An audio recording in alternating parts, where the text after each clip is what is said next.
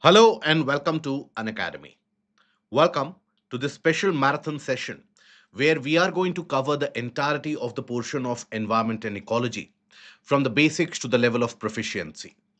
When it comes to the examination of prelims, this is one of the areas where almost around 15 questions are asked.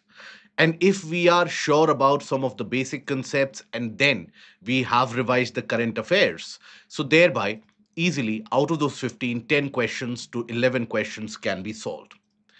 Now, here, if you have looked at the Conquer Prelims program and the Conquer Prelims videos as well, current affairs for environment and ecology will be partially covered. Now we have some of the other upcoming videos as well, such as species in news and so on, which will further sharpen your preparation. But when it comes to the basics portion regarding climate change, radiative forcing, greenwashing, carbon capture, ecosystem niche, what are mangroves, these are basically some of the areas oftentimes the candidates find a lot of difficulty in. So today we are going to cover all of these, including the important conventions, including the national legislations. Whatever is important for your prelims examination shall be covered in this particular video in greater detail. Along with this, after every important chunk of unit that we have covered, we shall also be looking into some of the PYQs so that simultaneously you are able to practice and you get a validation about what you have understood and where you need to improve as well. Now, having said that, first of all, we will be starting with the basic aspects regarding what is an ecosystem and what do we understand by niche, habitat, biomes, the case of certain species associated with specialized niche, decomposition. Those are the factors with which we are going to start with. Now, everybody who is joining us, this is going to be a longer session. So please understand that we are going to have breaks in between as well so that it becomes much more digestible to you as well. Now, if you like the content, please don't forget to click on the like and the subscribe button and share it with the other candidates as well so that you do know and the others also know what important and good content looks like. Having said that, we first of all start with the basic aspect of what is an ecosystem. Now, ecosystem of any particular species in question or any particular species in discussion, ecosystem is a host of variety of factors, living as well as non-living, which makes a region habitable by a particular species. That is an ecosystem. Now, ecosystem, for example, let's suppose if you consider a species like a tiger. Now, for a tiger, the ecosystem will include a region of a vegetation, right, where you have tolerable temperatures because tigers obviously can't be found in polar areas. Very low temperature tigers can't be found there. So you do need a condition of temperature, water availability as well, because tigers again cannot be found in the region of the deserts. At the same time, they also need the presence of herbivore species. You cannot expect the tigers that when they are hungry, they will simply chomp on to the grasses. So they do need the presence of the herbivore species. So here, what do we see? That in the case of tigers, you do have certain non-living factors like temperature, availability of water. At the same time, you have certain living factors such as availability of herbivores. Herbivores will be present where you have the grasses and where you have the green growth.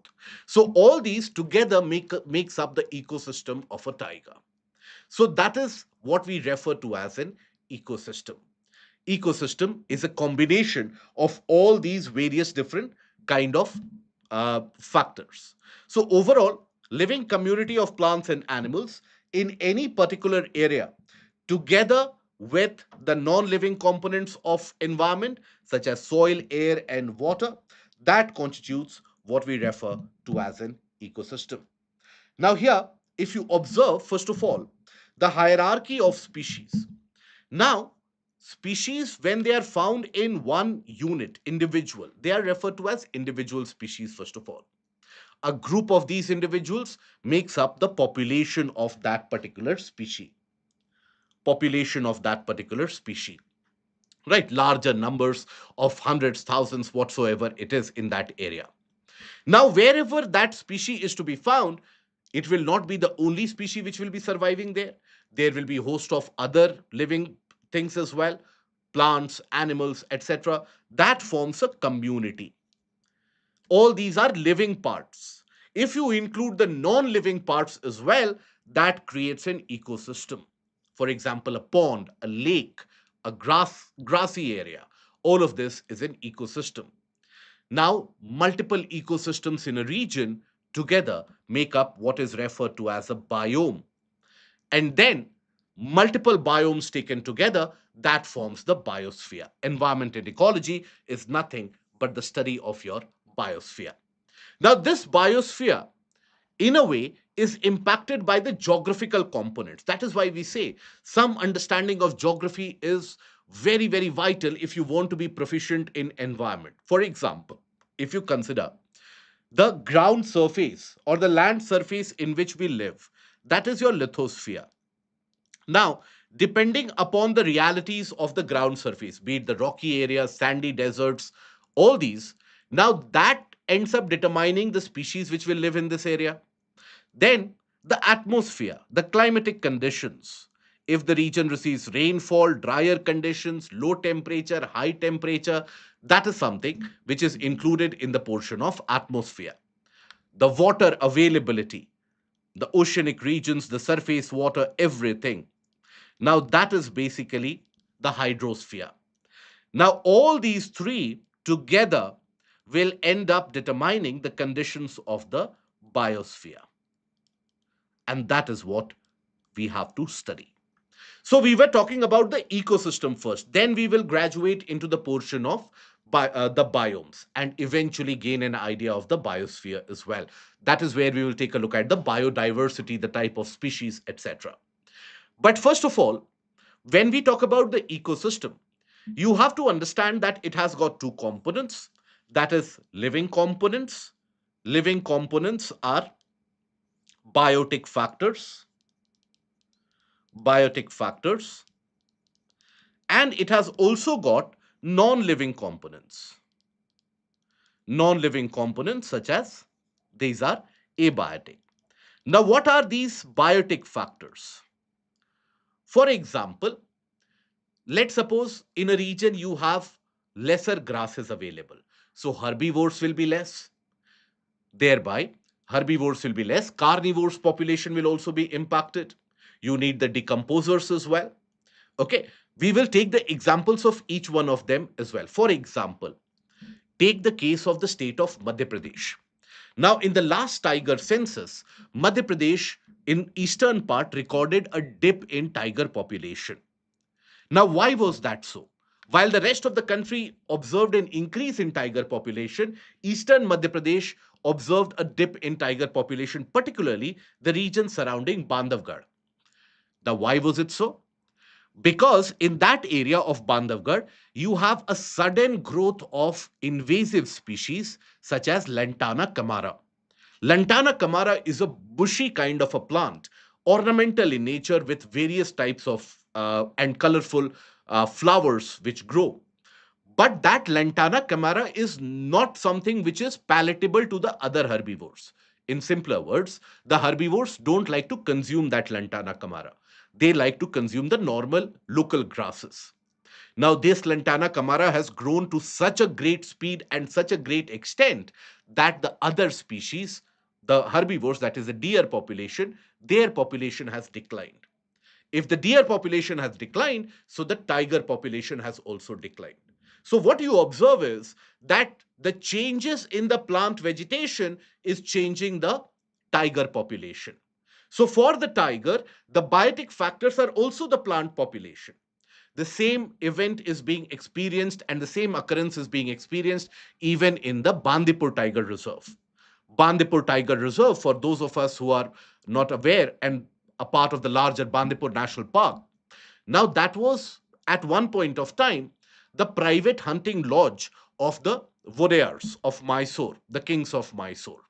Later on, it was converted into a national park and it became a part of the Project Tiger from 1973 onwards. Here also, we are observing an increased growth of these Lantana camara and other invasive alien species of plants, which is reducing the productivity. So that tells you that the living factors are manifold. What are the living factors? You have the producer community who manage to produce food, right? That is the plants in the case of the terrestrial ecosystem. Even in aquatic ecosystem, you have the plants. In deeper waters, for example, you will have certain microbes who will produce some amount of energy that will be consumed by the smaller microscopic zooplanktons, and accordingly, the food chain gets fulfilled. Then you have the consumer community. The consumers are of two types. You have the herbivores, that is, the ones who rely on consuming the plant species, and you also have the carnivores. Okay, this particular portion of environment ecology will be important for any kind of examination that you appear for, because this refers to the basics of environment ecology. From basics to proficiency, this will be vital. Okay, so please take a look into this and please revise this. It will be important even for the prelims of civil services. If you are preparing up to the level of civil services, the other exams are easily doable as well. Then you have the case of the decomposer community. Decomposer, for example, you have the case of the vultures, for example, some of them. You have the fungi, and there are various stages of decomposition also that we will take a look into. Non living factors: temperature, sunlight, soil, water, all of this. Okay. These are non living or abiotic factors within an ecosystem. Let us examine this in greater detail, because questions in the prelims can be asked from each of these in greater detail. So, first of all, when we talk about biotic factors, the most important role played in the biotic factors is by the producer community. Now, these producers, they can produce food on their own. Okay. Don't mistake it like we humans, we can also grow crops and we can produce food on our own. No. The plants, they manufacture their own food, right? So producer community is broadly divided into two types depending upon how do they produce food. Majority of the species that we have, the producer species, they produce food in the availability of light, that is with the help of photosynthesis. So those are known as the photoautotrophs. Overall, the producer community is also what is known as the autotroph community. Now, photoautotrophs are those particular species which manufacture food with the help of availability of light.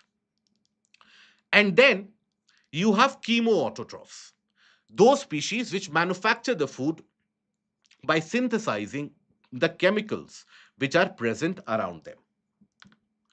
Okay, looking at the various chemicals. When life began on planet Earth, roughly around 3 to 3.5 billion years ago, life began under the oceans. It was the blue green bacterium and the cyanobacterium, which was one of the first species which came into existence. Now, it was not a photoautotroph, by the way. It simply utilized the various different chemical compounds present in oceanic water. It managed to oxidize it, right? The CO2 rich water which was present, it managed to oxidize it and produce carbohydrate, the COH compound. And that provided that species with energy. When it had enough energy, it could survive. And when it could survive, it could reproduce and thrive. That is how the genesis of life is oftentimes credited to the chemoautotrophs that we have. But even when you talk about the other species like mammals, we humans, we would have never come into existence had it not been the role of photoautotrophs. And in geography, we have studied this as well, that for a very long period of time in planet Earth, you did not have the presence of sufficient amount of oxygen. It was only around 400 to 500 million years ago when the plants they started to grow on the land. That is when, with the help of photosynthesis, they could produce oxygen. And that is when the planet went through multiple various different oxidation events. Such was the amount of oxygen produced that all the species they could have an increased rate of metabolism. They could utilize the energy. And that is when planet Earth, around 300 million years ago, entered into the era of giants, where even the millipedes and the centipedes that we have today, in those days, imagine a worm would be 2 meters long and around a meter thick. So think about it. That was the role of oxygen. So that oxygen eventually allowed for these giants, the mammals, the reptiles, everyone to come in. So the role of photoautotrophs is quite substantial and significant. They utilize the solar energy. But when we talk about solar energy involves visible as well as invisible spectrum of light, from ultraviolet rays to the visible spectrum, that is Vibgyor, to even the infrared rays. Everything is produced by the solar energy. But the plants don't utilize all this part of solar energy for photosynthesis. They utilize only a portion of that solar energy. And that portion of solar radiation, which is utilized by the plants in order to carry out photosynthesis, that is known as photosynthetically active radiation, or PAR. That is photosynthetically photo or simply photosynthetic active radiation. This is the portion of the solar energy which is utilized by the plants in order to produce food, in order to carry out photosynthesis. Now, the plants, they will produce sufficient amount of food, and that food will be utilized by them also, and that food will be utilized by the other species as well. After all, that is how they generate the food available. Now, that is where you get the concept of the primary productivity. What is meant by primary productivity? So, when we say primary productivity, it is the amount of organic matter which is produced by these autotrophs. Okay, so you have something which is known as the gross primary productivity, or GPP. GPP refers to the total organic matter produced. Okay, produced by the plants, by producers. So, see here, guys, we are looking at the very basic things from here. As we move along, we shall be covering various things from biosphere reserves to Project Tiger to lion census, everything. So please ensure that this lays a foundation of your understanding or revision of your basics, and slowly and steadily we will ensure that from Stockholm Convention to the Basel norms to the High Seas Treaty, everything is ingrained in your mind. Let this be the only session where you have to spend time before the exams. After that, only revision is required of this session and nothing more. You will be able to gain substantial marks in the exam, which we will be validating with the help of the PYQs as well. But all these areas that we are touching only those areas relevant for the exams. Okay, that is where it will have a very sharpened preparation and a preparatory aspect. Okay, now that is the case of gross primary productivity. That is the total organic matter which is produced by the all the producers, chemotrophs, photoautotrophs, all of them. But the total organic matter which is produced by them, not everything will be utilized by, or not everything will be available for the outside community, right? Let's suppose the plants produce X amount of organic matter in the form of carbohydrates, in the form of energy. Not all that X amount of energy will be available for the deer species or the elephants to consume. Plants also need to grow. They also need some energy for respiration as well. I hope, by the way, we are aware that plants also carry out respiration. That is, they take in oxygen and give out carbon dioxide. Mostly during the night time, the plants carry out respiration. During the daytime, they carry out photosynthesis. That is, they take in carbon dioxide, give out oxygen. But the plants also carry out respiration as well. So, oxygen availability is important for the plants. So, they also need to carry out the photosynthesis, the respiration, and their own metabolism. After all, the energy that is produced by the plants, They take in the solar energy and they produce ATP, right?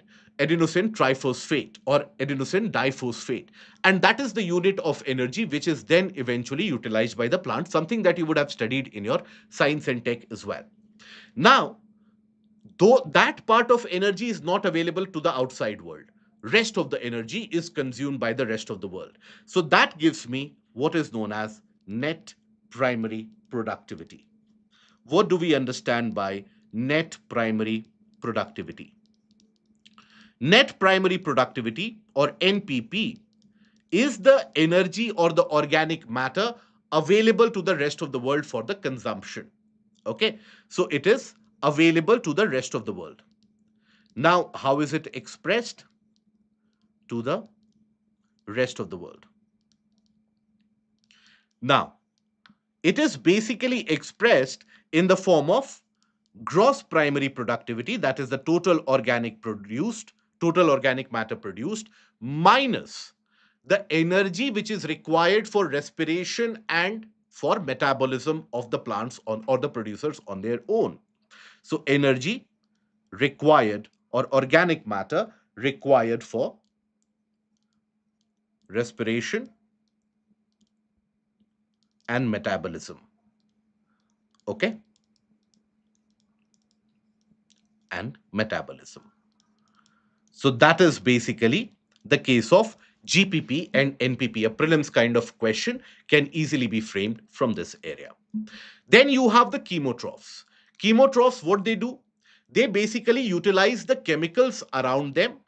It can be carbon dioxide, it can be ammonia, any of the chemicals they can utilize around them. They carry out the oxidation process and then they convert it into consumable matter. So that is the role of the chemotrophs. Okay. Nitrobacter, nitrosomonas, some of them involved in nitrogen fixation. So chemotrophs, where are they found? Most of them, they will be in the nature of unicellular organisms, right? Microscopic unicellular organisms. Okay. And unicellular, because they don't produce so much amount of energy that they will be developing very complex systems. Their life systems are very simple. Okay, so these are your chemoautotrophs. Now, where will I be able to find these chemoautotrophs? Mostly where light is not available. Wherever light is available, evolution has ensured that photoautotrophs, they tend to dominate. Even the unicellular phytoplanktons, for example, or algal population, for example, they will dominate. So chemoautotrophs in deep soil regions, deep soil, right? Then aphotic zone of water, aphotic zone of oceans, or deeper water body like lakes, aphotic zone where light is not available. So that is the case of these chemoautotrophs. Nitrogen fixing bacterium, in many of the cases, they also come into the category of chemoautotrophs. Remember, these are the species which were one of the first ones which colonized the Earth's surface. Now, the consumers, they are manifold and are of different types: herbivores, carnivores, omnivores, detritivores. Now, they are of various types. Herbivores consume vegetation, carnivores consume only the other organic matter or other species. Omnivores can consume both, right? Detritivores or saprotrophs, they basically consume the dead organic matter. Now, here, when we talk about evolutionary scale and the case of extinction, the species which is most likely to fight the extinction process are the omnivores, because the availability of green matter can reduce or can increase. Availability of other species, that is for the carnivores, can reduce or can increase. Omnivores, they can consume both of them, right? Some species of the monkeys, some species of the rodents, they are particularly in the category of omnivores. Humans ourselves, we are in the category of omnivores, and that is where such kind of species have a much larger scope of survival. But one of the most important aspect in this entire ecosystem is the cycling of the nutrients.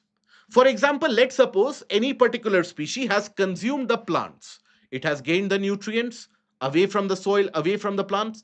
Unless and until that nutrient is pumped back into the ecosystem will always be deficient of these nutrients. That is where the role of the decomposers they come in. Decomposers, they ensure that any organic matter is degraded and it is finally returned to the soil. And eventually, that is what is utilized by the next generation of species as well. But the process of decomposition, when we talk about the process of decomposition, it is not a monolithic process. What do I mean by that? That process of decomposition also has got five components. Again, important for your prelims. Five components or five stages of decomposition. Which are these five stages of decomposition? That is basically, first is what is known as fragmentation. What is fragmentation? Let's suppose a leaf has fallen down from the tree. Immediately it won't decompose, right? So after a few hours or after a couple of days, if you visit that region, you will see that the leaf has now been broken down. There are multiple holes in those leaves. So the breaking down of this organic matter, that is important. For example, even if let's suppose any other species has died, you will observe immediately the insects, the maggots, some of the flies come in. They break it down. So those are your fragmenters. Ants, very important fragmenters in the case of the plants, right? So fragmentation is the breaking down of the of organic matter.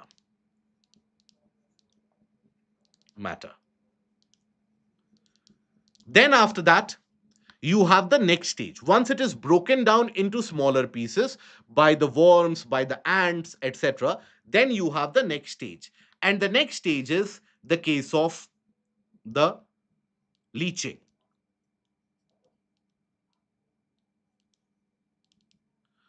What is leaching? Leaching is basically when the various different liquids secreted by the organic dead organic matter that seeps in into the soil. As the organic matter is consistently being worked upon by the microbes, by the other species, there is a lot of liquid which is secreted. Any organism holds a lot of liquid. For example, human body also is composed of large amount of liquids and fluids. So all that liquid and the fluid eventually seeps down, and that is the process of leaching. That is seeping of down of fluids into the soil. Then you have after that the next stage, that is catabolism. What is catabolism? Catabolism is when you have the microbes, they carry out the further breakdown of the organic matter by secreting their own enzymes. So, this is the breakdown by the microbes by secretion of the enzymes. That is catabolism. Breakdown by microbes by secreting enzymes. Okay, that is catabolism. Then you have, after that, the next stage, that is humification. Humification. What is humification? Now, the organic matter, think about it, has been broken down, has been worked upon, the liquids have been secreted. Further breakdown has happened because it has been worked by the microbes, the bacterium, catabolism has happened. Now it is reduced to an amorphous soil like substance. That is what we refer to as humus. Humus is rich in organic compound. You would have studied it in your basic sciences as well, that the fertility of the soil is oftentimes determined by the amount of humus which is present in that soil. So that is the conversion into amorphous. What do we mean by amorphous? It can change and it can take any shape. amorphous soil like substance. Okay. This is rich in organic matter, important for the soil fertility. But here also organic matter is present, right? So, if the conditions are suitable, then here also you can have further degradation which can happen, further decomposition which can happen. So then, if decomposition happens even at this stage, then you reach the last stage of decomposition, that is known as mineralization. Mineralization basically means that everything is broken down now and you only have inorganic components of nitrogen, some amount of carbon, etc., and no carbohydrates or no other organic matter is present. So, complete breakdown, complete breakdown, right? No organic compound left, compound left. Okay. Now, when will be the soil more fertile? At the stage of humification or at the stage of mineralization? When will the soil be more fertile for the plant growth? At the stage of mineralization or humification? Always at the stage of humification, right? Always at the stage of humification. The moment that mineralization is achieved, the fertility level starts to reduce. Now, here, let us explore this significantly deeper because UPSC had asked a statement assertion and the statement reasoning based of kind of a question which involves a deeper understanding. So, let us understand this. So, basically, when we talk about decomposition, the process of decomposition, now, what are the conditions which are required for decomposition to happen? You do require the presence of moisture, isn't it? That is why if you don't have moisture, then the materials they stay good for a longer period of time. If you have the presence of moisture, you would have observed that during rainy season the food goes bad very quickly, right? As compared to the dry conditions in the winter, the food stays as it is for a longer duration. Okay, so moisture, then warm temperature. Again, compare it with the food that you have at your house itself. During summers, the food goes stale much faster as compared to during the winter, right? Availability of air, oxygen. Okay, this is important. That is why you store some of the food items in airtight containers and it stays good for some time.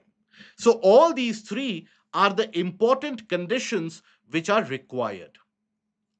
And then decomposition is achieved. And as a byproduct, they produce heat, right?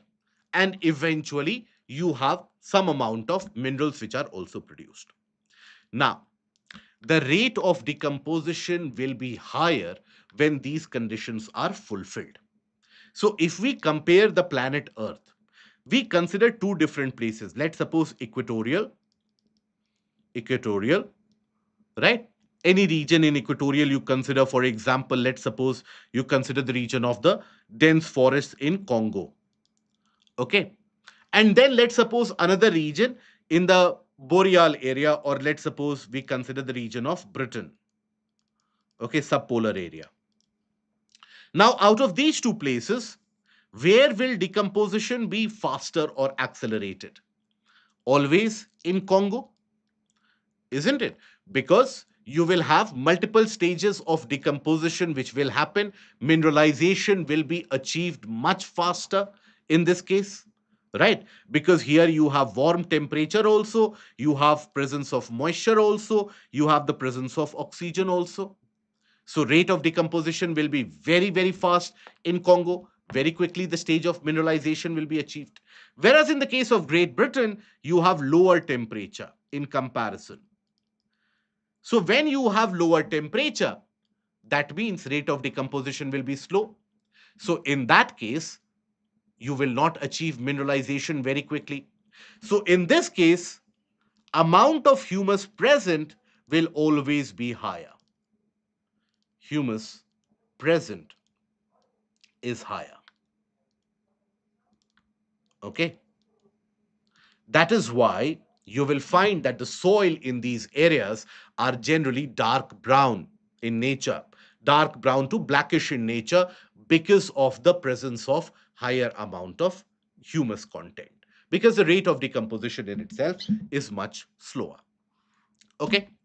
Now, before we proceed further, now this is an important announcement. This is the last day for this lucrative offer. All those who are interested in initiating the preparation, going for a much greater detail in the GS, but sticking to the relevance of the prelims and the mains examination, you have a wonderful opportunity to be a part of the preparatory cycle provided by the best educators in the country. And it is available at 19,999, flat 50% off, and a free extension of 6 months. Now you can avail this offer at a very affordable rate of 833 per month. All you got to do is use the code IS English, and you can avail this offer and be a part of this preparation. Ensure that your next attempt is your final attempt, and that is the only attempt that you need. Now, having said that, now we take a look at the abiotic factors. Abiotic factors are the non-living components. That is temperature, water, light. That is your abiotic factor.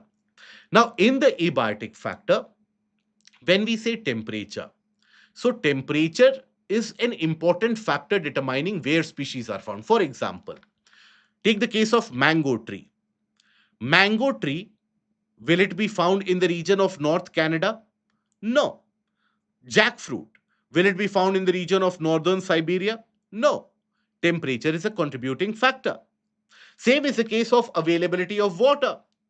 For example, in the desert, you have certain species which are adapted to desert conditions: lizards, some reptiles, frogs, etc., camels. Now, you cannot have a water guzzling species like an elephant survive in a desert. Very rare, right? So that is where water is an important factor. Plants who can, for example, cacti will grow in deserts, the other plants won't grow in deserts, so water is a controlling factor. Then you have the presence of light. X amount of hours of sunlight available will allow for the plants to grow. So that is where these are your abiotic factors. Now, mind you, the abiotic factors keep on changing, right? Abiotic factors keep on changing. So basically, as these abiotic factors change, the species also adapt to it. Okay. Is the course friendly for people who are working nine? The course is designed for people who are working 9 to 5. You have the morning sessions, you have the evening sessions, and so on.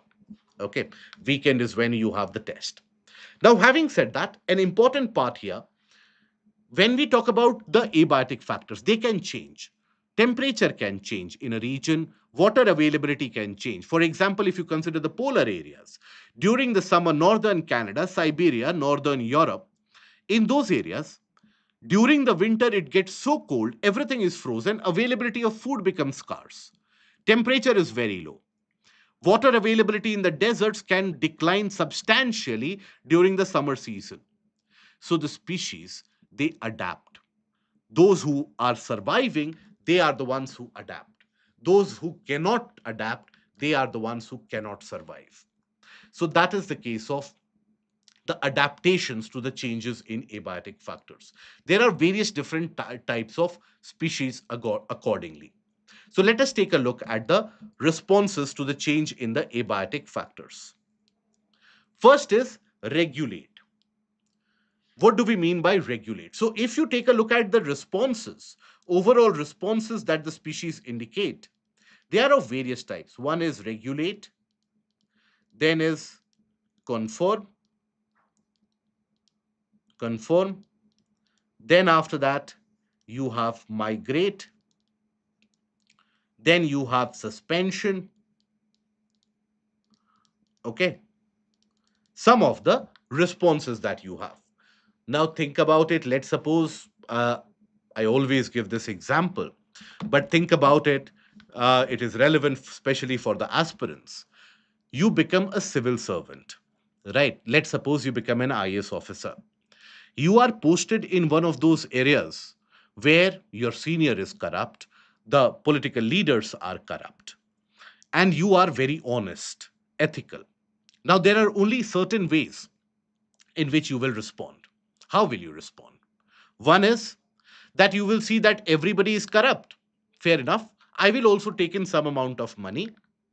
I will not ensure that the situation is vitiated or the situation changes. I will adapt. This is one of the ways in which you will respond. Another way to respond is that no, everybody is corrupt. I am honest. I will complain to the chief secretary. I will complain to the cabinet secretary, but I will not allow them to stay corrupt. Right? You stay the course. Third is basically that as long as I am posted in this district, let me stay silent. Okay. I will suspend my ethical activities and whatever it is, I will stay silent. Eventually, I will be posted in another district. There, I will show my work. Another is you apply for transfer. That move me to another cadre, move me to another district. I cannot survive. Right? These are the only changes that you will do, or these are the only responses that you will generate. Similarly, the case of the species will also be the same. Now, there are certain species who adapt to the changes. Now, these are the species who will survive. There are certain species who don't change with the surrounding conditions. That is, they stay as it is. They die, they go extinct. There are certain species who tend to migrate when the conditions are harsh. They will come back when the condition becomes conducive again. There are certain species who simply suspend their bodily and metabolic activities that let the situations come back to normal, and that is where I will carry on the process. That is the case of suspension. So, like that, the species also respond. I hope this analogy is now retained by all of you. Whether you will change the situation, whether you will change the world, I do hope that you change the world. But in reality, the situations are slightly different. But I hope that in the case of species, you are able to retain this. Now, let's take a look at each one of them. So, when we talk about regulate, you see, any species, for example, we humans, when we talk about temperature, we have a wide range of temperature tolerance. During the summer months, you will find that the body sweats very high, or there is a high rate of perspiration. When there is a high rate of perspiration, the sweat evaporates, provides cooling on your skin. That is body's own mechanism to generate colder conditions. When it is winter or when it is summer, you'll find that you don't feel the urge to pee so much. You don't urinate so much because body is conserving all the water. That is known as the property of thermoregulation and osmoregulation. Anyways, there are certain species which can tolerate very wide range of temperature. Those are known as eurythermal. Eurythermal. For example, we humans, we can tolerate wide range of temperature. There are certain species which cannot tolerate wide range of temperature and they can survive only in a very particular range of temperature. Those are your stenothermal. Stenothermal. Okay, so you have eurythermal, you have stenothermal. Stenothermal example, marine species, marine organisms. Okay, so marine organisms, they have evolved in a condition where the temperature would always have been consistent, because in water temperature does not change at a such drastic rate. So that is where marine organisms, they are basically stenothermal. Right? Yes, correct, Vyom. So regulation is when the species are able to thermoregulate, thermoregulate. For example, during winter months, when it is very cold, you will find that your body starts to shiver. That mechanical movement of the body is the body's way to produce or generate heat. So that is the case of, again, thermoregulation. during summer sweating, during winter shivering. Then you have osmoregulation. Both of them are important. Now, thermoregulation and osmoregulation, if it is carried by any particular species, then they are able to maintain internal balance of fluid, temperature, and everything. So that is the condition where you are able to balance the body's internal requirement. Okay, so that is what is referred to as. So when you carry out thermoregulation and osmoregulation, then you are able to carry out what is known as homeostasis, maintaining the internal balance of the body in terms of temperature, in terms of water availability as well. Then you have certain species. If the outside temperature changes, their inside temperature also changes. If the outside temperature dips, their inside temperature also dips. They are not able to thermoregulate or osmoregulate. Such species find it very, very hard to survive. Okay, so overwhelming majority of animals and nearly all the plants, they cannot maintain homeostasis. So their body temperature changes with the surrounding temperature. These species are very prone to extinction and reduction in the population. So that is known as confirm. Okay, so these species are prone to being extinct, can go extinct. Okay, now then you have migrate. Certain species, they choose to move from one region to another. As long as the harsh conditions, let's suppose of winter, exist, they will choose to move away from that. That is where in India you have a lot of species coming from Central Asia, coming from northeastern part of Asia. They come to India during the winter months to feed, to reproduce, and to thrive, and they return during the summer seasons again. So here, for example, you have the case of Amur falcons, the Siberian cranes, all of them. They are the migratory species. Now, these migratory species, one misconception that I have found in majority of the candidates is that migration is not only carried out by the birds. It is true that lot of birds carry out migration, but it is not restricted only to the bird species. Terrestrial species also carry out migration. Aquatic species also carry out migration. Humpback whales, certain species have been known to visit the poles in certain season to get the krills. Right? That is also a kind of migration. Elephants and the herbivores in the region of African savanna, they are known to migrate across hundreds of kilometers in order to get availability of water. That is why in Masai Mara in Kenya, Serengeti in Tanzania, you have what is known as the Great Migration. That is the tourist season when the people go visit them to witness large herds of these species moving around. And the carnivores are smart enough to wait for this great migration and then take their hunt. Now, the birds, for example, when they migrate, they don't choose and select any path to move. Okay, that let's go to India, we will move today through Kazakhstan or China. No, they have certain fixed ways and fixed pathway from where they fly and they migrate. Those are known as flyways. Flyways. Now, these flyways are important for your prelims examination. Not all the flyways you have to remember. This is basically the route which is adopted or taken or followed by the bird species when they migrate. What you have to keep in mind is the flyways which are passing or which have their presence in India. So in India, you have the presence of three of the flyways. Which are the three flyways present in or passing through India? The most important one, which was in discussion even in the conference of parties for the CMS or the Bonn Convention that we will take a look into, that was basically the Central Asian Flyway. Central Asian Flyway.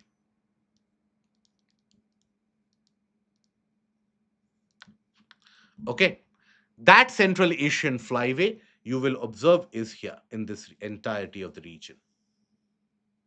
One of the species which observes this is your sociable lapwing.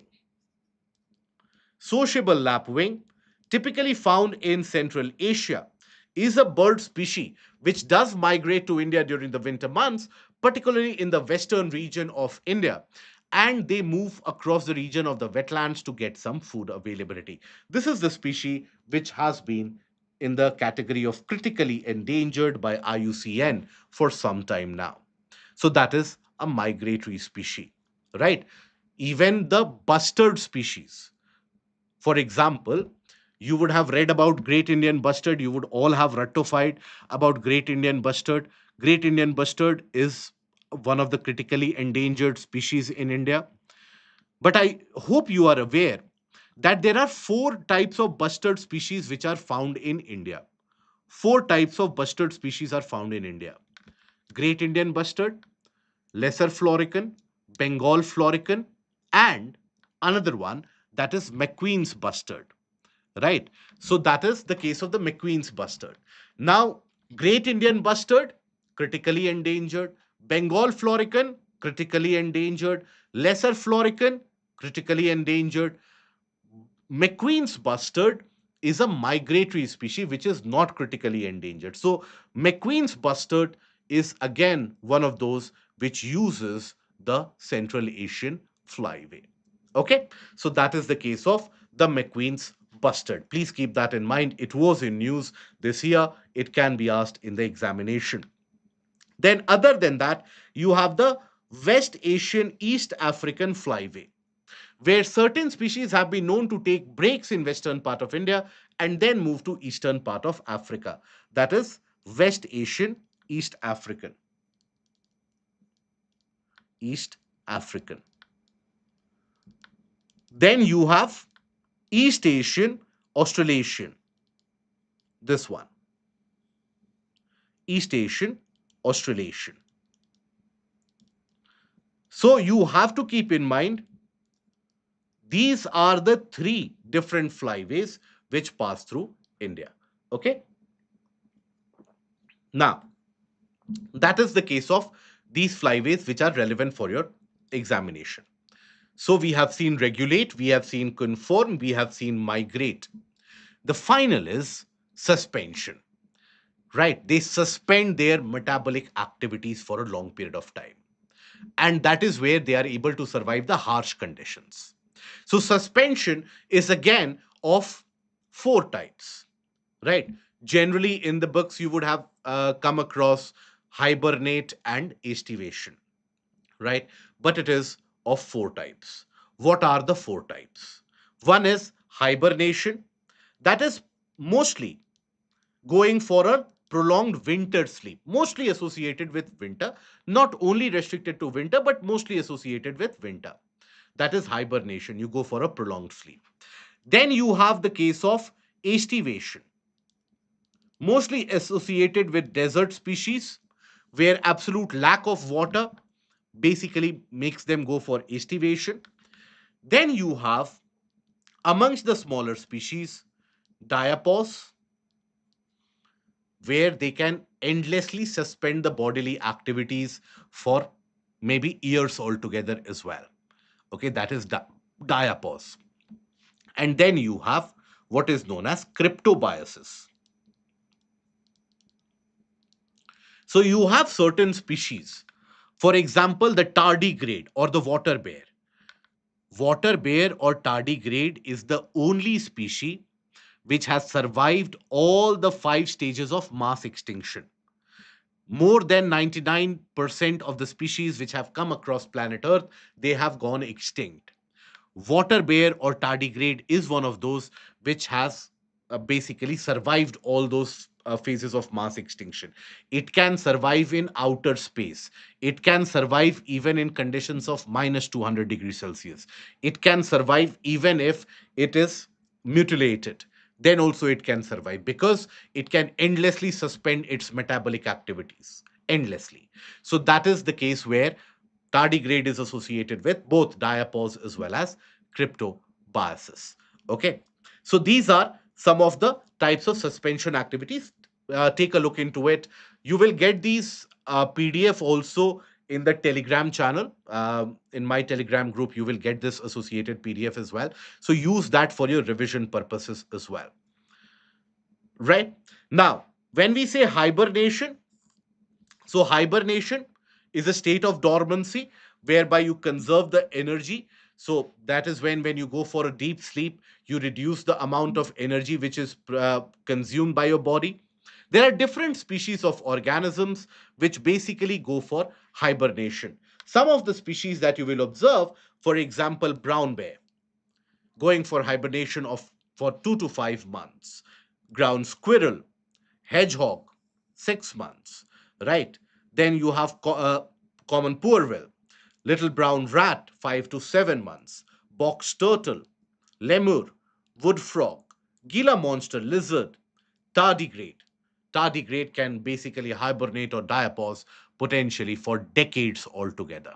Okay, so these are some of the long hibernating animals. This is something which was asked by UPSC in the prelims examination, that which of the species can undergo hibernation.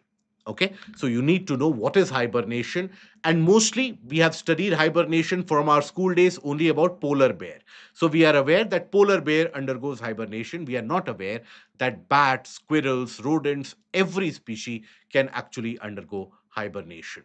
Okay, now during this phase the body temperature drops. Keep that in mind. The body temperature reduces or drops to match the external environment. And that is where the metabolic and the respiratory rates also tend to decrease. That is when the energy consumed will be lower. They conserve energy and endure long periods without food. So, bears, bats, ground squirrels, they hibernate during the winter months. Then you have estivation. What is estivation? Estivation, the hot weather version of hibernation.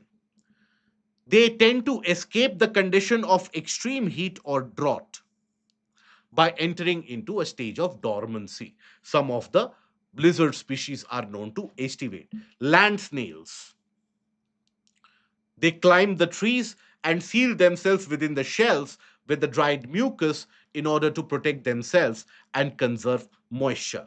Lungfish in Africa, they can estivate up to 4 years in dried mud.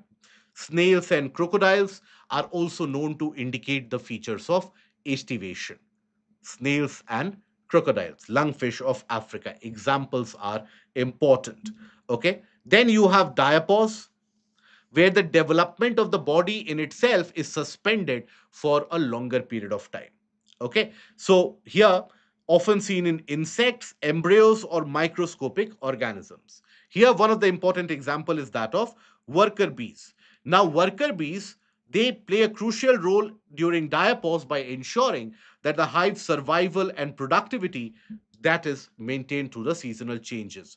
Monarch butterfly eggs, the eggs enter diapause during winter. Mosquito larvae, tardigrade, they can enter diapause. The extremity of diapause is cryptobiosis. This is the ultimate form of survival trick. The species have evolved to such an extent that even when, let's suppose, there is desiccation, freezing, radiation, even space travel, they can survive. Tardigrade is a very good example, right? So here, tardigrade is an example of cryptobiosis. They can survive for decades without developing, without using energy at all. Okay. Now, then we come to the concept of an ecotone. What is an ecotone? So, whenever you come across ecosystems, ecosystems change from one region to another, right? But there is not a sudden change, there is a gradual change. For example, let's suppose here you have a desert. Next to a desert, you have a forest. It won't be the case that till here you have the sand dunes, next to it you have dense forest. It is only produced in movies. In reality, that does not exist. In reality, what happens? You have the sand dunes. After some distance, you will have small desert plants. After some time, the plants become more prominent. You have some grasses. After some distance, one or two trees. After some distance, more trees, and then the forest will come. So there is a gradual transition, isn't it? So that zone of transition between the two ecosystems, that is known as ecotone. So that is your zone of transition. Okay? Transition between the different ecosystems. That is known as ecotone. So when we talk about the zone of transition here, please understand that this will have its own benefit. For example, certain species who can live in dry areas will also be found in this. Now, this will be the case of grasslands. Certain species who can survive in slightly desert areas, they can also survive in grassland. Certain species who can survive at the edge of the forest, they can also survive in grassland. Along with that, the grasslands will have their own unique kind of species itself. So, in general, in this zone of transition or the ecotone, species diversity will be higher or can be higher. Diversity and population can be higher. Okay, that can be higher. Now, this property where the species diversity and population can be higher, this is known as edge effect because they are found at the edge of the ecosystem. Now, there are certain species which will be found only at the edges or only in these ecotones. For example, elephants. Elephants generally you don't find in dense forest, right?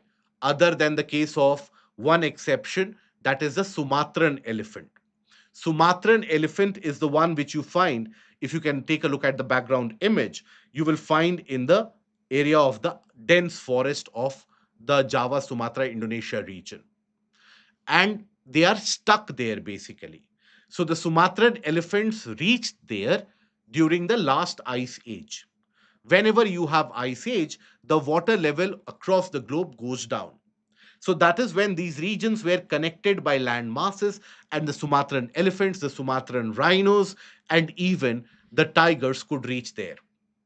But then, as the ice melted, the water level rose up. Now, these regions were isolated. So, the Sumatran elephants got stuck in these regions of dense forest, right? The rhinos as well. That is why you will find that the adaptation that they have carried out, Sumatran elephants are much smaller as compared to the African elephants. Why? Because they have to move through the dense jungles. Sumatran rhinos are also much smaller. Okay, so that is the case of this. So, otherwise, elephants generally in very dense tropical rainforest, you won't find elephants. Deciduous, you might find, as is the case in India. You will not find elephants in the deserts as well, other than certain areas around Botswana and the region around Namibia, you will find some of the elephants which move through very dried semi-arid areas, but not particularly only in deserts. So these elephants are typical species of ecotones. Those are known as the edge species. Here you will find the presence of edge species. Example of edge species is the case of elephant. Okay. Now, here, basically, if you observe this, there are different types of ecotones. For example, if you consider the bank of a river channel, let's suppose this is the river water. Now, here you have the case of the ground, the terrain, this is the terrestrial ecosystem, right? This is your aquatic ecosystem. Now, the transition is where you will have the presence of marshes, muddy area. That is a kind of a transition that you will find. So that is basically the case of this ecotone. Ecotone can be both natural as well as man-made.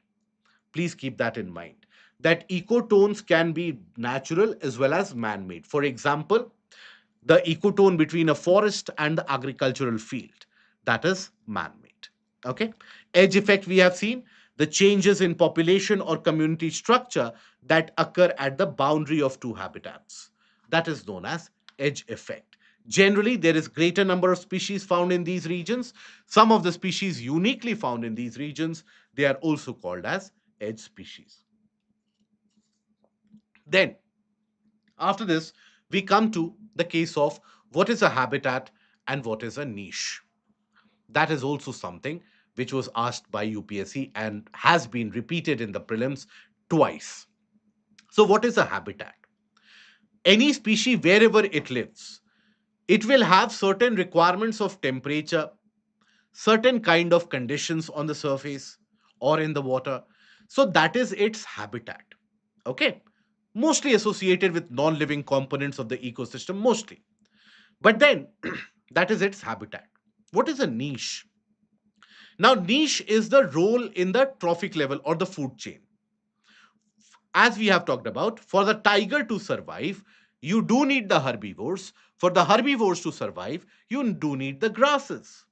So tiger has got a role to play in the ecosystem. Deer has got a role to play in the ecosystem. So that is what is referred to as a niche. Niche area. The specialization that you see is basically the biological and the functional role along with the habitat. So area where an animal lives, that is the ecosystem, right, or within the ecosystem, mostly associated with the non-living physical or chemical conditions of the area.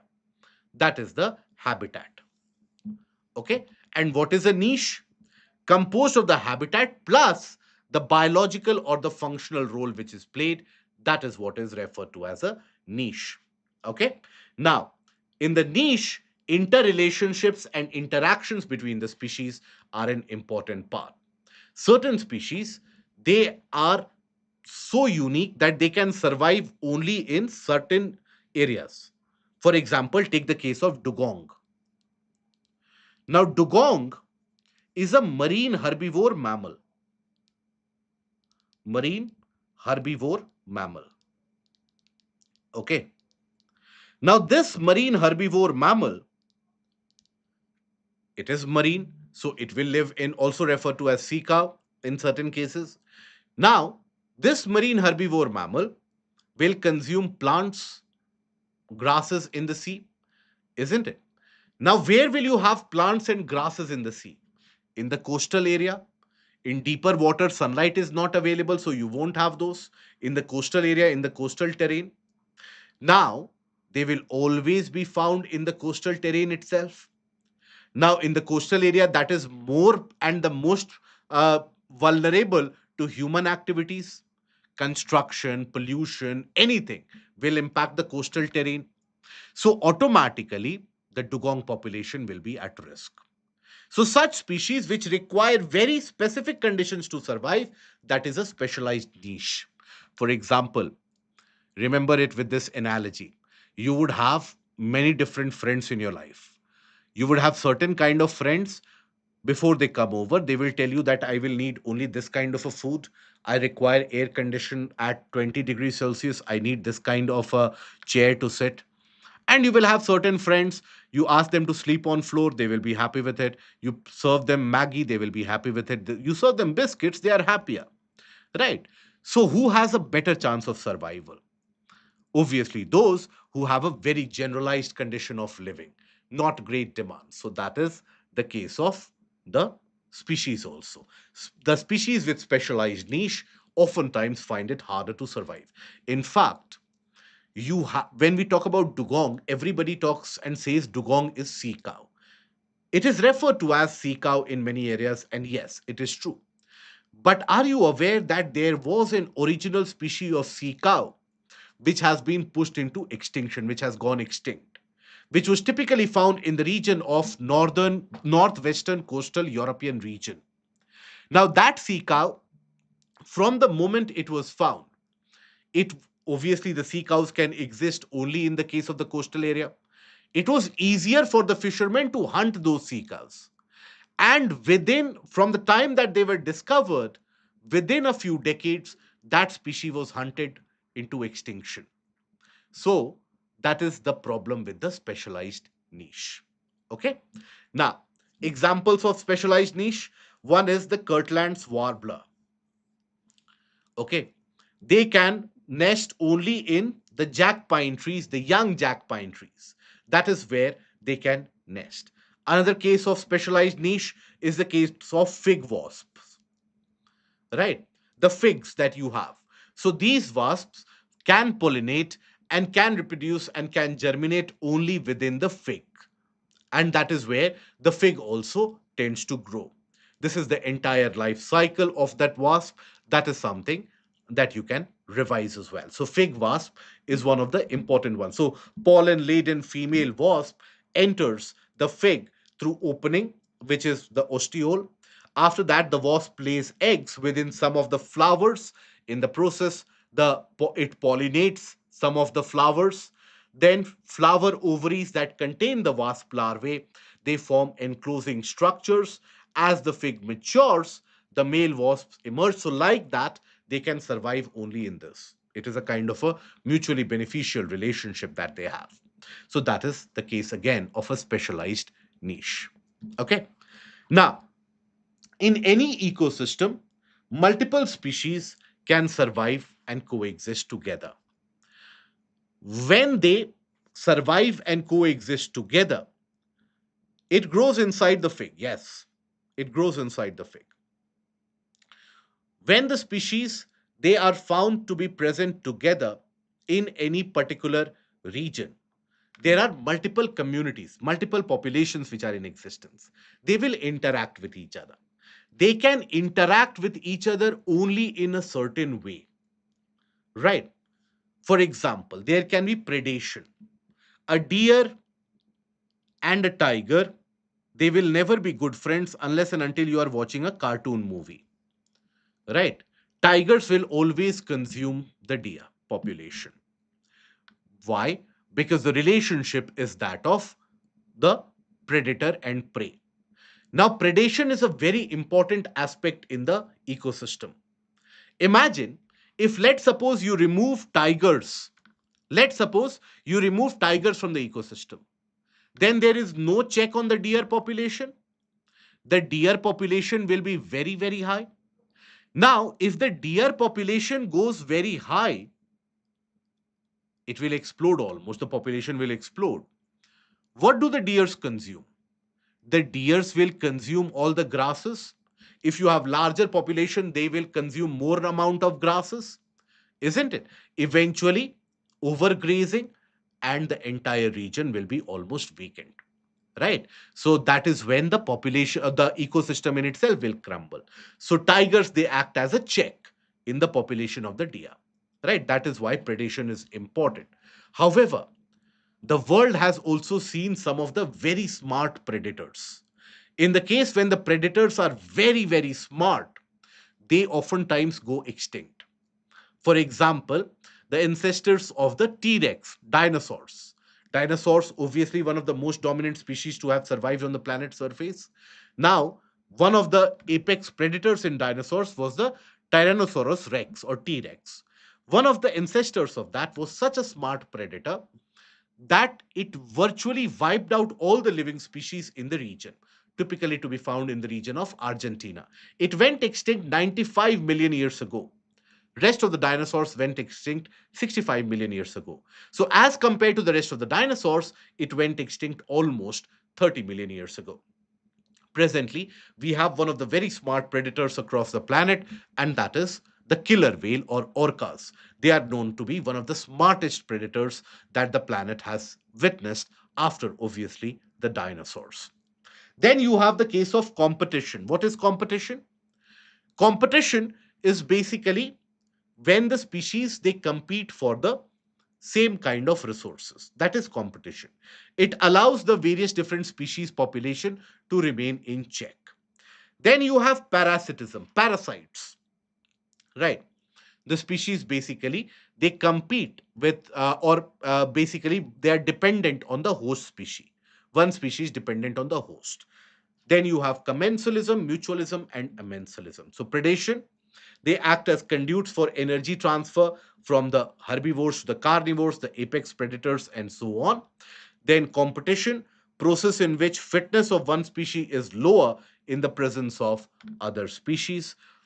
Deer and elephants, they compete for this almost a similar kind of food resources. Parasitism, one species is completely dependent on the other for the survival. So parasites completely dependent on host. Okay, dependent on host, right? Virus, for example, right? Virus, some of the bacterium, these are your parasites. Okay, so that is the case of the parasite. Here you will see a parasite which has entered into the fish and has consumed the tongue of the fish almost. So any food that the fish consumes goes into the parasite also. Then you have commensalism. What is commensalism? In this, one species is benefited, but the other species is not impacted at all. That is commensalism. For example, imagine, let's suppose you make friends with the Ambanis, right? Now, Ambanis basically, if you live with them or if you go out with them, you will have a jolly good time. You will get good food, you will get good place to live, and so on. But for them, it hardly makes a difference. No difference at all. That is the case of commensalism. One species benefits, other species not impacted at all. So here, this is your commensalism. For example, let's suppose you consider the bovine cattle, the buffaloes, the cows, etc. When they move, you have a series of species or the birds, what are known as the egrets. They follow them. Now, why do they follow them? Because when these cattle they move, they press the ground with their weight, and as they move, due to that weight, some of the insects they keep on coming out, and these egrets immediately they consume them. So that is where you have the case of commensalism, right? Similarly, you can have the in certain cases even the barnacles. When you have larger species of whales, the blue whales, in that the barnacles oftentimes they grow on them, right? Barnacles in their young phase they are sedentary, they cannot move. So as the whale moves, the barnacles they get food from the oceanic water, and they are not impacting the whale population to such an extent. But the same barnacles, in the case of small turtles, that can become disastrous. But larger whales and barnacles, that can be included in commensalism. Okay, so here that is one species benefits, other species has no impact. Then you have mutualism. Both of them benefit. For example, corals and zooxanthellae. Xanthellae. Zooxanthellae is an algae, plankton. Corals, they are living species of animals, right? Corals are your animals. Now, zooxanthellae will produce food and corals will consume them. Then, for example, when you consider lichens, symbiotic relationship between algae and fungi. Algae is the plant species, fungi is the animal species. So that is where both of them can survive. Then take the case of the flowers and the bees. Now the flowers they are so colorful and they have this unique smell in order to attract the bees. When the bees come in to sip in the nectar, the pollen sticks to their body. As the bees then fly away, they carry that pollen along with them and they pollinate the plants, other plants. So that is where the flowering plants they are able to survive and the bees are able to get the energy. Then you have amensalism. One species gets adversely impacted, right? One organism is inhibited or destroyed while the other organism remains unaffected. Okay, example here, observe this tree has grown very fast while it has blocked the shade and the other trees are not able to grow. Mostly all the invasive alien species they observe this. Mostly all invasive alien species, or IAS, alien species, indicate this behavior. Example, Lantana camara, one of those. Lantana camara is a bushy plant which grows very fast and does not allow sunlight to be available for the local species of plants. Then, particularly in the region of Kerala, you have Senna spectabilis. Spectabilis. Okay, that is the case of, again, it has got yellowish flowers, it grows very quickly and does not allow for the other species of plants to grow or get enough sunlight. Then what is known as the terror of Bengal, that is water hyacinth. Water hyacinth grows on the water bodies, the lakes and the ponds, blocks the sunlight. For the other aquatic plants, they don't get sunlight at all. That is again a mensalism, right? Then after that, you have the red-eared slider turtle, red-eared slider turtle. Now they basically have very sharp claws. Now, they are again invasive alien species, originally from the region of South America, brought in India for ornamental purposes. So, with the sharp claws, they are able to damage the other turtle species and they dominate the water body. So, that is why red ear slider turtle now is found in almost all the urban water bodies from North India to South India, east to west, and even in central portion of India. Then you have the case of eucalyptus. Eucalyptus, again, not a native Indian species, typically to be found in the region of Australia, introduced in India by the Britishers. Now, eucalyptus absorbs, it grows very quickly, absorbs a lot of moisture from the surrounding. And that is where the eucalyptus ensures that the surrounding region is not densely populated by forest. Other than that, species like eucalyptus, they also will emanate some amount of phenols and other toxins through the soil and through the air also, which does not allow for the other plants to grow at the same rate. Even if they consume less moisture, the other plants won't be able to grow at the same rate. This is a feature what is known as allelopathy. Allelopathy, where chemicals are secreted in the air and the soil and does not allow the other species of plants to grow well. UPSC had asked this separately in the mains examination as well. Okay. Now, then we come across what is bioaccumulation and biomagnification.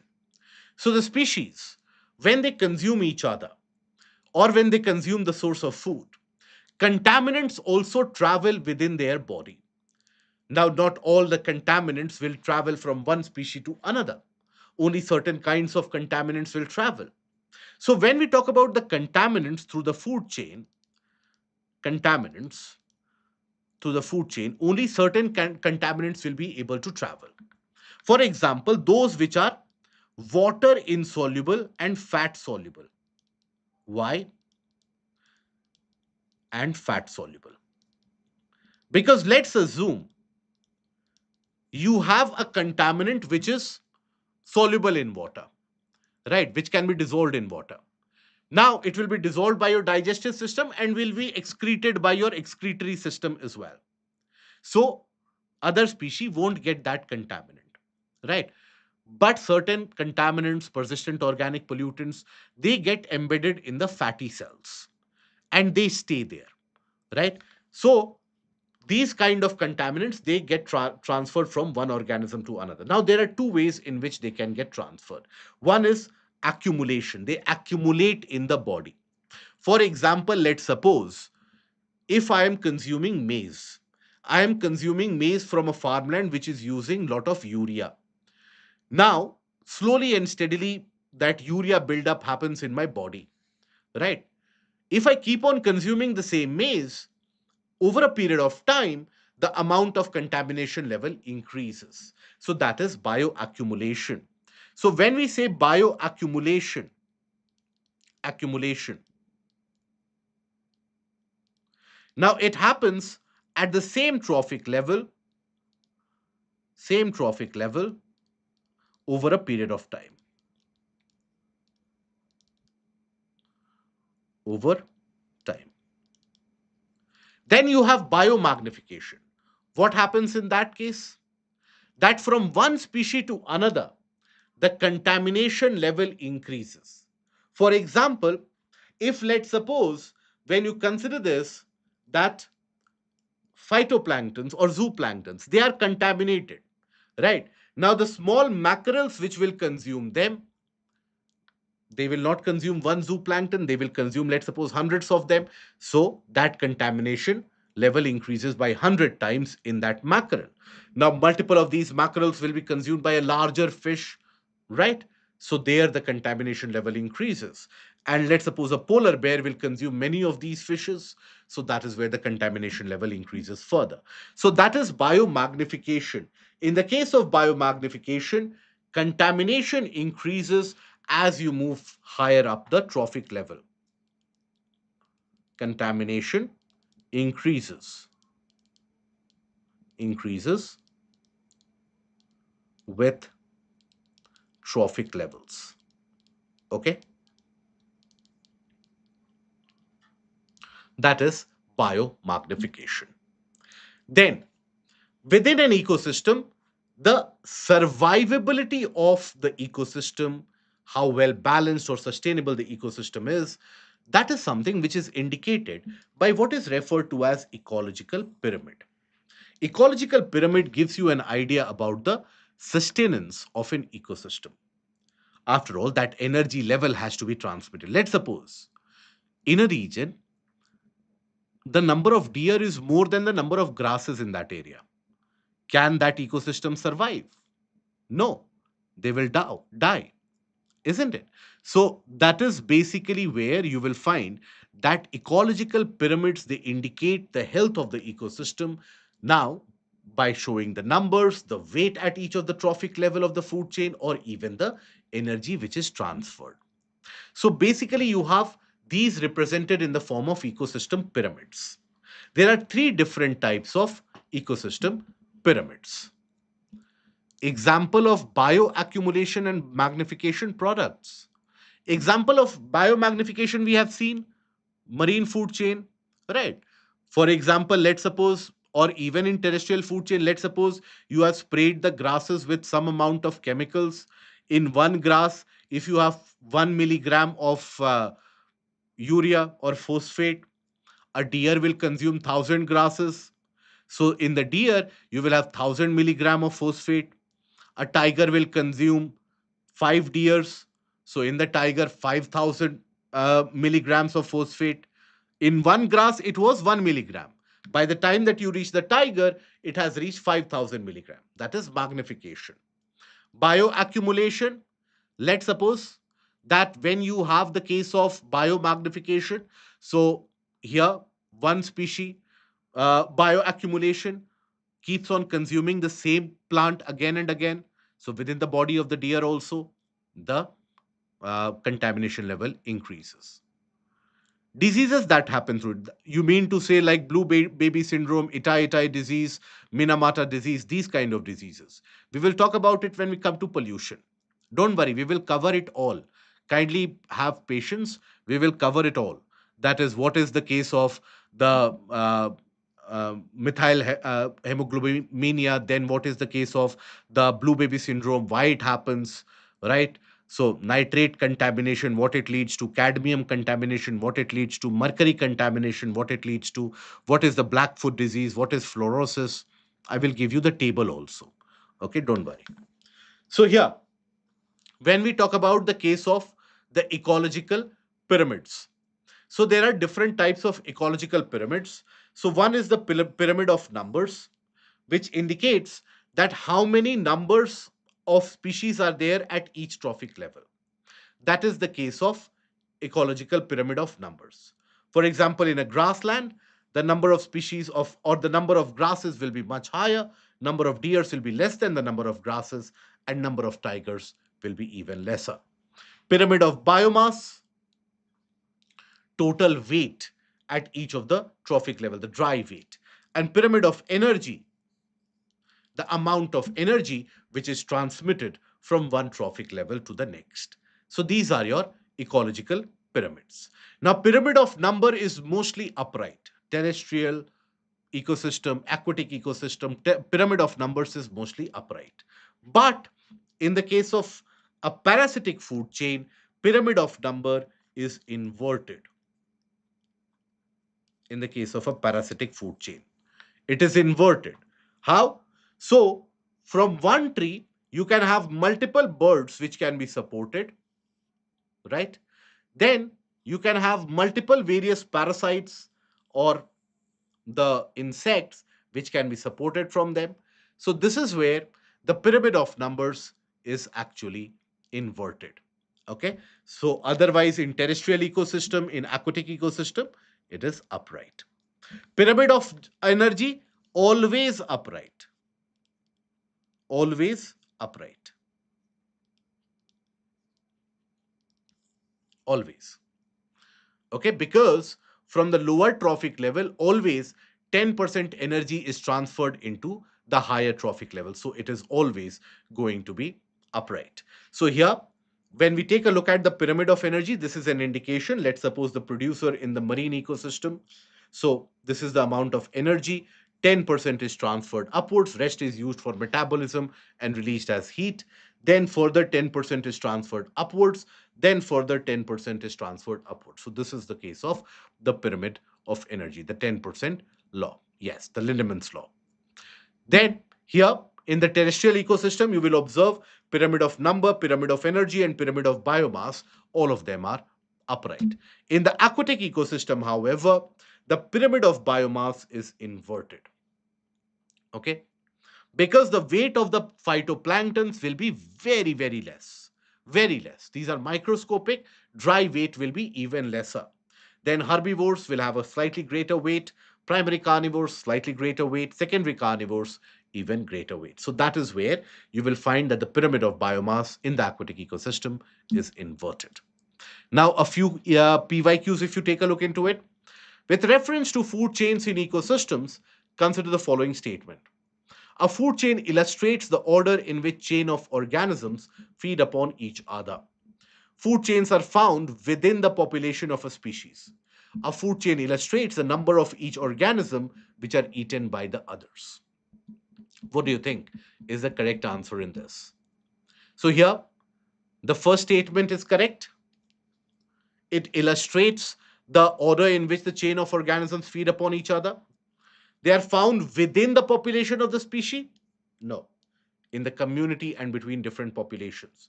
Illustrates the number of each organism since eaten by the other? No, that is indicated by ecological pyramid. So here the correct answer is A, that is one only.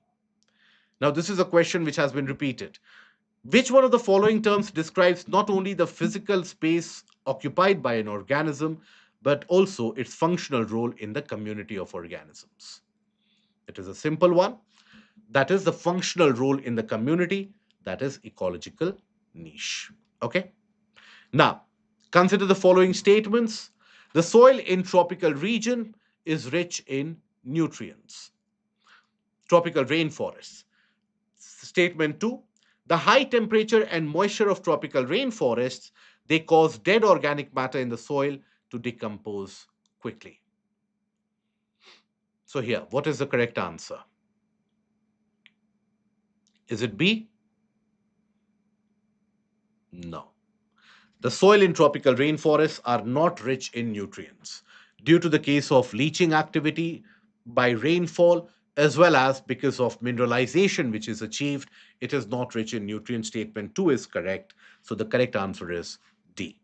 Okay. Consider the following statements. Bat, bears, and rodents. The phenomena of hibernation can be observed in which of the above kind of animals? Hibernation, basically, you'll find that can be observed in all the three kind of organisms, bats, bears, and rodents as well. Now, which one of the following is the best description of the term ecosystem? A community of organisms interacting with one another, that part of earth which is inhabited by the living organisms, a community of organisms together with the environment in which they live, flora and fauna of a geographical area. Again, a simple one, right? The answer is going to be C. Okay. Then, which one of the following shows a unique relationship with an insect that has co evolved with it, and that is the only insect that can pollinate this tree? Which one is this? It is the case of fig and the fig wasp that we have discussed. So, the correct answer in this is A. Fig wasp, the image, you will get that in the PDF as well. Do revise that. But now I hope everybody knows that how the fig wasp behaves, right? Now we come to the case of ecological succession. What is ecological succession? So, in any particular area, when the area is created, immediately you will not have all the species living in that area. Initially, you will find the presence of some of the mosses will come, lichens will come. So they will degrade the rocky structure. Then, after that, you will have some of the seasonal plants which will come. Then you will have the case of the long living plants which will come. That is the case of ecological succession.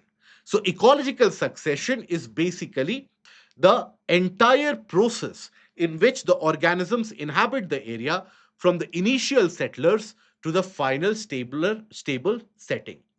Ecological succession is of two types. You have the primary succession and you also have the secondary succession. Primary succession in an area which was barren earlier, where you did not have species. For example, a rocky island, a new volcanic island, for example. There you will observe primary succession. A region where already you had the setup and the establishment of an existing species that was destroyed due to a forest fire, volcanism, or anything, and then you have again a series of species coming up. That is the case of secondary species. So, in the case of the primary succession, it takes a long period of time, very long time period, okay, is consumed. That is the case of primary succession. So, initially in a region, you will have mosses, lichens, etc., which are categorized as pioneer species. Then you will have some of the seasonal plants, etc., which will eventually lead to the climax community, which is the stable species which will survive. So, that is the primary succession. Now, each of the stages of this succession is known as the seer. Okay, each of these stages that is known as a serial stage as well. Okay, so primary succession is also what is referred to as pre-seer, or if I can write here, this is your pre-seer. This is your what is known as subseer. So that is the case of the serial stages of the various different succession events as well. Right? Now, ecological succession can be carried by the species on their own, that is autogenic, or it can be driven by outside factors, human interventions, that is allogenic. Now, in the process of primary succession, there are multiple different stages. First is the stage of nudation. In the stage of nudation, you don't have anything, you have barren rocks in an area. That is the nude condition. Then you have invasion of the species. The species come and exist into that area. That is the stage of invasion. Okay? The species come in. Then, when you have initial stage of the species, they will try to coexist. Each of them will try to benefit each other. Right? That is competition and coaction. Right? Initially coaction, then competition. Then some of the species will be pushed out, few will survive. That is reaction. And eventually you reach the process of stabilization or the stage of stabilization. That is the case of the climax community. Subseer or the secondary succession. Now, this is something which happens in a very short time period. Very short time period. Okay. For example, within a decade almost, or within 3 to 5 years also in certain cases. So it takes place in a very, very short time window. That is your secondary succession. Okay. So here, a forest destroyed by forest fire eventually regains. For example, when you had the Chernobyl nuclear disaster, the entire region was almost depopulated. But now you will find various species of organisms who have started to live in that area once again. So that is the case of succession, secondary succession. These are the various different types of sears which happen in different area. If let's suppose succession is in aquatic habitat, hydrosear. If succession is in desert habitat, xerosear. If it is in the bare rock surface, lithosphere, samosphere, halosphere. These are the different types of searal stages and searal processes depending upon the habitat as well. You can revise this for your prelims also. Then what are biomes? So biomes, they are combination of multiple different ecosystems. So in a larger climatic space, you will basically have a similar type of conditions. The plants and the animals would have adapted in a certain manner. So that is what is described as a biome. Okay, it was first of all used way back in 1916 by an American biologist, Frederick Clement. Later on, Heinrich Walter, the German meteorologist and biologist, also provided a detailed classification of these biomes. So, biomes, they now include even aquatic conditions, but earlier, aquatic biomes were not considered to be a part of it, only climatic variations were considered. So, what are the classification of the biomes? Before that, the difference between biome and an ecosystem. Biome is a very large area, very large area. It can contain multiple ecosystems within it, right? It can contain multiple different ecosystems within it. So, you can have forest, grassland, deserts. These are examples of biomes, right? Multiple ecosystems can fit within a particular biome. Now, classification of biome, most acceptable classification based on climatic condition is that by Frederick Clement.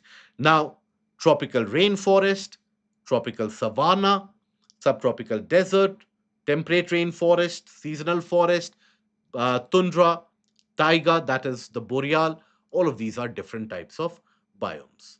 When we consider the rainforest biome, now rainforest typically to be found in the region of South America, in the Amazon rainforest, in the region of Congo, and in the case of the Indonesian and the Malayan peninsular region. These are, by the way, these forests are known as selvas. Now, in this, the species adapt. So, you see, when you consider the tropical rainforest biome, understand how just by climatic condition, if you pay attention for the next 2 minutes, I will help you understand how simply by climatic conditions we are able to arrive at the species variation also. So in the region of this equatorial rainforest, moisture availability is very high. What you compete for as a tree is the case of sunlight. So that is why you will find the presence of layered structure, obviously, layered structure of trees at certain heights, but also trees reaching very great heights. The canopy cover will be very dense, right? They will have very dense canopy cover. Now, they will have layered arrangement. But nonetheless, one thing that you will observe here is that the canopy cover is so very dense that sunlight is not able to penetrate and reach the forest floor at all. So, at the forest floor, you have no sunlight. So, you will not have the small grasses, etc., which will grow here. So, when we talk about grazers, like the deers, etc., the grazer species will not be found in this area. One of the reasons why elephants are also not to be found in these regions of very dense equatorial rainforest, because grasses are not there. Now, will the herbivores be found? Obviously, yes. When we talk about these forests, now the canopies are very dense. The forests need to survive. So they will oftentimes have very colorful fruits like berries, etc. Now, that means you will have the species which are living in these. So, the monkeys, various different species of monkeys, tree hugging species, birds in large population will be found. So, arboreal and avian species will be found. Arboreal and avian species will be found. So, see, just because of climatic conditions, we are able to understand that grazers will not be found, but arboreal and avian species will be found. Yes, like lemurs in the region of Madagascar. Now, when you have these dense trees, the fruits will fall on the ground, the dead leaves will fall on the ground. Now, as they fall on the ground, these are dead organic matter. So, the decomposition process will start. So, here, insect population will be very high. From ants to various other insects, they will be very high in population. Also, in the stage of decomposition, fungi and fungus is an important stage. Many of the times, the fungi, what they do, they basically attack an ant, they grow within it, and the ant eventually explodes. Right. So that is where decomposers like fungi in very high amount. Now, if fungi is in high amount, insects are in high amount. Now, from these insects, you will also have species like frogs, so amphibians in large amount. Small pools of water will be used by them in substantial amount. If the amphibians are in large amount, large numbers, what will follow? Reptiles, snakes in great diversity. So that is where you will find these kind of species which will dominate. Okay, so that tells you about how the climatic condition in a biome not only influences the type of species but also the diversity of species. Okay, I hope this is understood. Then you have the tropical grassland, that is savanna. This is the case of a tropical grassland. Now, when we say a tropical grassland, typically receives lesser amount of rainfall. Some rains only during summer, otherwise it is dry. Right? Here, trees population is very less. Furthermore, the presence of elephants, wildfires, etc., they don't allow the trees to grow substantially. Every season before the rains, it is so dry that all the grasses they turn brown. Now, before the rainfall, whenever there is lightning events, immediately wildfire is observed. Everything burns down again to regrow. So that is why a lot of trees, anyways, are not found.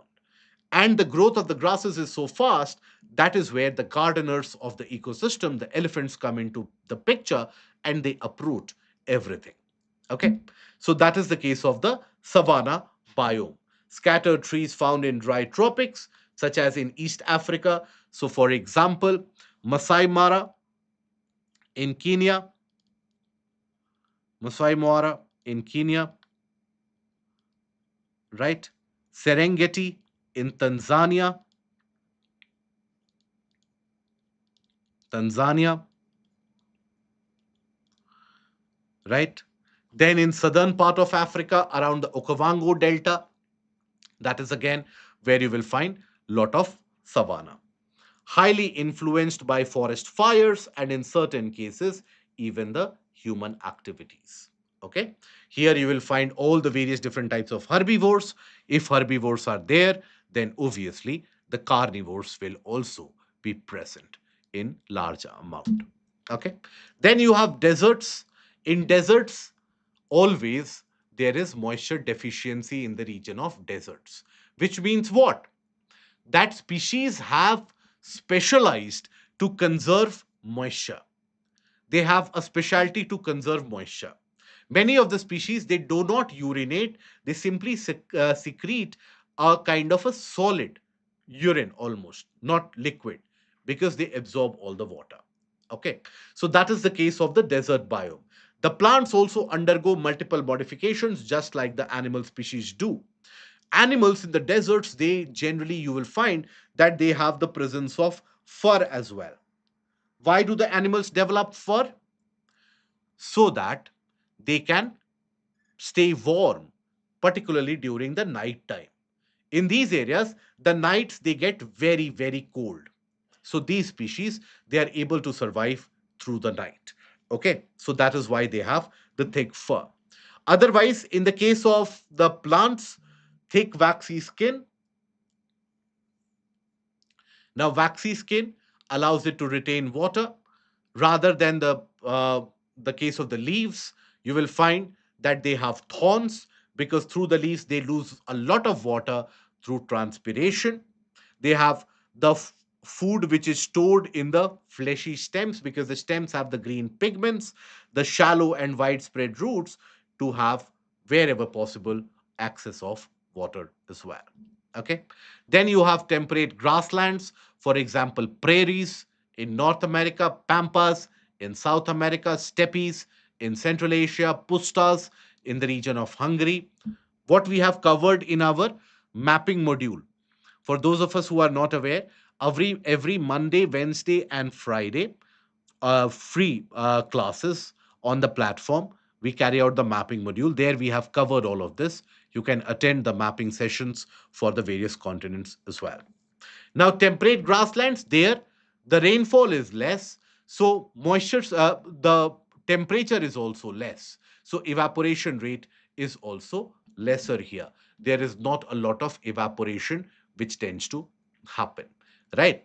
So that is where here also you will find both the case of herbivores as well as carnivores, bison, antelope, all of them will be found there. Then you have the boreal, what is known as the taiga. Taiga. Now, in the case of the boreal forest, what you will find is that you have the conical shaped trees generally, and also within the trees, you have needle shaped leaves. Needle shaped leaves. What is the purpose? So that in these areas there is heavy snowfall. Now, if imagine the leaf is very broad, all the snow which falls on the leaf will immediately break, right? That is why to withstand that you have needle shaped leaf, and also you have the conical shape so that all the weight is extended to the lower levels, not on the upper level. So that is why you have the conical shaped trees as well. This is the region where you have the boreal forest region, northern Canada, some parts of western US. Then you have the region of Siberia, northern Europe. All of these are your coniferous forests. Then you have the tundra biome, the frozen regions. Now, in the ice caps, for example, in the interior portion of Greenland or in the poles, you don't have any vegetation. But in the coastal areas, northern coast of Canada, coastal areas of Greenland, nowadays coastal areas of even Antarctica, during the summer season, the materials melt, the ice melts, and you can have mosses, lichens, and some plants which can grow. That is the case of the tundra biome observed in these areas, as you can see. All these areas where you have the partial melting. Nowadays, even in the coastline of Antarctica, you will have the tundra. Aquatic biome, it is of two types. One is marine, another is freshwater. First of all, if you take a look at freshwater, freshwater is also categorized into lotic and lentic. Flowing freshwater, when we talk about freshwater, right? So flowing, for example, rivers, so that is known as lotic. That is flowing. Then you have static freshwater. That is lakes and ponds. That is known as lentic. So this is your lotic ecosystem and lentic ecosystem. Okay. So that is the condition of freshwater. So here, when we have the case of the freshwater, there the salt content or salinity level is low, right? So here Generally, some amount of mud is also carried. So that is where some of the species like dolphins, riverine dolphins, they basically they are able to move with the help of echolocation. So that is the case of this freshwater. Standing freshwater, lakes and ponds. Now, lakes and ponds can be created because of various factors. Let's suppose there is a glacial erosion, a lake is created, right? Oxbow lakes are created. Then, if there is a fault line on the ground surface, there also lakes can be created. For example, Wooler Lake. River Jhelum feeds through the Wooler Lake, that is across a region of a fault line. Okay, so like that, lakes are created over a period of time. Meteor impact as well. Over a period of time, the lakes will be filled with sediments. From the runoff water, the lakes will be filled with sediments. And these sediments slowly and steadily will reduce the depth of the lake. Over a long period of time, the lake can be completely covered with, obviously, millions of years, completely covered with sediments and can be converted into a terrestrial ecosystem. So, that is the case of these lentic ecosystem. Now, in these lentic ecosystem, that is the standing waters and ponds, these are your lentic ecosystem. They could have been created due to glacial activity, fault zone, meteor impact, or even human ecosystem or human activities. Now, here in most of the lentic ecosystem, you will observe the case of what is known as eutrophication. This is something that you would have observed, the development of a green film or a green tinge over most of the water bodies. You would have observed in your surrounding spaces as well. That is eutrophication. So, what is eutrophication in general? Eutrophication is overloading of the water bodies with the nutrients. Overloading of water body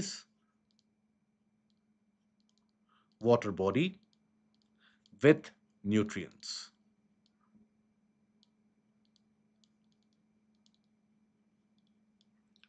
Okay. Now, this is what is known as, or which nutrients?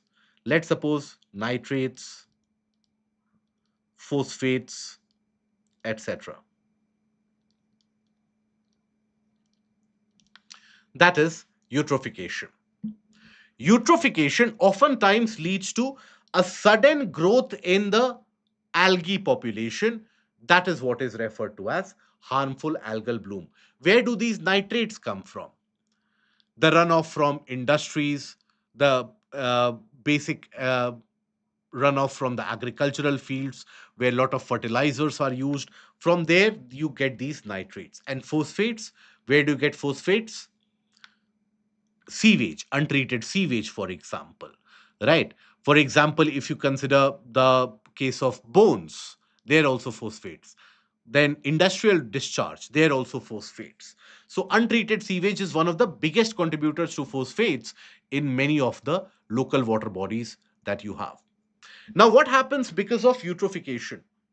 So basically, oversupply of nutrients will lead to growth of explosive, rather, growth of algae. Growth of algae. Okay. Now, when you have this explosive growth of algae, it will block sunlight. Blocks sunlight. For whom? For the lower aquatic plants, isn't it? So, the lower aquatic plants, which are present in the deeper or at the floor of the lakes, they begin to die. Aquatic plants, they die. Now, these aquatic plants would have provided with some amount of oxygen when they would have carried out photosynthesis. The aquatic plants would provide oxygen, which allows for the other marine species to take that dissolved oxygen as well. So, aquatic plants, they die. So, that means oxygen quantity in the water reduces. Quantity reduces, isn't it? Other than that, when you have the explosive growth of algae, in that particular case, what will happen? You will find that these algae die, when they die, they get deposited at the bottom, deposited at the bottom, right? As they get deposited at the bottom, what happens? You will find that aerobic bacterium decompose them, decompose them. Now, in the process, they consume oxygen, consume oxygen. It leads to creation of hypoxic waters, hypoxic waters. Basically meaning water which is deprived of oxygen. And that creates what we refer to as dead zones. Okay, the species they die. Now all of this has happened. Why? Because the eutrophication had led to explosive growth of algae. This explosive growth of algae, which has caused such a kind of a damage, this is known as harmful algal bloom. Algal bloom. Okay, it is important for you to understand the chain, or as the famous chronology goes, or famous saying goes, understand the chronology. So that is the case of this eutrophication leading to formation of dead zones. Now, depending upon which kind of algae grows, accordingly, you will have that color of the water body. If let's suppose you have blue-green algae growing, that is when you have the greenish tinge. In regions like Florida, for example, in the regions like Florida, you basically find that you have the growth of the red algae, okay, brown red algae. And that is what basically is associated with the factor known as red tides. This is basically due to the growth of the brown red algae. So, depending upon the kind of algal growth, accordingly, you have the type of the coloration. Now, you see, for decomposition of this organic or the dead matter, you required oxygen, isn't it? So, greater the amount of oxygen required means the organic matter is very high. So, when we talk about oxygen demand of water, oxygen demand of water, it is an indicator of what is the overall oxygen required to decompose the pollutants. It is of two types, right? It is of two types. What are those two types? Diatoms again are of multiple types, Devasai. So diatoms are to be found in all the oceans. Please understand that. Diatoms, they are one of the marine deposits that you will find from Indian Ocean to Atlantic Ocean to Pacific Ocean, even in the Southern Ocean, right? When we talk about the oceanic deposits or marine deposits, what do you have? Globigerina, diatoms, radiolurina, all of these, they are basically these marine organisms deposits. But in certain areas, you basically have the coloration which is induced because of the growth of the algae. For example, recently you had Sea of Galilee. Sea of Galilee, which is present in between in the Jordan Rift Valley between Israel and Jordan, that turned pink. That was because of the algal growth. Okay, so that is basically associated with these growth of the algae. Same is the case of red tides in the region of Florida. Okay, now oxygen demand is of two types. One is what is known as biological oxygen demand or BOD. Another is what is referred to as chemical oxygen demand or COD. Now, biological oxygen demand is what? So, amount of oxygen which is required to decompose all the organic material or the organic pollutant in the soil. O2 required for decomposing or degrading all organic compound or organic pollutants, dead species, etc. That is what untreated sewage, etc. That is the case of BOD. What is COD? The amount of oxygen required for both organic and inorganic pollutants, right? So this was a question asked in the prelims examination. BOD is an indicator of what? So in any water body, if the BOD is high, means the oxygen demand is high, means the pollution level is high, right? That is why more oxygen is required to degrade all the pollution, right? So BOD or COD is directly proportional to the pollution level of the water body, of water body. Okay. Now, in general, inorganic plus organic will always be greater than only organic. That is why always COD is going to be greater than BOD. Always. Okay? COD is going to be greater than your BOD. Then, after that, we come to the portion of wetlands. Now, wetlands basically are again a kind of an ecosystem. Or let's do one thing. Before that, we take a 20 minutes break. I will give you a dinner break separately. But after the 20 minutes break, we come and discuss wetlands, mangroves, and the case of the pollution.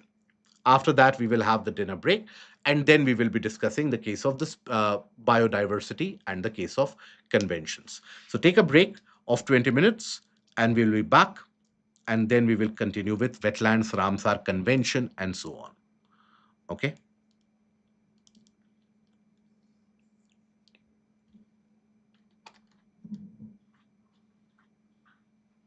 So we will be back by around 7:40 p.m. Then we will cover the case of coral reefs, coral bleaching, mangrove alliance for climate, the case of pollution.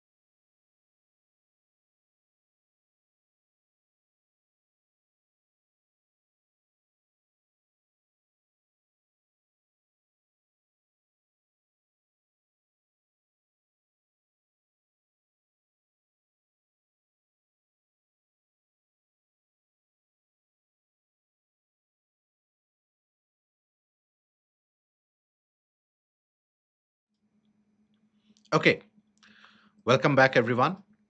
So now we start with the case of wetlands. What are wetlands? What is Ramsar Convention? What do we understand by Montreal's Record? So when we say wetlands, these are those areas of water bodies where you also have terrestrial plants which can grow. Oftentimes, it can also consider or it can also be considered as a ecotone in certain places. Now, this is where you will have a lot of waterfowl species, that is, the bird species who basically come to these areas in order to feed because the fish population is also very high. So, that is the case of these wetlands. And wetlands are very, very vital in order to ensure that, for example, groundwater recharge happens. That is why these are also what are referred to as natural sponges. What do we mean by a natural sponge? Basically, the ability to absorb excessive amount of water and fill that into the groundwater reservoirs. So if you have enough wetlands in a region, they don't allow for urban flooding to happen, and that is a proper way of conserving the eco- ecosystem as well. So that is the case of wetlands. They include the swamps, marshes, bogs, and similar areas. These wetlands are an important region for storage of carbon storage as well. For example, when you have the aquatic plants and even the terrestrial plants in this region, they will absorb all that carbon and they will fix it on the ground, and eventually that carbon is stored in the ground surface. Such carbon, which is stored by the freshwater ecosystems, that is also what is referred to as teal carbon. Teal is the color. That is also what is referred to as the teal carbon. Okay, so that is basically the situation of these wetlands. So wetlands protects the coastline. In the case of the tropical cyclones, tsunamis, etc., they form a kind of a buffer zone. So they protect the coastline. Natural filter, they filter out many of the contaminants. In the case of the flowing ecosystems and flowing wetland regions like in the estuarine area, etc., so the plants will trap the contaminants and pure water will go on. This is also important for water security in the region. The availability of drinking water supply can also be ensured. Aquatic and terrestrial ecosystems frequently coexist. Now, in order to conserve these wetlands, in 1971, you basically had a convention which was arrived at, and that was the Ramsar Convention. So, when we say the Ramsar Convention, it was signed in the Iranian city of Ramsar. But the entire process actually started in the 60s itself. Around 1962, you had the hosting of the MAR conference. MAR conference here, MAR stands for marshes. The aim was to protect the birds and the waterfowl species as they are known as. So, to protect them, you need to conserve the wetlands. So, that was the MAR conference in the 1960s, early 1962. Then, almost a decade was consumed in finalizing the text for the convention, and the convention was arrived at. So, that is your Ramsar Convention. Now, here a region which is a wetland which is designated as a Ramsar site. Now it gains international importance, there is awareness, and the government and the authorities in the region also tend to protect those wetlands much better. That is why across the world, the countries want more wetlands to be designated as Ramsar sites. When it comes to India, India has got close to around 98 wetlands as Ramsar sites. It has got third highest number, third highest number of Ramsar sites, of Ramsar sites. Okay, highest in Asia. Overall, the highest number of Ramsar sites are in which country? It is in UK, and followed by Mexico. After UK, you have Mexico, and then you have India. So there, the number of Ramsar sites in India have increased drastically and exponentially, and that has basically reached around 98. It is the largest number in Asia. Now, the Ramsar Convention has been modified by certain protocols. You have the Paris Protocol, the Regina Amendments, and there have been multiple different amendments. The London Amendment, Copenhagen Amendment, the Beijing Amendment. These are some of the these are some of the amendments overall. So Paris Protocol 1982, Regina Amendment of 1987. You don't need to know the text of it. All you need to be aware about is that they are associated with the Ramsar Convention. A question can be asked that Paris Protocol, not the Paris Agreement, Paris Protocol and Regina Amendments are associated with which convention? It is Ramsar Convention. Now, even after being designated as a Ramsar site, it does not mean a natural protection. There are certain wetlands which require urgent conservation. Urgent. So that is where those kind of wetlands are included in what is known as Montreal's record. Okay, so mechanism which was launched in 1990 and is associated with the Ramsar Advisory Mission. It is the register of the list of those Ramsar sites that need urgent attention. Okay, in India, how many Ramsar sites are there in the Montreal's record? Earlier, there were three. Now, due to conservation processes, Chilika Lake was then removed from the Montreal's record because it recovered substantially. Now you have two of them, right? Two of them are still in the case of these Montreal's record. One is the Kyola Dev, another is the region of Loktak. So that is the case in Montreal's record. Okay. Now this is the timeline for the Ramsar Convention. Here you will observe in 1962 you had the Mar Conference which was held. Text was negotiated for almost a decade. In 1971, Ramsar Convention was adopted. 18 nations agreed to the convention, and then basically Australia became the first country to accede to the convention. Then, after that, first Ramsar site was declared in Australia's Cobourg Peninsula. Then, after that, convention came into force. UNESCO is the depository of this Ramsar Convention, and India became the contracting party to the convention. Chilika Lake and Kyola Dev National Park were declared as the Ramsar sites. Okay, so that is how the entire Ramsar Convention has been driven through. Now, when is a wetland declared as a Ramsar site? What are the conditions which need to be fulfilled for a wetland to be declared as a Ramsar site? There are multiple criteria, right? Roughly around 8 to 9 criteria are there. So, based upon the categorization that it could have a very sensitive ecosystem in the region or very unique kind of biodiversity to be found. Let's suppose 1% of a specific kind of a species to be found in that area, a fish species, a bird species, any of those. So, in those cases, a wetland can be identified or designated as a Ramsar site. So, sites containing rare or unique wetland types, very unique kind of a water flow. Then, if it has got a critically endangered species, vulnerable species, or endangered species living in that area, or if, let's suppose, population of plant or animal species important for maintaining the biological diversity of the region, or if you have any plant or animal species at the critical stage of their life cycle being present in the wetland, then also it can be declared as a Ramsar site, or supports 20,000 or more water birds, or 1% of the individual species of a population of one species or anyone. These are or species of unique kind of fish, right?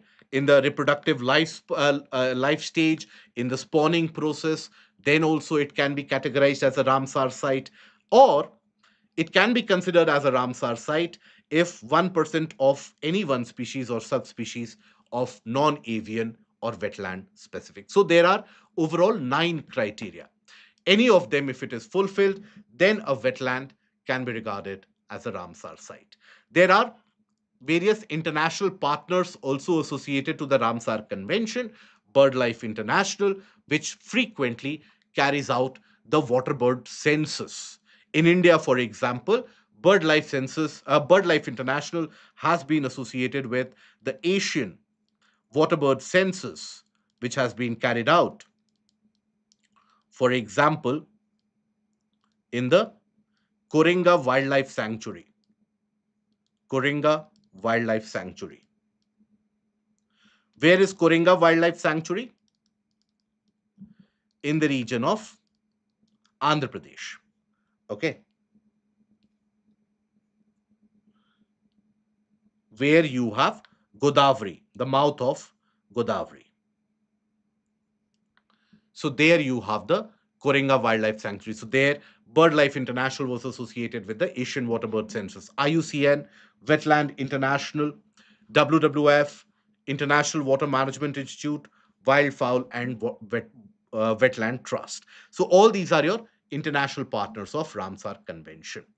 World Wetland Day, celebrated on 2nd of February to mark the anniversary of the Ramsar Convention, the signing of the Ramsar Convention. 2nd of February is when a lot of various wetlands across the world are designated as Ramsar sites. Now, in any particular convention, the highest decision making body is the Conference of Parties. Okay, any particular convention. Now, that conference of parties, in the case of the Ramsar Convention, does meet every 2 to 3 years. Okay. Now, here basically, if you observe the latest convention or the conference of parties number 15 was held in 2022 and 2024. So that is basically which was held in Zimbabwe and Switzerland. It was talking about the case of the strategic plan up till 2030, aligning with the Kunming Montreal Biodiversity Global Biodiversity Framework Plan, focus on wetland restoration, guidance on climate change linkage with water availability, nature based solution for wetland conservation. That was discussed in the latest of the Conference of Parties for the Ramsar Convention.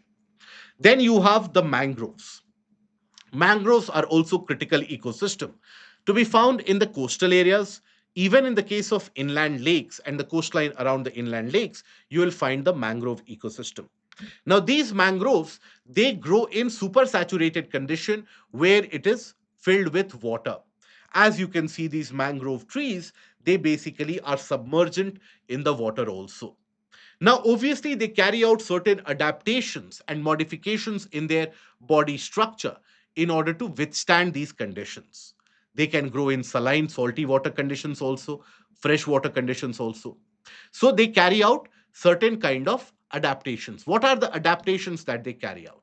So many of the mangroves, they grow what are known as pneumatophores. What are pneumatophores? So pneumatophores, basically, if you consider a kind of a mangrove, now, obviously, the roots also do require the availability of moisture or oxygen as well. Now, they do tend to grow in areas which are flooded with water, coastal areas. So, oftentimes, you will find that the roots, as they spread, they grow a kind of a protruding structure which emerges above water. These are what are known as your pneumatophores. They allow for access of oxygen to these roots. That is important for your prelims as well. That what are these pneumatophores? Why do these pneumatophores exist in the case of wetlands? Then you have viviparity. What is viviparity? That is giving birth to a live one. So viviparity in general here, when we talk about in the case of the mangroves, so you see, these mangroves, they grow in areas where water is abundant. Let's suppose, how do the trees reproduce? By the fruits or the seeds, they drop on the ground and new plant germinates. But in this case, let's suppose you have a fruit which falls down.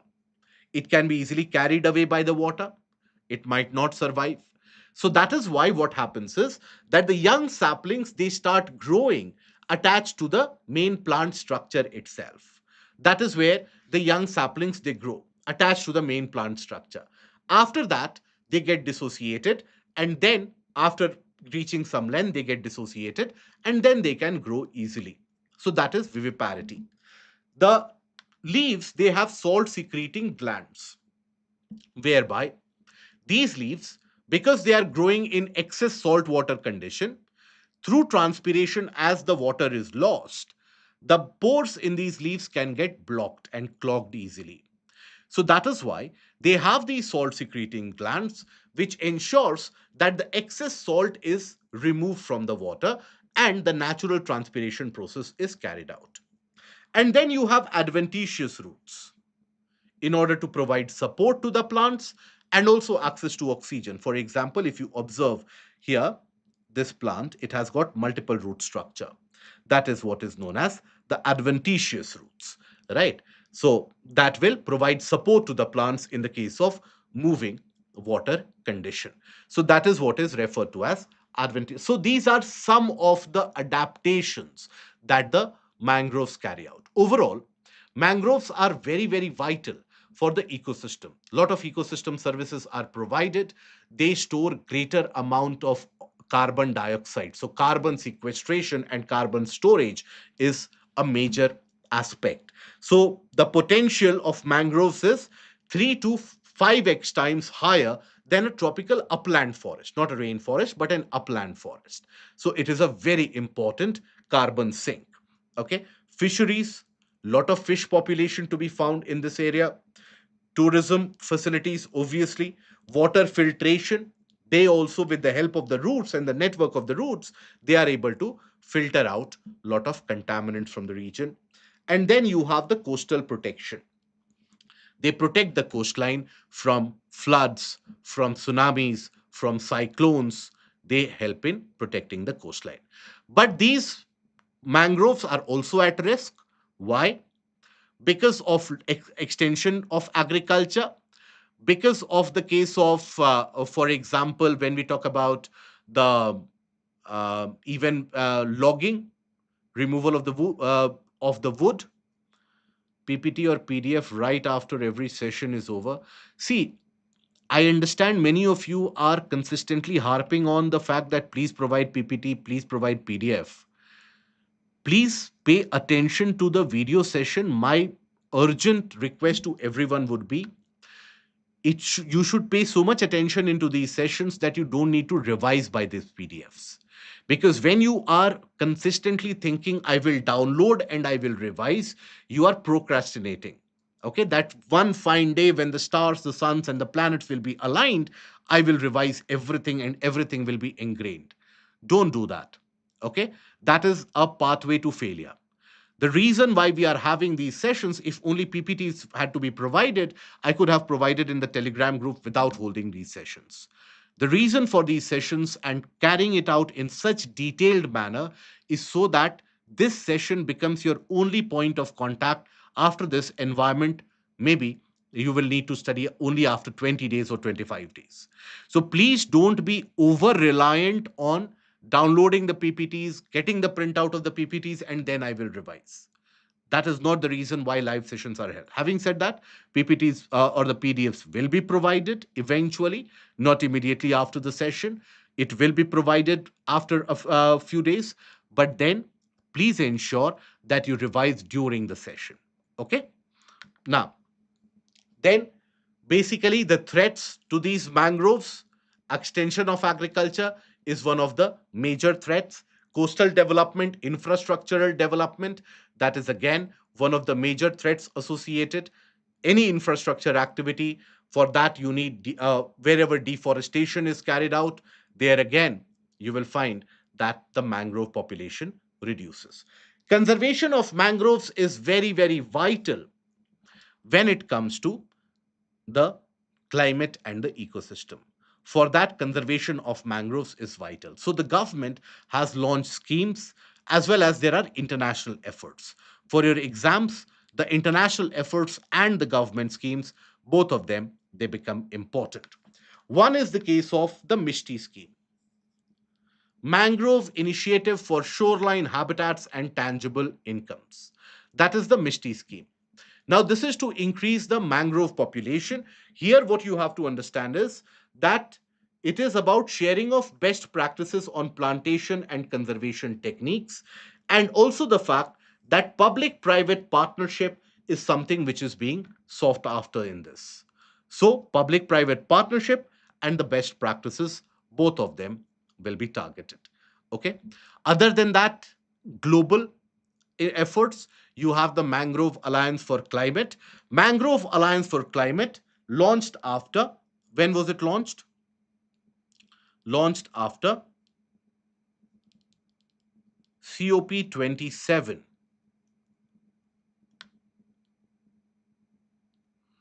Okay. After COP27 to United Nations Framework Convention on Climate Change. Where was COP27 held? Sharm el Sheikh, Egypt. Very good.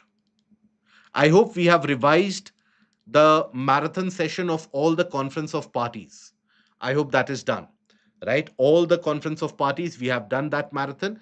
The link is provided in the description also, where we have discussed from Berlin to Belém what has been the outcome. That is very, very vital for your exams. So at the after the conference of parties 27 to UNFCCC, this is where you had the launch of Mangrove Alliance for Climate.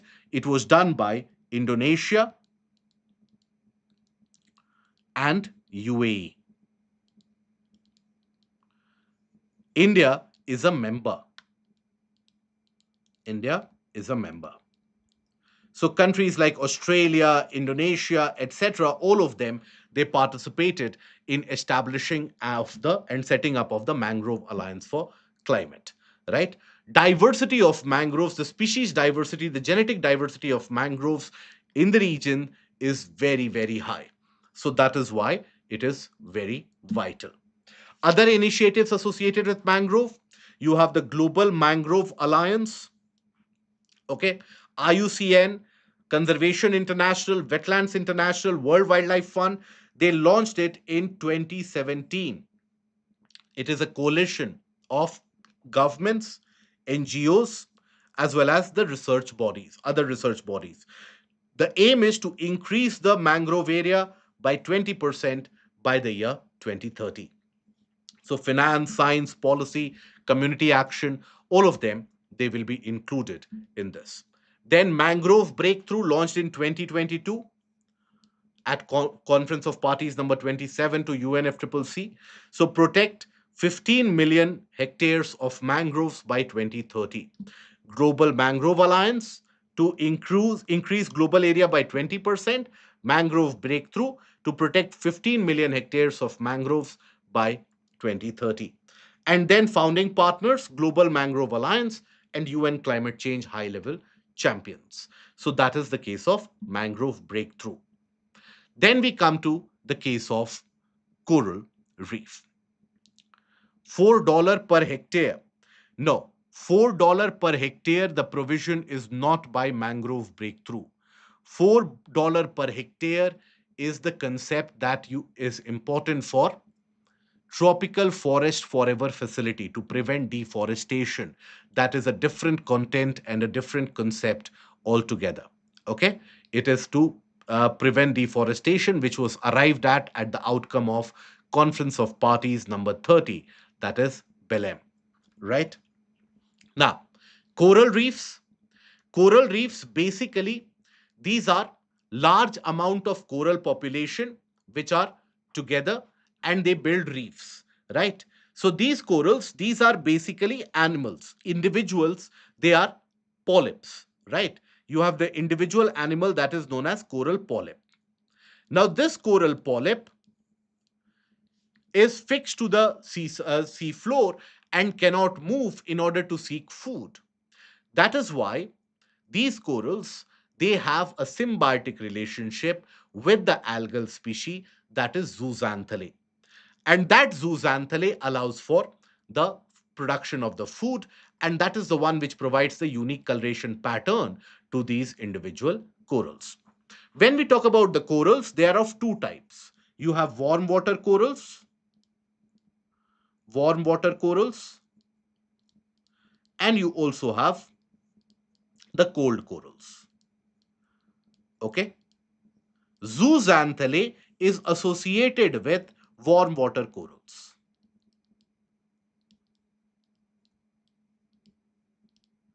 That is associated with warm water corals, not with the colder corals. Cold corals, they are known to live for very long duration. For example, black coral. Example, black coral, found on the sea floor as well. Okay, found on the sea floor in the aphotic zone. Be present in aphotic zone. Okay, whereas warm water corals typically in the region of the tropics. Tropics, and that too shallow water. Shallow waters. Okay, so that is the case of these corals. Now, when we talk about the growth of the corals, this is an individual coral polyp, and you will find the growth or the presence of zooxanthellae on the sides. These corals, they synthesize calcium and carbonate, the ions which are present in the water around, and they fix it to form calcium carbonate exoskeleton. Cold corals are not as productive as the warm water corals, because in warm water corals, the corals are not productive themselves. I hope you understand. It is the zooxanthellae which is a producer community. The coral is not a producer community. The zooxanthellae is the producer community. Okay. Now, when we talk about these zooxanthellae, now they produce food. The corals provide the zooxanthellae with the help of some nutrients. These corals, they synthesize calcium carbonate ions, and they build a very stony whitish exoskeleton, that is calcium carbonate. Eventually, when the corals die, the next species of corals, they will occupy this or use this kind of calcium carbonate exoskeleton. If you observe this, this is how it happens. Previous species, when it has died, it will leave behind the case of the calcium carbonate exoskeleton, and then eventually the next species will be growing. So that is how the corals, they tend to grow. Eventually, as the height keeps on increasing, they might reach even the surface, and that is what is referred to as the coral islands. Then we have what is coral bleaching. So, what do we understand by the case of coral bleaching? So, coral bleaching is when the conditions are adverse, right? When the conditions are adverse, the conditions are not conducive enough, sudden temperature rise. Let's suppose there is a heat wave which is generated. In that particular situation, what happens is that the zooxanthellae population, that gets stretched, and that starts to die. Okay, so the zooxanthellae population gets stretched and that die. Are we able to see the animation here? Are we able to see the animation in this on the slide? Yes or no?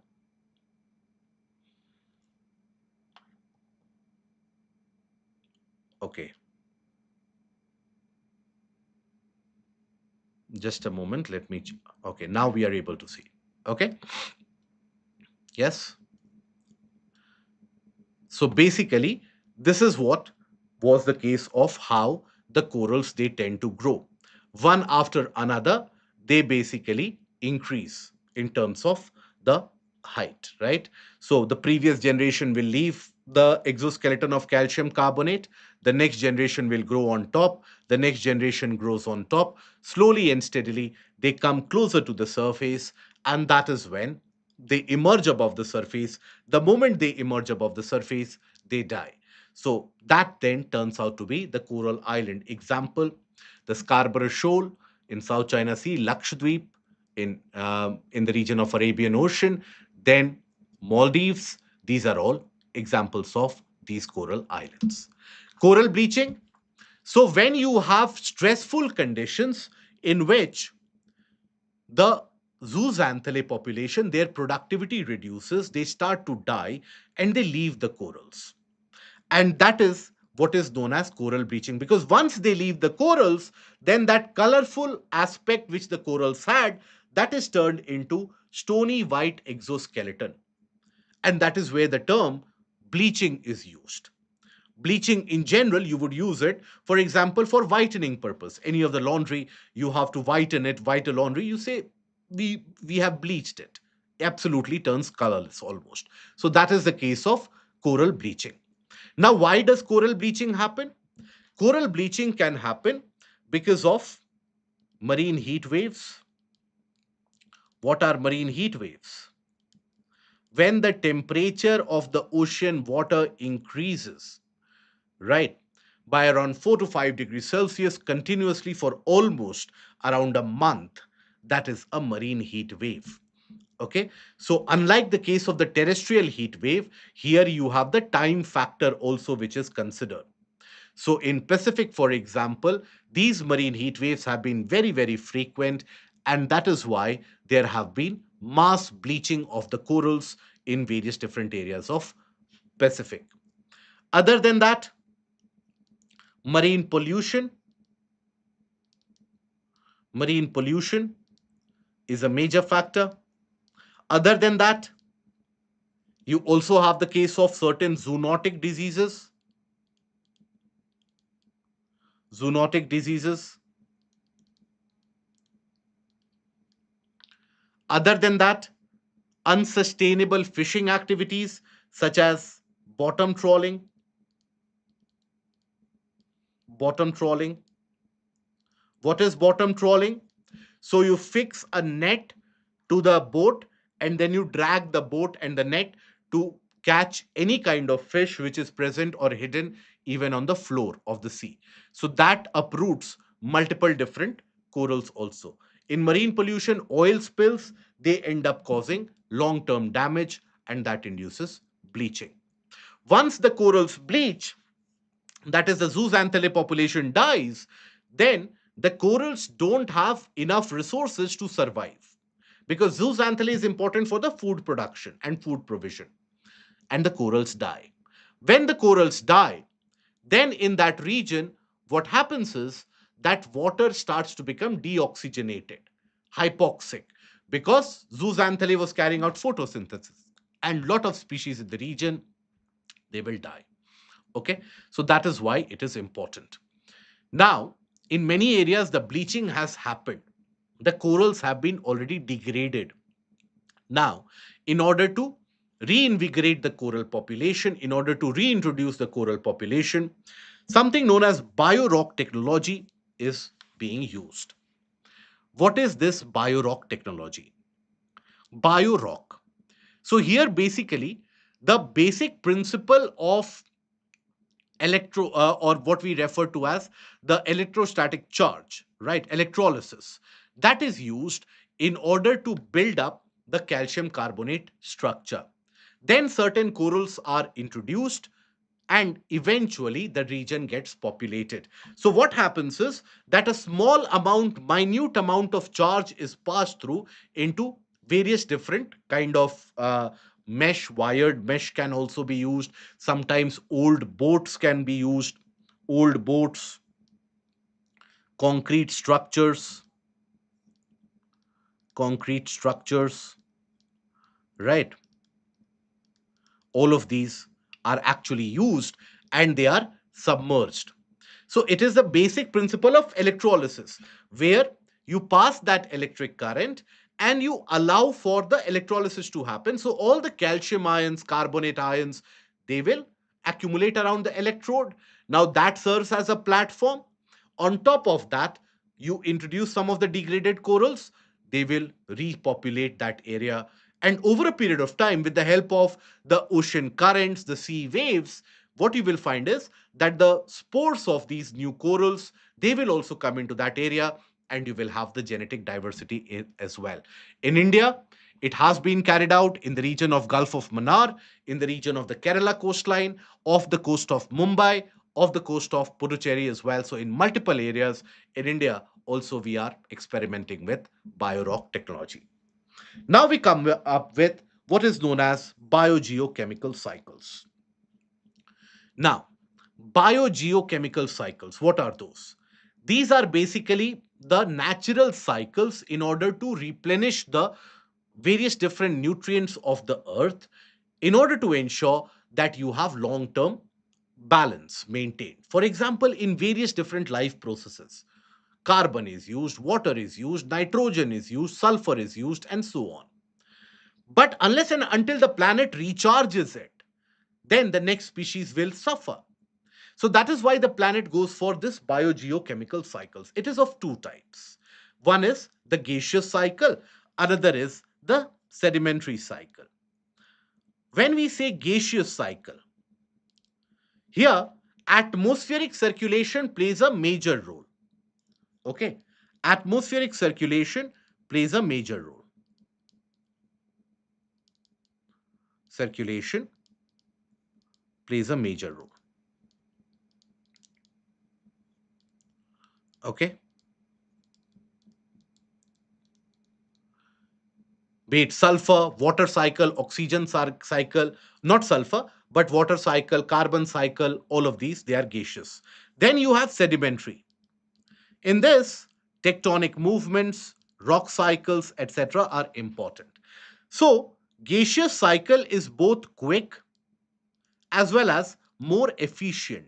That is, if let's suppose 100 units of water are consumed, chances are that 98 units will be replenished through evaporation, condensation, etc. Whereas in sedimentary, it is slow, very slow, can take thousands, tens of thousands of years.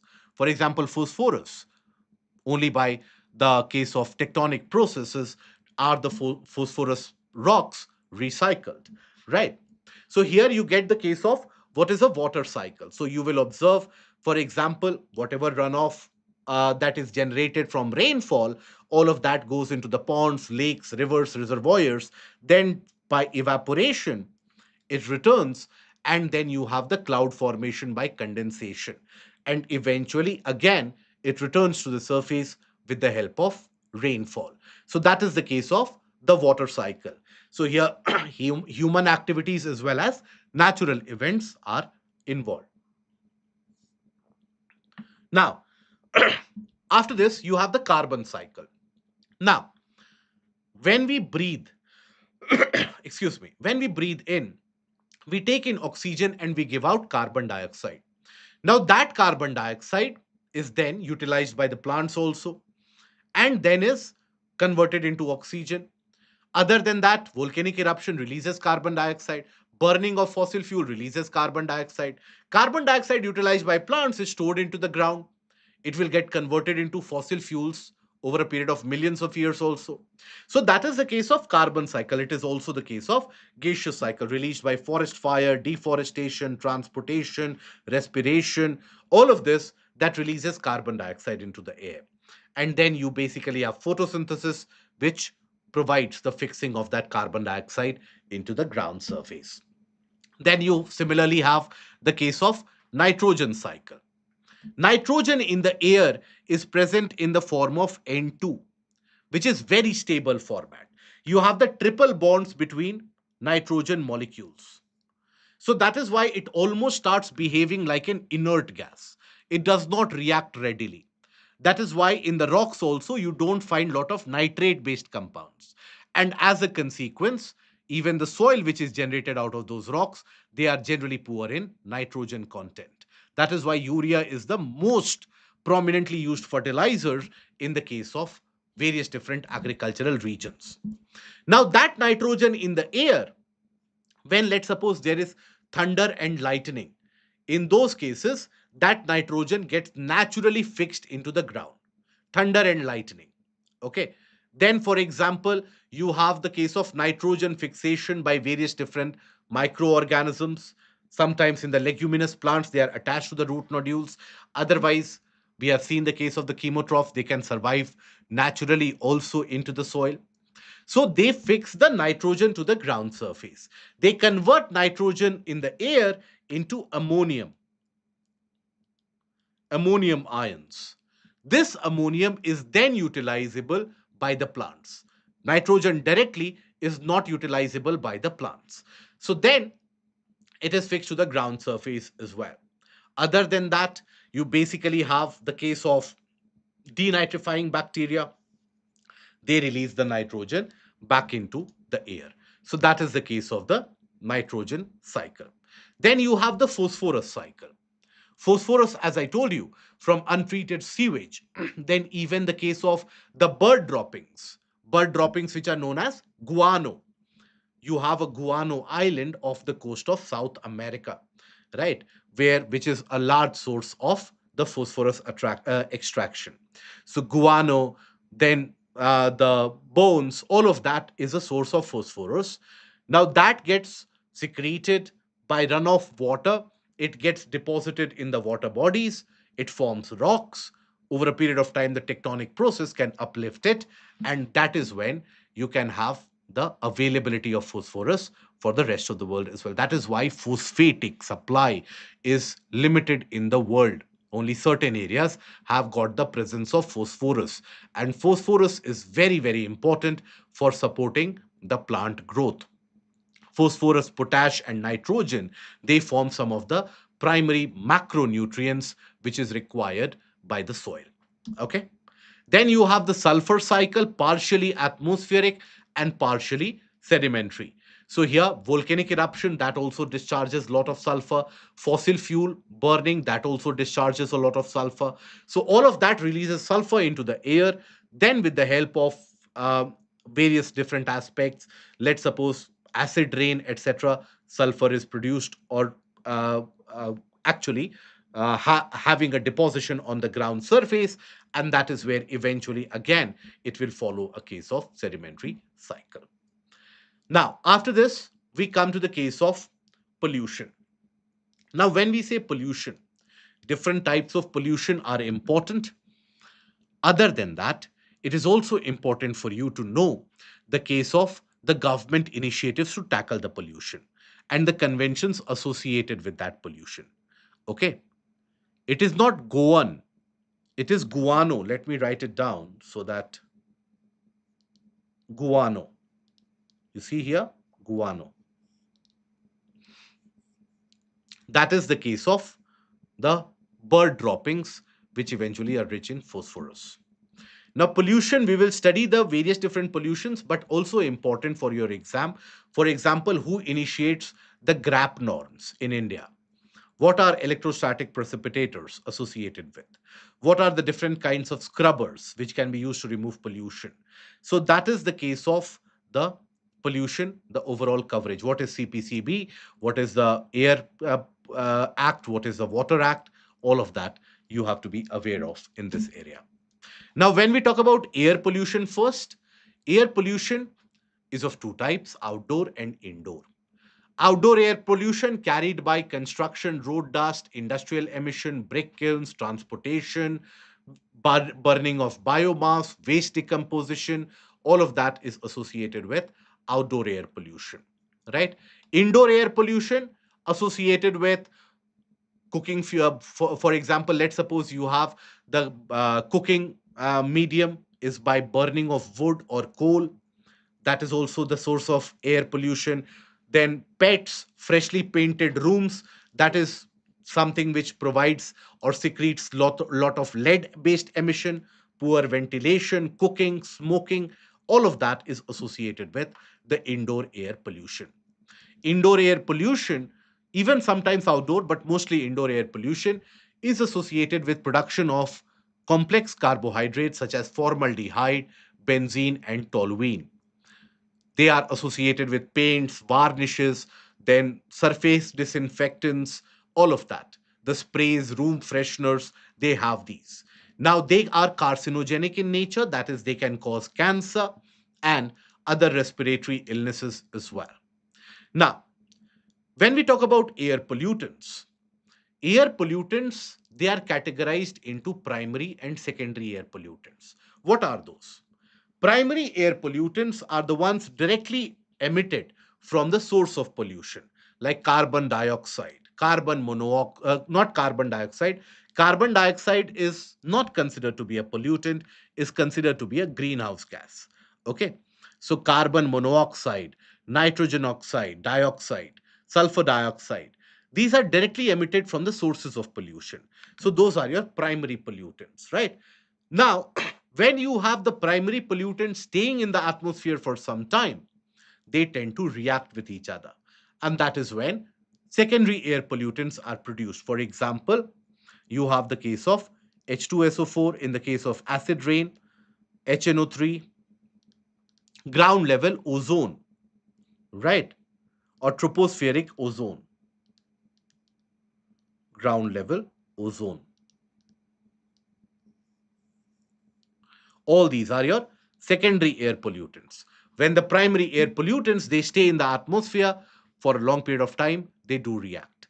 Yes, PAN, peroxyacetyl nitrate, that is the one which produces photochemical smog. Photochemical smog.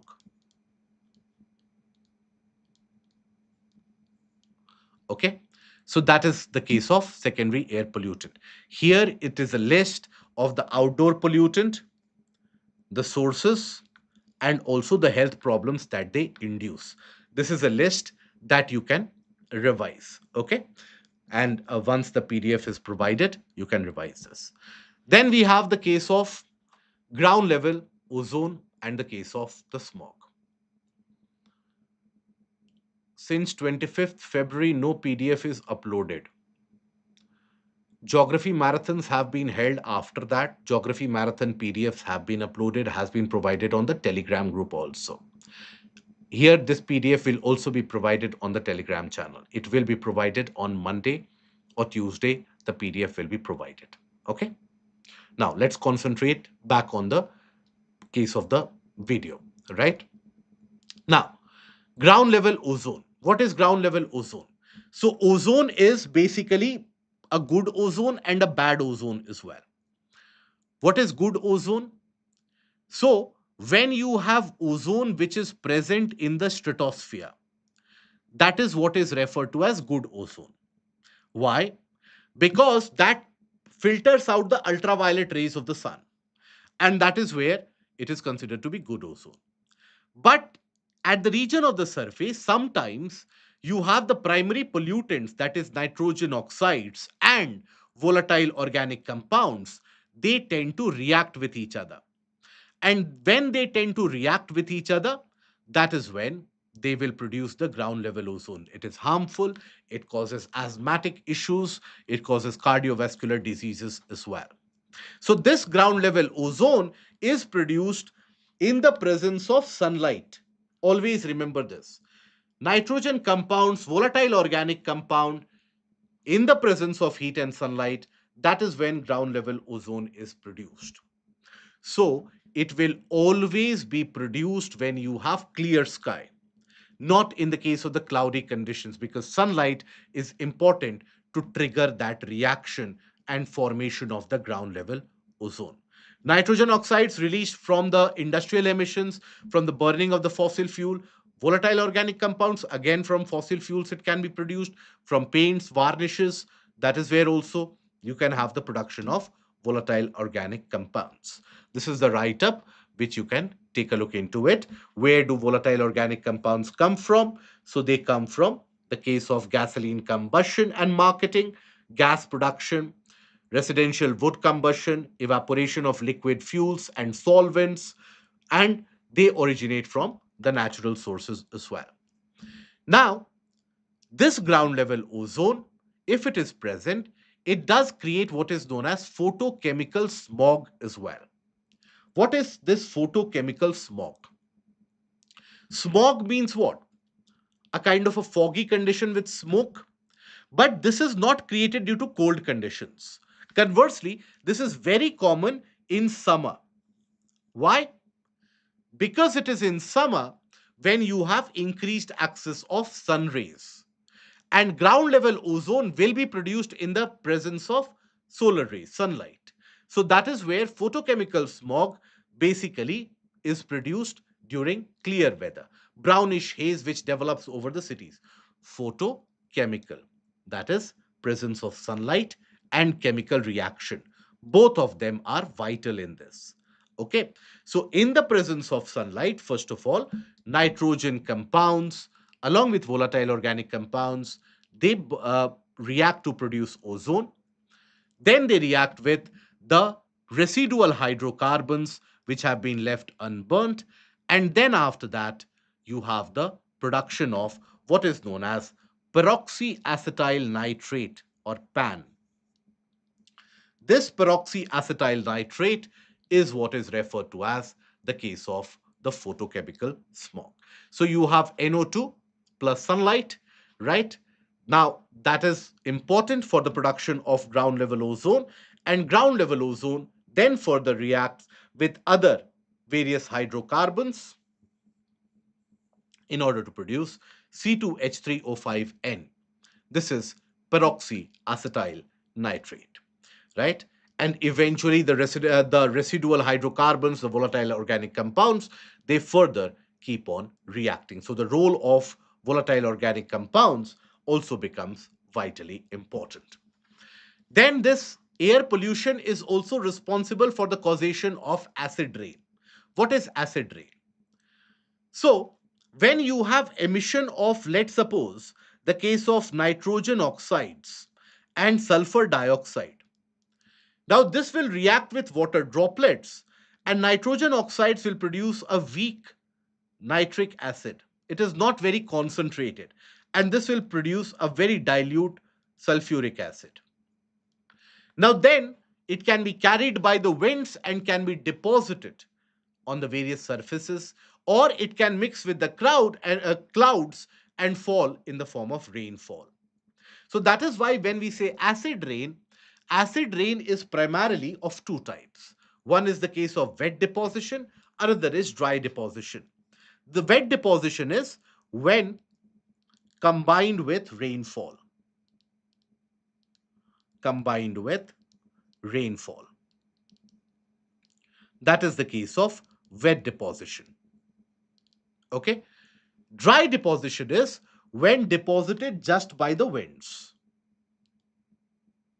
when carried and deposited by the winds. Okay, that is the case of the forms of acid rain, right?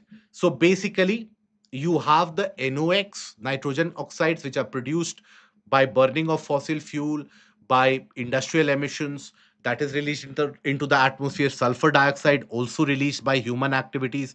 All of them, they stay in the atmosphere. Then after that, the reaction happens, and then you have the formation of these compounds. They can be, so once transformed to sulfuric acid and nitric acid, they can be carried and can be mixed with the clouds itself. And that is when, after that, the rainfall will have the case of these liquid H2SO4 and nitric acid falling, that is wet deposit. Otherwise, wind-borne materials can directly be deposited on the various monuments, leading to corrosion. It can impact the acidic nature or the pH value of the soil. That can reduce the fertility of the soil. It can impact the plant growth also. It can cause the yellowing of the leaves as well. So that is associated with acid rain. Okay. Now, another aspect of pollution that is slightly in news for the past few years, that is pollution in northern part of the country is much higher as compared to the pollution in the southern part of the country. Why is it so? So the main reason, one of the major reasons is that in northern part of the country, the population density is very high. Population density is very high.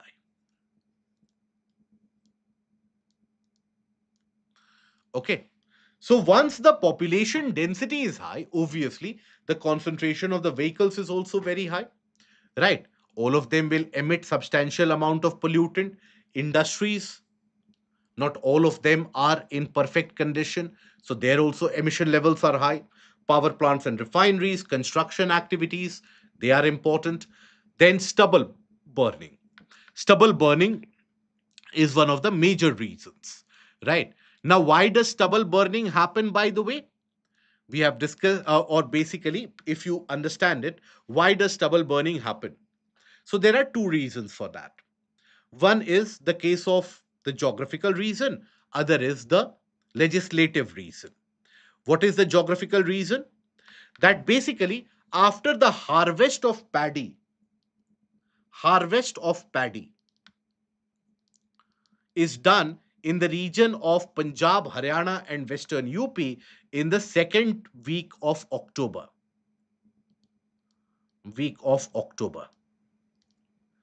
Then you have 2 to 3 weeks left for preparing the ground and the land surface for the early sowing of the wheat. So after that, sowing of wheat has to be done in quick time, right? In rest of the country where paddy is grown, for example, in Tamil Nadu, Assam, Bengal, and in these areas, you don't have the urgency to sow wheat. Wheat is not grown in these areas. So that is why the remnants of the paddy is allowed to decompose.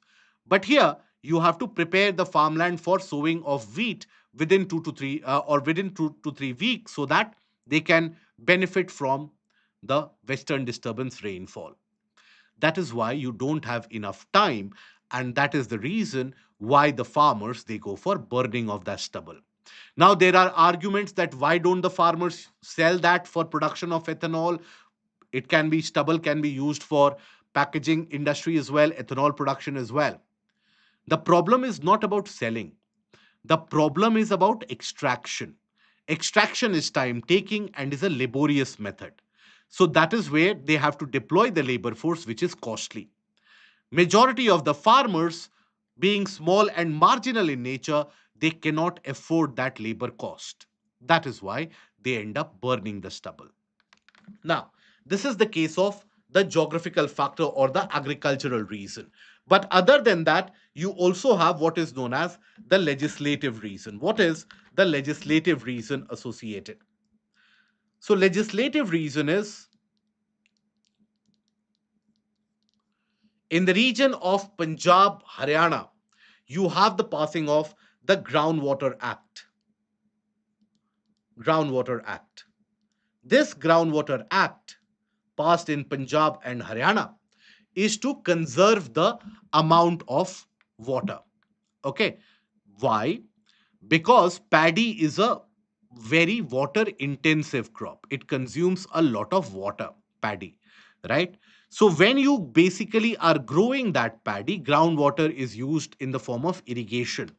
That has led to depletion of groundwater and groundwater contamination in many of these areas. That is why you basically carry out, or the governments have passed this, that you will sow the paddy only after the onset of monsoons. So earlier paddy would be sown in these areas in the month of June itself. Now, after the Groundwater Act legislation has been passed in Punjab and Haryana, the sowing of paddy is done at the end of July. So when you sow paddy at the end of July, you will obviously harvest it in mid October.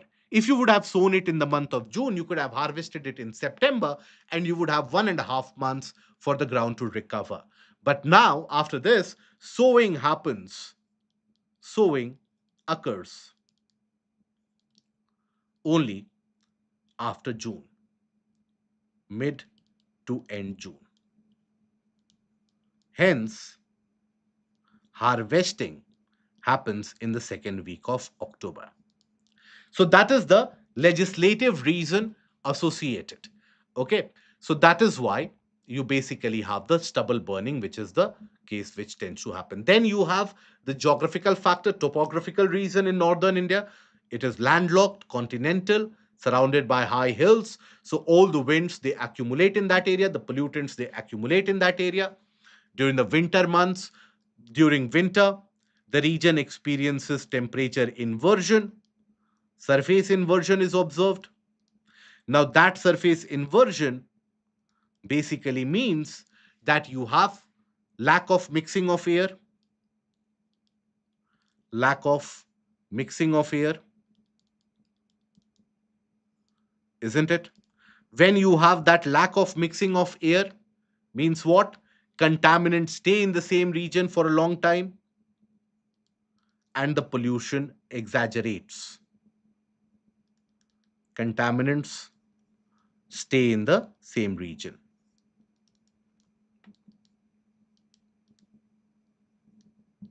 Okay, for a longer duration. So this is the case of one of the conditions. Also, during the months of winter, during the months of winter, North India is exposed to westerlies, that is, winds coming from west to east. North India experiences westerlies. Now, this carries the pollutants from stubble burning from Punjab, Haryana, as well as from the region of Pakistan. All of that is then spread across the northern plains. Spreads pollutants across the northern plains. Pollutants in northern plains. Okay. So that is the role of the topography and the location as well. Right. Dinner break. Okay, we have started the session again at 7:40 itself. Dinner break will be provided at around 9:30, 9:40. You will get that dinner break. Okay. Let's complete the portion of pollution, substantial amount, and then you will get that dinner break. Okay. If you have more breaks than the lecture itself, then obviously after that we will have that. Just provide me the PDF. Now I have had dinner. Anyways, I'm feeling slightly lazy. I will revise it. There is IPL match also which is going on. So uh, just ensure that the white background PDF etc is sent to my home with a printout, and also the questions which will be asked in the prelims thereafter. So don't worry, dinner break will be provided. Um, I will provide that at around 9:15, 9:30.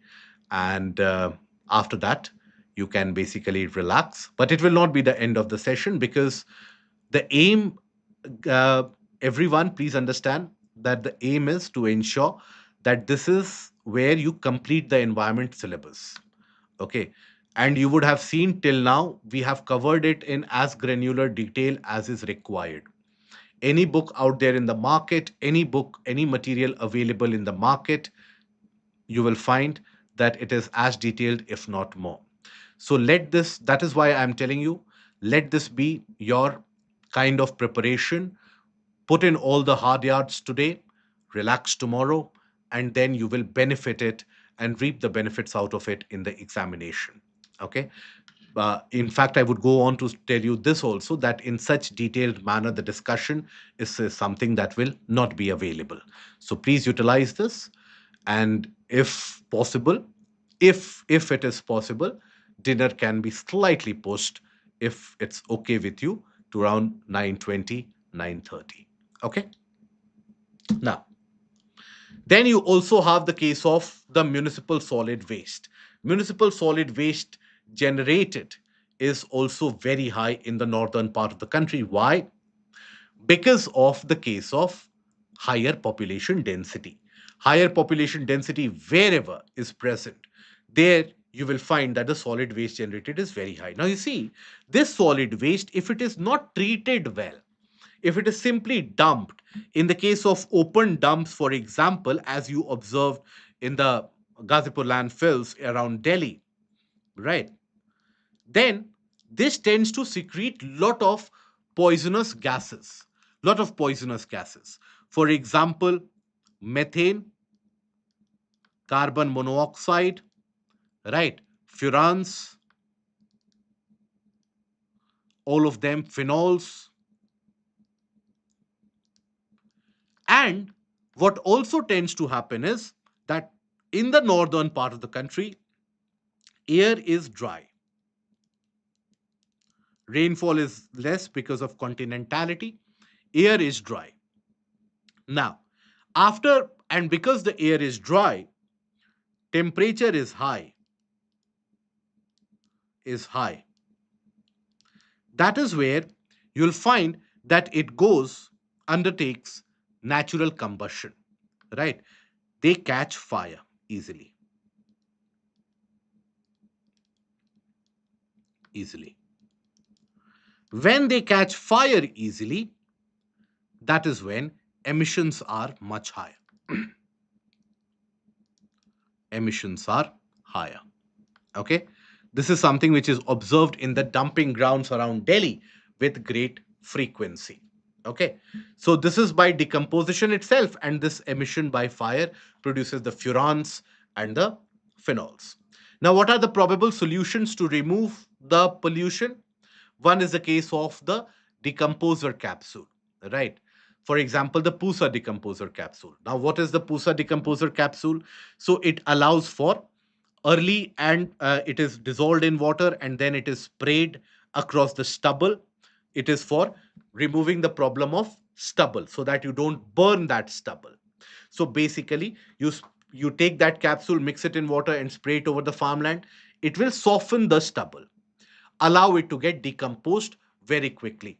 So decomposer capsule softens the stubble. Then you have anti-smog towers and anti-smog guns. Anti-smog towers, they are like your large air purifiers which are there. They take in the polluted air from above, and through the filters which are there, that air is filtered through, and then after that, the filtered air is passed out.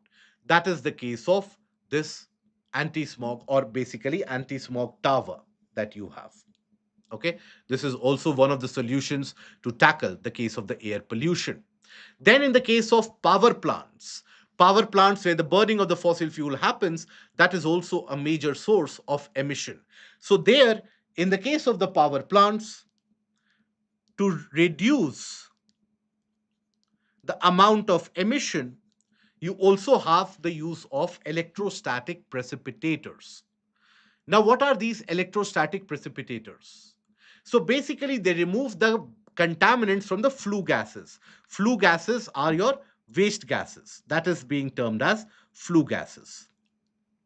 This basically means the waste gas. Okay, waste gases.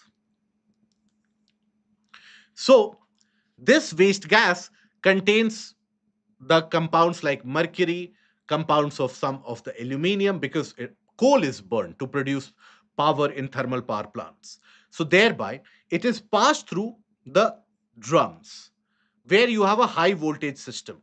And what you have is you have the sheets or the large metallic pieces which are suspended. Now, in that, for a temporary duration, electricity is passed, right?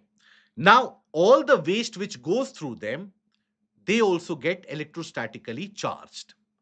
When they get electrostatically charged, then they will stick themselves into either of these plates, right? And then after that, the voltage is removed. So zero charge. So all of them which had stuck here will start falling on the ground or is then scrubbed to the ground. So that is how you remove many of the dust particles, many of the contaminants from these emissions which are released from power plants. That is electrostatic precipitator, which is used to remove the contaminants. Other than that, from the industries, you also use industrial emissions to remove the waste from the industrial emissions. You use scrubbers. Now, what are scrubbers? Scrubbers are of two types, that is, moist and dry, or wet and dry. So in that, what happens is that you basically, the gas with contaminants is introduced into a large chamber. In the wet scrubber, you spray the water or a kind of a mixture of limestone, etc. It will react with the various different contaminants, and that is when the contaminants will form precipitate and will reduce and fall at the bottom, whereas the cleaner gas is then emitted. Whereas, are we able to see the image in this? I hope we are. Yes? In the case of scrubbers. No? Okay.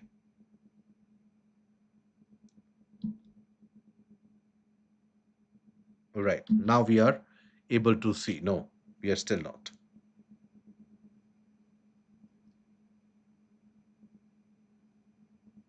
Okay.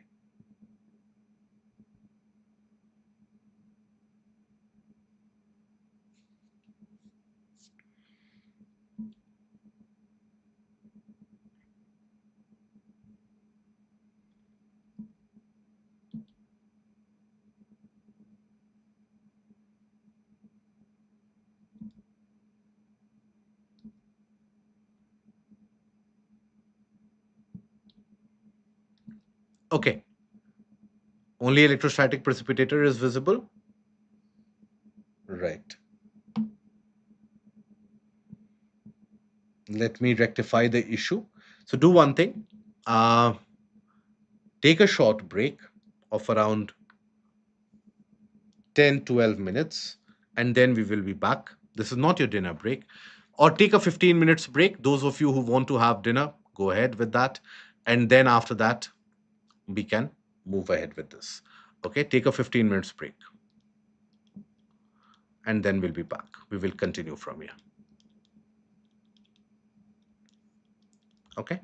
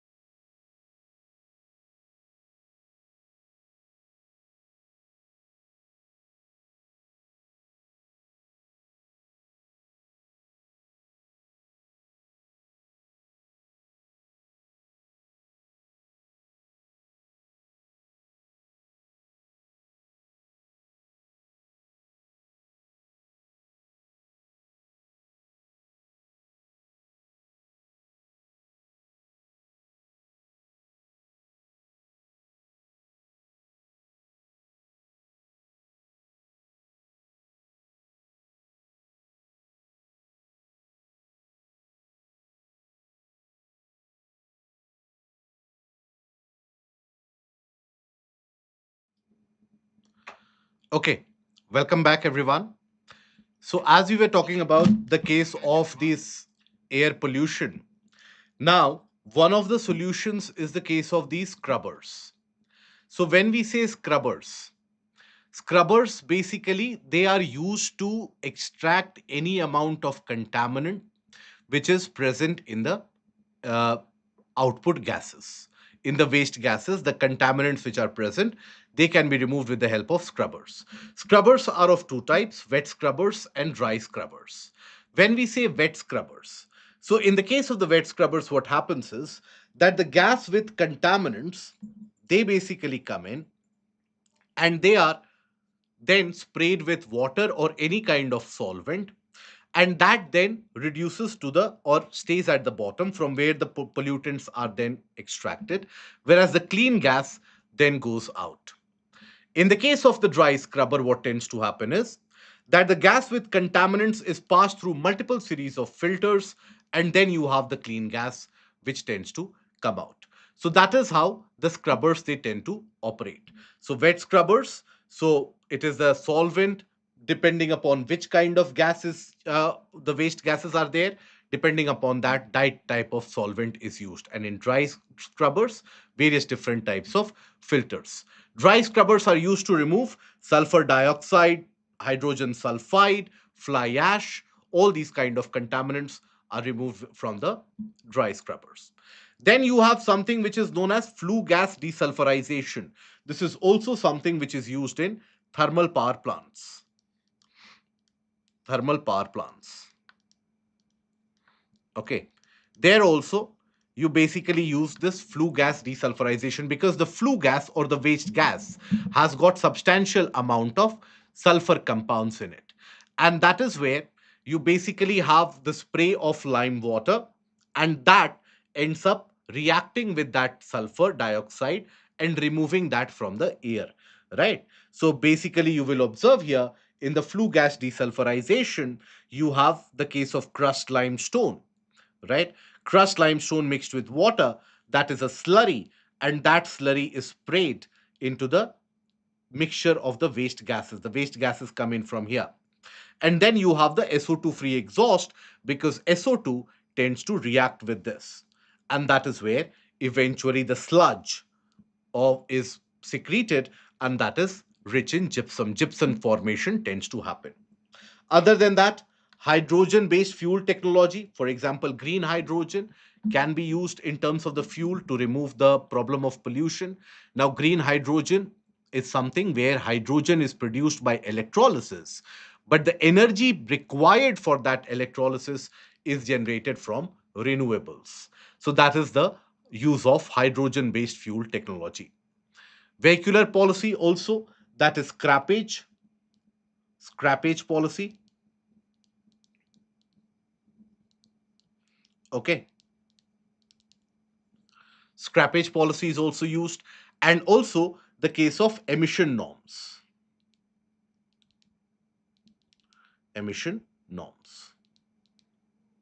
for the case of the vehicular emission, that is also used. Now you have the graded response action plan. Depending upon the amount of pollutant in the air, the administration activates a kind of a action plan that, for example, controlling the traffic in certain areas, introducing the shutdown of industries in certain areas, closure of schools, etc. That is the case of graded response action plan. This is basically initiated by whom? Who initiates the graded response action plan? That is initiated by CAQM, Commission for Air Quality Management. Now, remember that it is a statutory body established in 2021. It is a statutory body, and under the Commission for Air Quality Management in the National Capital Region and Adjoining Areas Act 2021, this statutory body was established, right? Now, based upon the forecast provided by certain agencies such as Indian Meteorological Department as well as Indian Institute of Tropical Meteorology, based upon that, the CAQM makes a decision of initiating the graded response action plan. Then comes the case of the ozone layer. and the ozone depletion. So when we say the ozone layer is present in stratosphere and that protects us from the ultraviolet rays of the sun. Now that ozone which is present, it absorbs and re-radiates back the ultraviolet rays present in the sun, present in the solar insolation. Now, this ozone layer is getting depleted because of, or was getting depleted because of certain compounds which would react. Those would be referred to as the ozone depleting substances. Now, when we talk about the ozone layer, you have the actual presence of O3 molecules. O3 molecules make up the ozone layer, right? Now, this O3 molecule, how is it produced? In the presence of ultraviolet rays of the sun, oxygen atom breaks. O2, in the presence of ultraviolet rays, it breaks into individual radicals. Now, this oxygen then reacts with O2, and that is when you have O3, which is actually produced. Okay, so that is how ozone is produced in the region of stratosphere. Now, this ozone, if it is present in greater concentration, it will reflect the ultraviolet rays. So, the thickness of ozone layer is measured in the terms of the concentration of ozone molecules in a unit that is known as Dobson unit. Now, when you have reaction which is carried out by ozone depleting substances, in certain areas, the depletion of that ozone tends to happen. The concentration reduces. When the concentration reduces, then it is no longer able to reflect back the ultraviolet rays. And such reduced concentrated areas of ozone, that is known as ozone hole. So, ozone hole is a reduced area or a region where the ozone concentration is very, very less. Okay, that is the case of annotation is not visible. Just a moment. Is it visible now? I hope it is visible now. Okay. Now, here, so as I was telling you, that ozone, the molecular concentration reduces.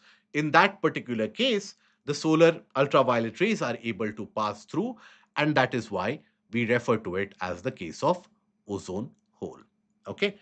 Ozone hole is more prominent over the region of the poles as compared to the tropics. In the tropics also, some amount of ozone depletion is there. But over the region of the poles, it is much more dominant. Why? Because above the region of the poles, you have the nacreous cloud, or what are known as the polar stratospheric cloud. Stratospheric cloud. This polar stratospheric clouds, they basically they are present at very low temperature. It is in very low temperature that the ozone depleting substances like CFCs, they tend to react, and that is when they react and they deplete the ozone molecules. How do they react? So let's suppose you have any CFC. For example, let's assume you have CFCl3. CFCl3, in the presence of ultraviolet rays, that breaks into chlorine individual atom and CFCl2. This chlorine atom then attacks the ozone molecule, producing oxygen and chlorine monoxide. Then that chlorine monoxide further dissociates to again form an individual chlorine atom. This will again react with another O3 and form ClO plus O2. Right? So, like that, a chain reaction is initiated. Chain reaction is what is initiated. The rate of depletion of ozone by this process is much faster than the rate of natural formation of ozone. That is why we are able to observe a kind of a depletion. Okay? So that is how ozone hole depletion is observed or ozone hole is created.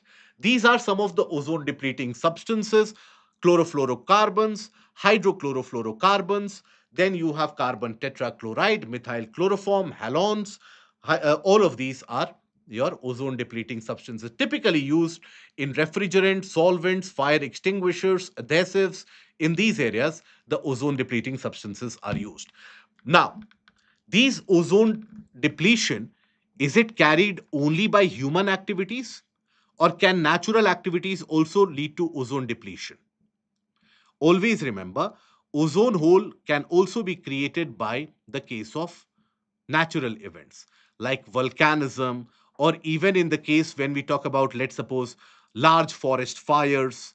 In those cases also, you can have the ozone depletion which can occur, because whenever there is a very violent volcanic eruption, in that particular case, you will observe that the gases, the emissions, they are almost carried for almost 80 to 90 kilometers in the atmosphere, and ozone layer is obviously below that. Now, in order to ensure that the ozone hole is not created and the ozone hole is not expanded, in 1985, the countries came together in the Vienna Convention. HFC is not ozone depleting. HFC is a greenhouse gas. It is not an ozone depleting substance to such an extent. So in 1985, the countries came together for the Vienna Convention. And under that Vienna Convention in 1987, you basically had the Montreal Protocol. Montreal Protocol is associated with the conservation of the ozone layer.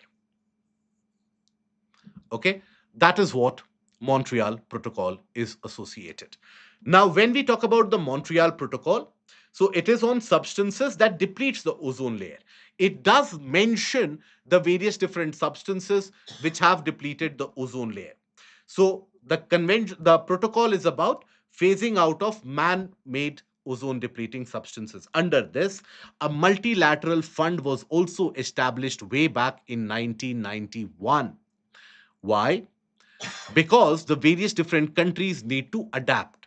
For example, in refrigerants, you are using the CFCs or HCFCs, etc.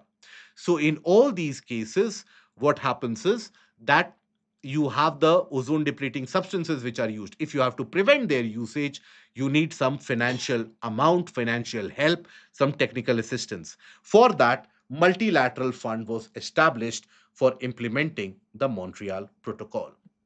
Now, this Montreal Protocol, the fund is implemented by UNEP, UNDP, World Bank, and UNIDO. Okay, International Ozone Day is celebrated on 16th of September. Now, there are multiple amendments to the Montreal Protocol: Copenhagen Amendment, Montreal Amendment, Beijing Amendment being amongst the major one of them. Now, in these amendments, various different gases are being added, have been added, the trade is being controlled, and so on. But the most major amendment to Montreal Protocol was basically your Kigali Amendment of 2016. Kigali Amendment basically sought to phase out HFCs.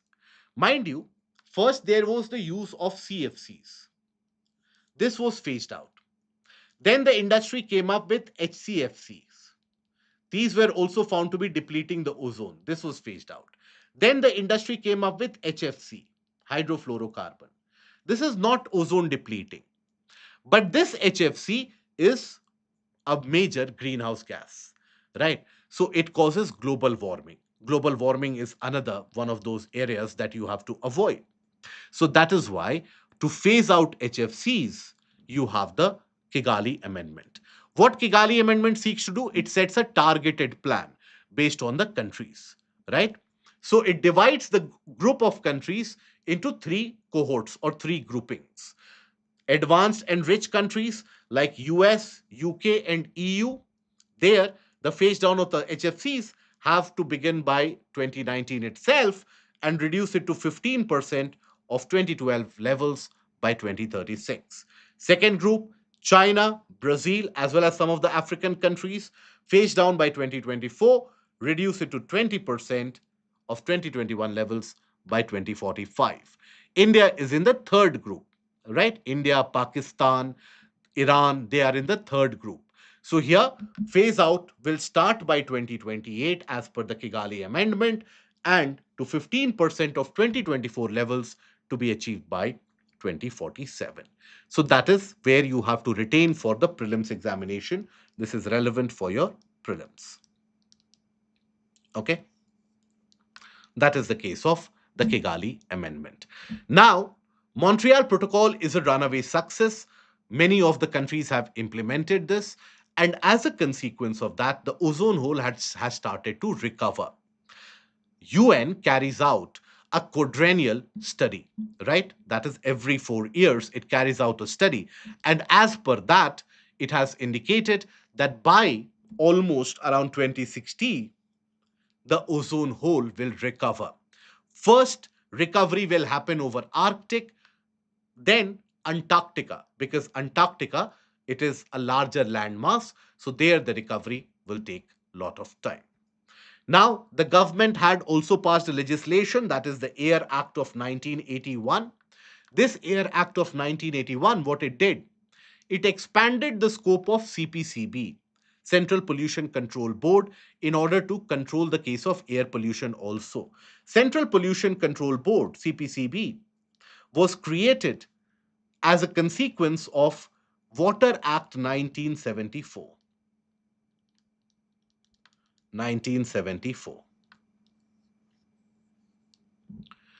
That is how CPCB was created. So CPCB is a statutory body initially tasked with controlling of water pollution.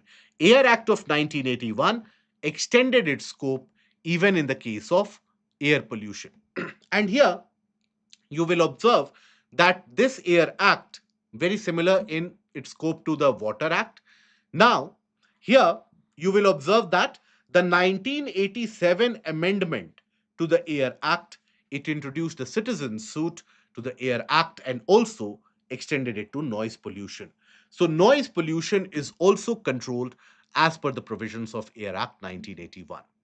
Other than that, the government has initiated a series of various different processes. Since 1980s, you had National Air Quality, Ambient Air Quality Monitoring, which was started. Then National Ambient Air Quality Standard was provided. Then in 2009, 12 pollutants were monitored from sulfur dioxide, nitrogen dioxide, particulate matter 2.5, PM10, ozone, lead, carbon monoxide, ammonia, benzene, benzopyrene, arsenic, and nickel. These were monitored. But it was too cumbersome to track all of this and what their quantity is. That is why in 2014, you had the Air Quality Index, which was devised, that you had eight different pollutants which were tracked, and you had one number which was arrived at. That is what is Air Quality Index. Which are those pollutants? That is something you have to retain for your prelims. This was asked in the prelims as well. Okay. So here, PM 2.5 and PM 10, NO2 ozone, carbon monoxide SO2, ammonia, and lead. These are the 8 contaminants. Carbon dioxide is not a pollutant. Please keep that in mind. Now, based upon this, you have a kind of a color coding which is done indicating the impact. If the air quality index is 0 to 50, it is considered to be good. It can exceed to 400 to 500 as well. Accordingly, based upon the air quality number, GRAP measures are initiated. Okay, GRAP measures are initiated. Then you have also a government initiative of SUFFER. SUFFER is air quality checking model. It is a predictive model whereby it gives you an idea about what the air quality is going to be like.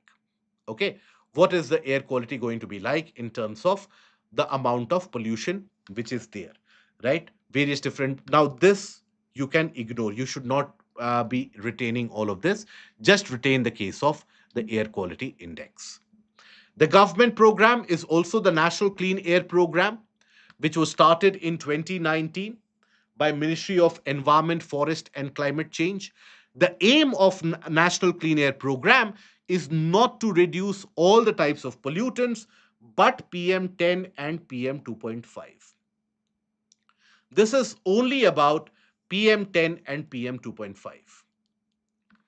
not about all the pollutants out there in the atmosphere.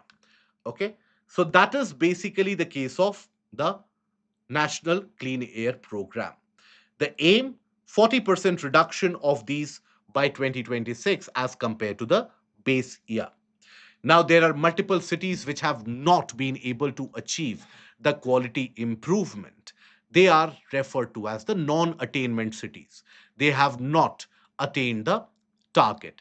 That is your non attainment city. Led by CPCB, right? Focus on, so who leads that National Clean Air Program? CPCB, Central Pollution Control Board. Still not received, you are okay. Please write a mail to me immediately, and we will get back to you. We'll get this resolved. Okay, if you don't have the mail ID, this is the mail ID. Write the mail and we will get it resolved. Okay, don't worry. Describe the entire issue that you have where you have not received the booklet, and we will get it resolved. Jha.mukesh at Unacademy. Okay, now here, this is led by CPCB.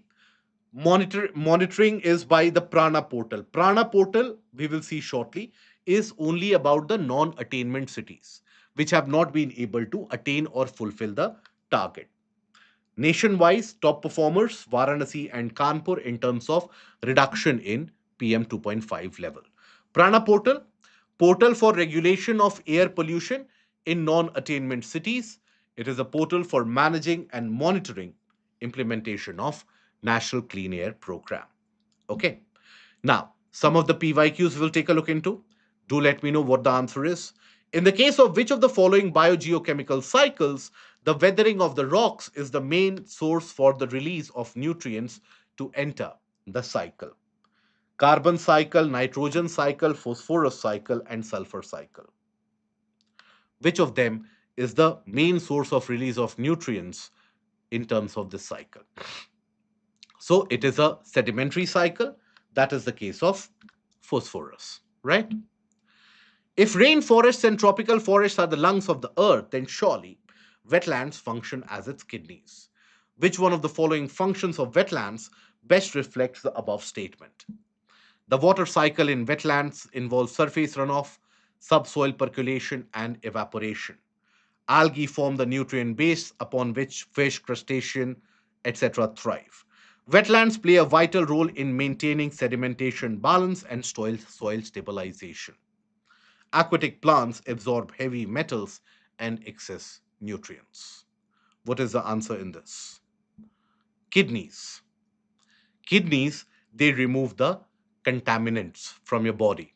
Waste management of your body is done. So here, the correct answer is going to be D. That is, the excess nutrients and heavy metals, they are basically absorbed.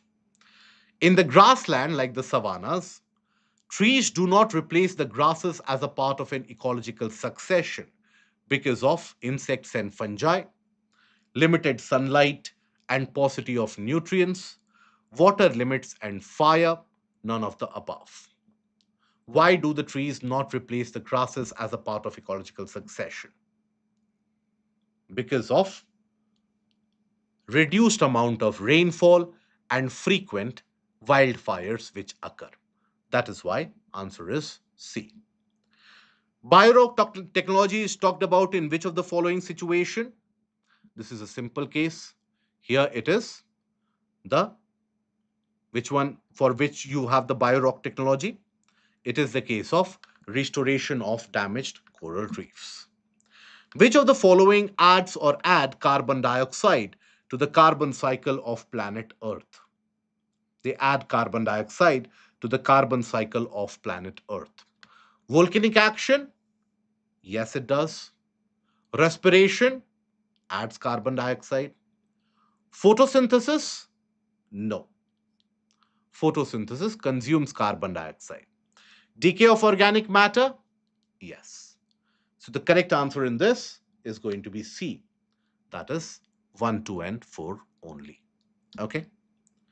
Now, then we come to the case of water and the water pollution as well. When we talk about the distribution of water, around 97.5% of the water available on planet Earth is salt water, saline water. Around 2.5% is fresh water. Now, whatever is the amount of fresh water, out of that, almost 70% is in the form of ice caps and glaciers, right? Around 30% is in the form of groundwater. Only around 0.4% is what constitutes all the rivers, lakes, and so on. UPSC has asked this question twice about the case of the distribution of fresh water. Okay, so that is where in India, if you consider the fresh water, it is close to around 3% of the global amount of fresh water. India has around 17% of the global population. That is why water is important for us. Now, when we talk about water pollution is carried out in different ways. You have the water pollution, for example, let's suppose in the slums, if you have open defecation. Now, it is not happening only at one point. It is happening everywhere. The sewage is being emitted everywhere. So that is what is known as non-point source of pollution. Pollution is happening everywhere. Whereas when we talk about industries, leather tanneries, etc., now there all the waste is being secreted and is being pushed into the water from one point. So that is a point source of pollution. So you have the non-point and the point source of pollution. Now, in terms of freshwater pollution, you have the case of surface water pollution, which happens because of human activities, because of, let's suppose, the case of when we talk about even industrial activities, everything will carry out the surface water pollution. But groundwater pollution also happens due to waste disposal, over extraction. Groundwater pollution also happens. We'll take a look at what is the case of groundwater pollution, the current affairs development. We'll take a look into it. Groundwater pollution, this is a list of how the various contaminants which is present in the groundwater, manganese, copper, lead, chromium, cobalt, even in Punjab, for example, uranium is also to be found. All of them have a substantially degrading quality in terms of the life, human life in general. Again, this is a chart for all the contaminants that the water has and the impacts thereby. They have a lot of health impact as well, right? For example, when you have fluoride contamination, it causes fluorosis.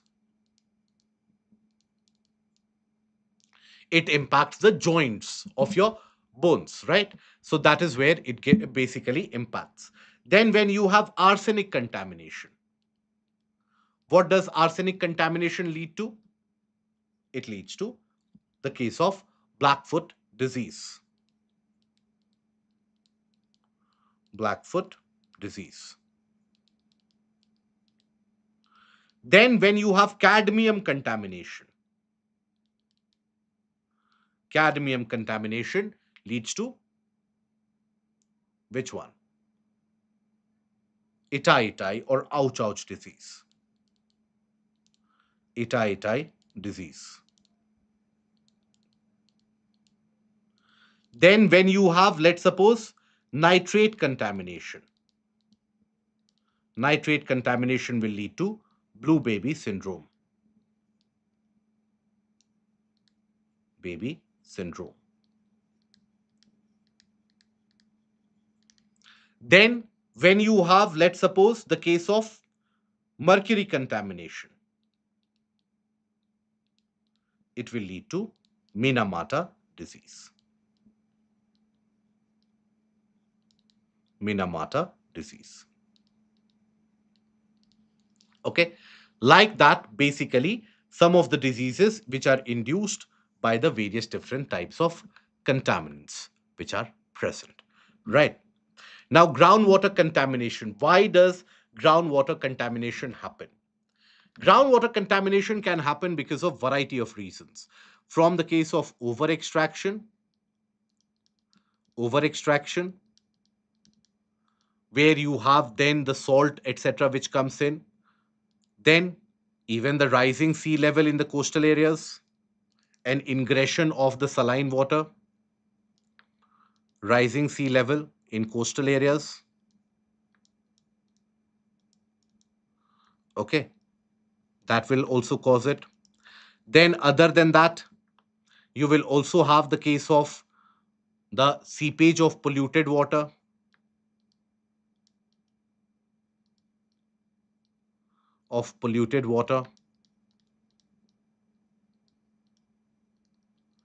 Then, other than that, we can also have the case of the leaching caused because of waste, leaching due to waste dumping. Okay, all of this basically causes the case of groundwater contamination. Now, as per the current affairs, you have the groundwater quality report, which is generated by the CPCB. So, for your current affairs portion, it is important to look at some of the major contaminants. Reasons we have already seen. So, when we have uranium contamination, where is it that uranium contamination is prominent? In the northwestern part of the country, Delhi NCR, Punjab, Haryana, that is where uranium contamination is very prominent, right? So, Haryana, Delhi, Karnataka, Uttar Pradesh, all of them, they following Punjab in contamination levels, right? Now, here, why is it that uranium contamination happens? Uranium contamination happens because of primarily over extraction. Over extraction in of water in that regions basically means that the rocks that you have got present, granitic rocks, etc., some of those contaminants they seep out. That is the case of uranium contamination. Nitrate contamination is because of the agricultural practices. Agricultural practices like spray of excess of urea, that basically then leaches into the underground level, and that is when you have the nitrate contamination. Okay, the WHO permissible limit is 45 milligram per liter. Now, obviously, excessive fertilizer use, animal waste, sewage infiltration to the groundwater. Then iron contamination in the region of the northern plains. That is where iron contamination is there. Fluoride contamination, again, it is the case of northwestern part and some regions of Andhra Pradesh and Telangana. Okay, so fluoride limit is 1.5 milligram per liter. Arsenic contamination, again, the northern plains primarily dominated again in the eastern part of northern plains here, region of Bihar and Bengal, you have lot of arsenic contamination. So Assam, Bihar, Chhattisgarh, Jharkhand, Punjab, Uttar Pradesh, there you have arsenic contamination. Now, rivers in our country are also contaminated substantially. Here also, the portion of current affairs, which are the most polluted river stretches. What do we understand by a polluted river stretch? Right? So, here the review of the polluted river stretches is carried by the CPCB. Okay. Now, in India right now, we have 296 polluted river stretch. What is a polluted river stretch? Continuous segment of a river where quality is below the acceptable standards. That is a polluted river stretch. Right. Now, here, BOD levels are measured. Okay. Remember, we talked about the fact that how BOD is a symbol or an indicator of the pollution level. Higher the BOD, greater is the pollution level. So, those locations or stretches of rivers where the BOD levels exceed 3 milligram per liter, failing to meet the primary water quality standards, they are known as polluted river stretches. They are classified into 5 priority classes. Priority 1 to priority 5. Okay. Priority 1, BOD is very high. Priority 5, BOD is at the lower limit of 3 to 6 milligram per liter. Okay. Now, priority 1 areas as compared to the previous study has slightly declined. Priority 1 areas. Extreme polluted regions have slightly declined. Maharashtra has the maximum amount of polluted river stretch. As a state, Maharashtra has got the maximum amount of polluted river stretch, followed by Kerala. Okay. Now here, number of priority 1 regions has reduced from 45 to 37. Tamil Nadu, Uttar Pradesh, Uttarakhand. After this, these are those which have large number of PRS. Okay. Now, fecal contamination, that is the coliform level, is also considered to be polluting indicator. Now, here the Central Water Commission, the monitoring of by the Central Water Commission, has formed that the safe limit is 500, most probable number, per 100 ml. That is the case of the fecal contamination accepted level, right? And that has been exceeded almost in all the states. Ganga, Yamuna, Mithi, and Musi, these are some of the most polluted regions. Delhi lies on the banks of Yamuna. Okay. Mithi banks, you have Mumbai. Musi, Hyderabad. Okay. These are some of the polluting stretches. Despite the billions being invested, still the untreated sewage, the unplanned colony settlements, these are one of the major sources that you have. Ganga has also been polluted for a longer period of time, and that is why you have the National Ganga or the Namami Gange program, which has also been launched. But the first pollution control legislation which was launched was the Water Act of 1974. It was under this Water Act of 1974 that CPCB was created. CPCB has to be the central nodal agency. Under this, at the state level, state pollution control boards have to be formed. That is the case of the legislative measure. Okay. Now it will basically provide a kind of a fixed standard about what needs to be emitted or what is the safe standard of effluent from the industries, that is fixed by CPCB. Now, 2024 Water Act was amended. What was the case? So the objective was to reduce the minor offenses from imprisonment to the case of fiscal penalty itself, right? So in many of the cases, the central government, in consultation with CPCB, can exempt certain industries and certain categories of industrial plants from obtaining a prior consent. The objective: to modernize the Water Act of 1974, particularly by decriminalizing some of the minor offenses, right? And to promote ease of doing business. Applies particularly to the states of Himachal Pradesh, Rajasthan, and the Union Territories. Other states might or can adopt it by Article 252 of the Constitution and passing a resolution under the Article 252. This is something you would have studied in your polity as well, that when it comes to water or when it comes to any international treaties, thereby the state can adopt it under the resolution under Article 252, right? Centralized role in board governance. Now it inserts provisions empowering the central government to have the prescription of how or the manner in which the nomination and terms of service of the State Pollution Control Board chairman is to be nominated or elected. Now, here, why it is done? Because for a long period of time, SPCBs have been very politicized, right? So that is where the State Pollution Control Board chiefs, they are oftentimes not or the domain experts are not there. That is why the central government has basically brought in that we will provide some of the standards based upon which you can select the chairman of the State Pollution Control Board. But on the other end, this also means that centralization of the entire aspect of SPCB is being done. It is again a damage to the federal structure of the governance model, right? Then decriminalization of and penalty reforms. So from imprisonment to the monetary penalties. So many of the offenses of pollution by the industries, which would earlier attract very long term penalties, they have been reduced to fiscal penalty.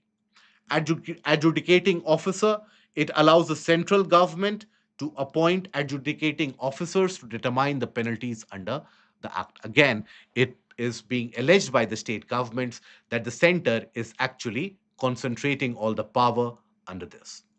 Now, the government initiative in terms of River Ganga also, it started way back in 1986 with the Ganga Action Plan. In 1991, it was amended, and that is where you had the tributaries, that is Yamuna, Damodar, and Gomti. Yamuna, Delhi is on its banks, right? Gomti, Lucknow is on its banks. Then you have Damodar. It is basically a tributary of Hooghly. So that is why it carries a lot of polluted water from the mining and the industrial waste from Jharkhand and Bengal and dumps it into Hooghly, right? Minor offenses, example, that you have, let's suppose you have some amount of pollution, you have failed to meet the emission standards which are given by CPCB. Okay. Now, National Mission for Clean Ganga was established in 2011. The purpose of National Mission for Clean Ganga was basically to ensure the natural flow, that is ecological flow. Ecological flow, the normal flow of the river, if it is maintained, all the pollutants automatically are drained away by the river itself. Other than that, establishing enough number of sewage treatment plants and ensuring that on the banks you have the plantation or the vegetation which is also done, right? So that is where natural vegetation on the area, okay, maintain the surface flow and the groundwater in the region. All these are basically under the case of the National Mission for Clean Ganga. This was later on, that is where you had the National Ganga Council, and it transitioned into the Namami Gange program. It is having almost the similar objectives. That is the case of National Ganga Council. Then we have marine pollution. Marine pollution carried by the shipping industry, oil spills, all of that is associated with marine pollution. Now, marine pollution is where you have a lot of microplastics as well. And those microplastics, they get embedded in the respiratory tracts, in the respiratory channel of the species, causing long-term issues and eventual deaths as well. So oil spill, eutrophication, acidification, toxins, plastics, underwater noise created by the shipping industry, all of these are under the categories of marine pollution. Now, from your point of your examination, you should be aware about the Great Pacific Garbage Patch. So basically, the plastic which is dumped into the ocean, that plastic which is dumped into the ocean by the ocean currents is concentrated in two areas of the Pacific, in fact, three areas of the Pacific. And that is where you have the Great Pacific Garbage Patches which are created. That is the Western Garbage Patch, the Eastern Garbage Patch, and the one in the Subtropical Convergence Zone. Now, these garbage patches together, if you count them in, if you accumulate them, they are larger than many countries in terms of area, but they have impacted the ecosystem. However, some of the species, some of the marine species, they have started to adapt to these garbage patches also. Because where you have these garbage patches, there the water is not very mobile. So that is where they have been used by certain species as the spawning grounds, where they lay eggs and they are able to grow. Right? That is why some of the biologists are saying let the marine garbage patch remain as it is and remove only some sections of it. Now, having said that, other form of pollution that we encounter in large quantities in India is the case of land pollution. Now, there is a difference between land pollution and the case of soil pollution. What is land pollution and what is soil pollution? Soil pollution, when the contaminants and the waste is restricted to the surface. When it reaches subsurface, contaminates the lower levels, that is the case of land pollution. Okay. So here, land pollution, degradation of the Earth's land surface, both above and below the ground level. Soil pollution, topmost layer of the Earth or contamination of soil with toxic substances.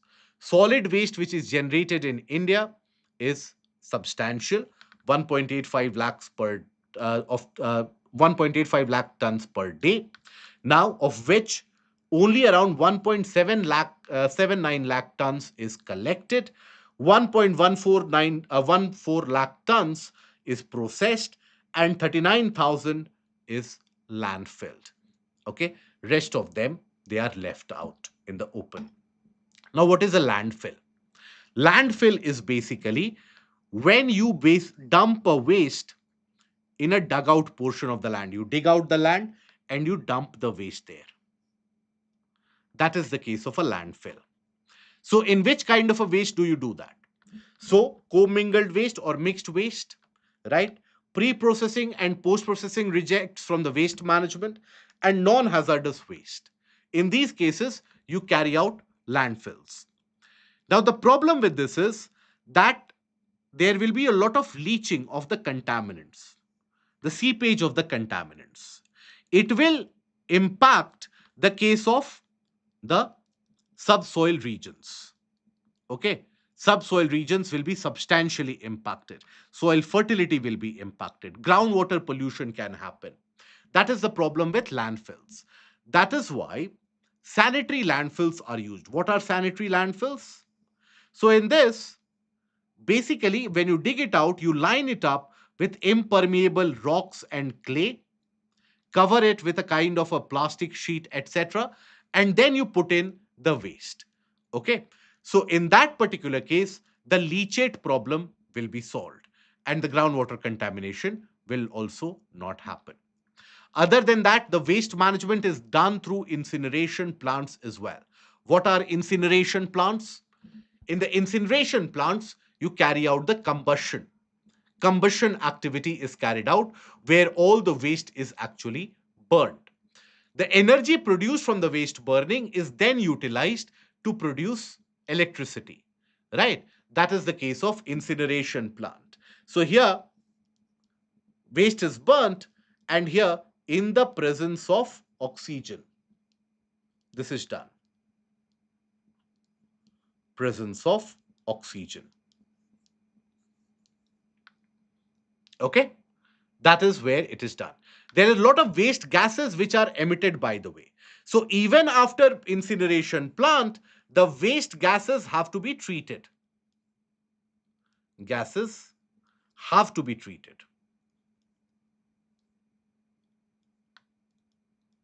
Okay. Otherwise, you have the case of N2, CO2, H2, various flue gases, right? All of them are basically produced.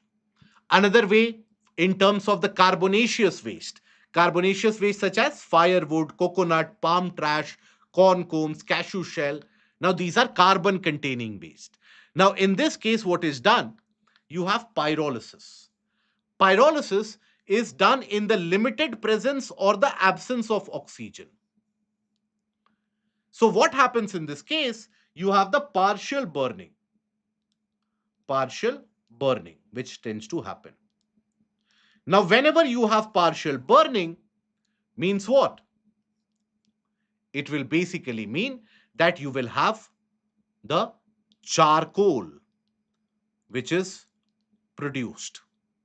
Okay. Charcoal is then converted into pellets. Converted into pellets. And this charcoal, when it is converted into pellets, is then used as raw material in industry, fuel in industry. There has been a change in 2026 in the solid waste management rules.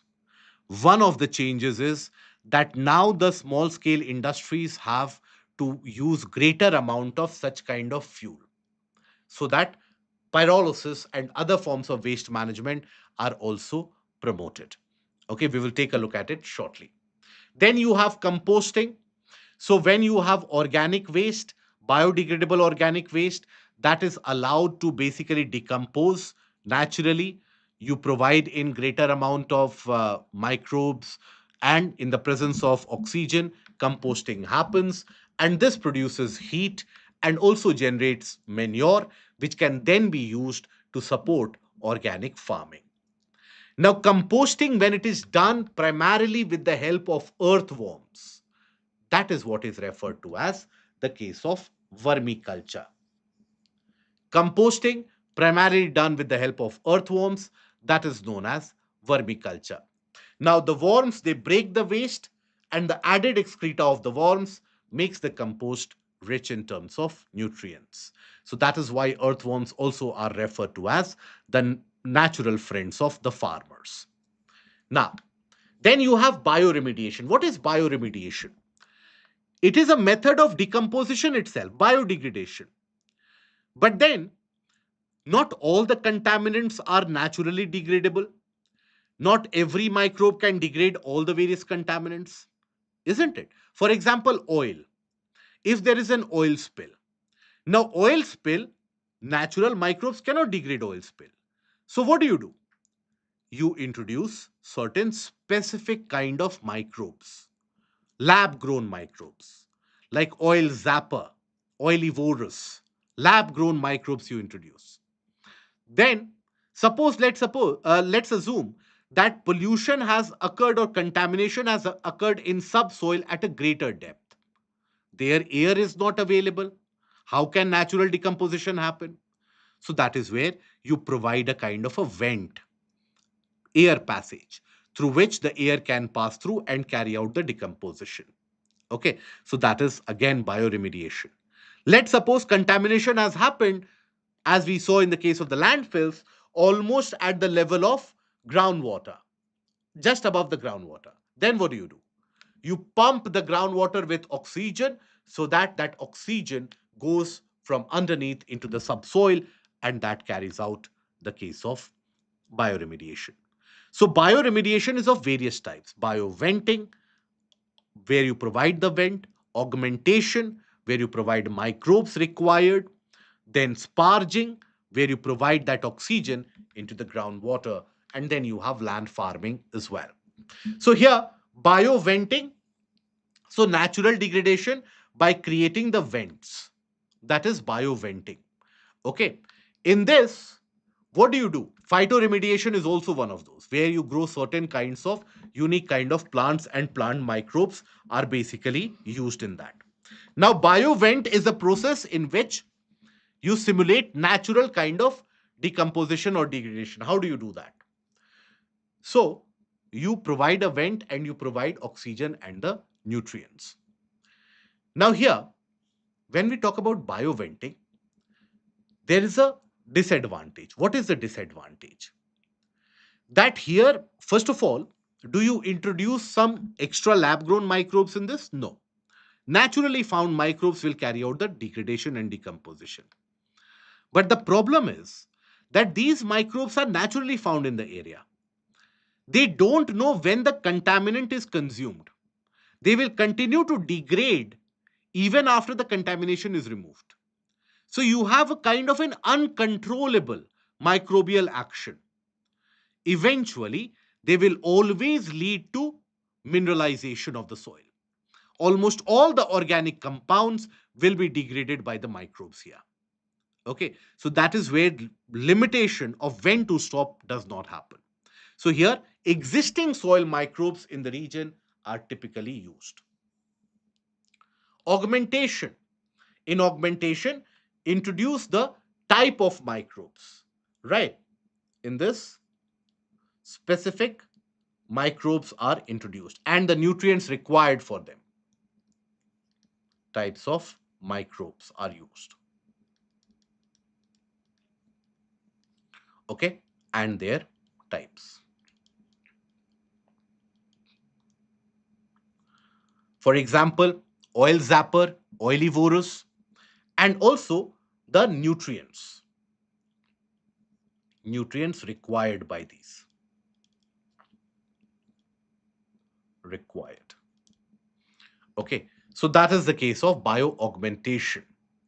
Okay, They won't become invasive. In the case of bioaugmentation, see, as long as you provide them the nutrients, till then they will survive. If don't provide them nutrients, they won't survive. In the case of bioventing, these microbes are naturally found, so you don't need to provide surplus nutrients to them. They are naturally found in that area. So bioaugmentation, oilivorous oil zapper, they won't sustain till the time you provide the nutrients. Okay. Then you have biosparging. What is biosparging? In that, air injection you carry out in the water table, and the contaminated area thereby undergoes degradation. You have then got what is known as land farming.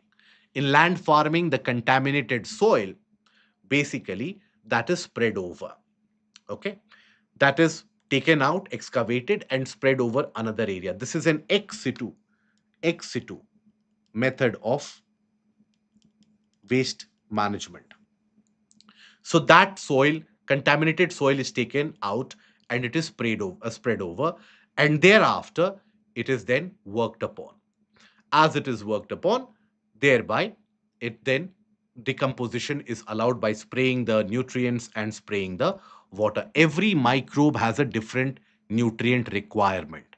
So it is not the case that any uh, nutrient which is there will be utilizable by the microbes. Please understand that.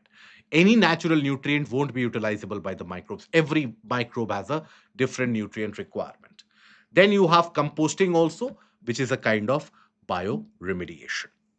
Some of the government's initiatives, you have the solid waste management rules, which have been amended recently in 2026. Then plastic waste management rules amended in 2016, 2018, 2022, and the latest amendment is in 2026. Plastic waste management rules have also been amended in 2026. Bio waste management rules, e-waste management rules, right? So all of these are some of the waste management rules. Now here, when we talk about the waste management, you have the concept of EPR, or extended producer responsibility. What is this concept of EPR? EPR basically is that, let's suppose, when you have the producer of a plastic item, producer, the item is produced, used by the wholesaler, wholesaler, then sold to the retailer, then sold to the customer, consumer, and then after that you have the waste which is generated. Now this waste, producer is accountable to take care of this waste. That is the extended producer responsibility. Okay.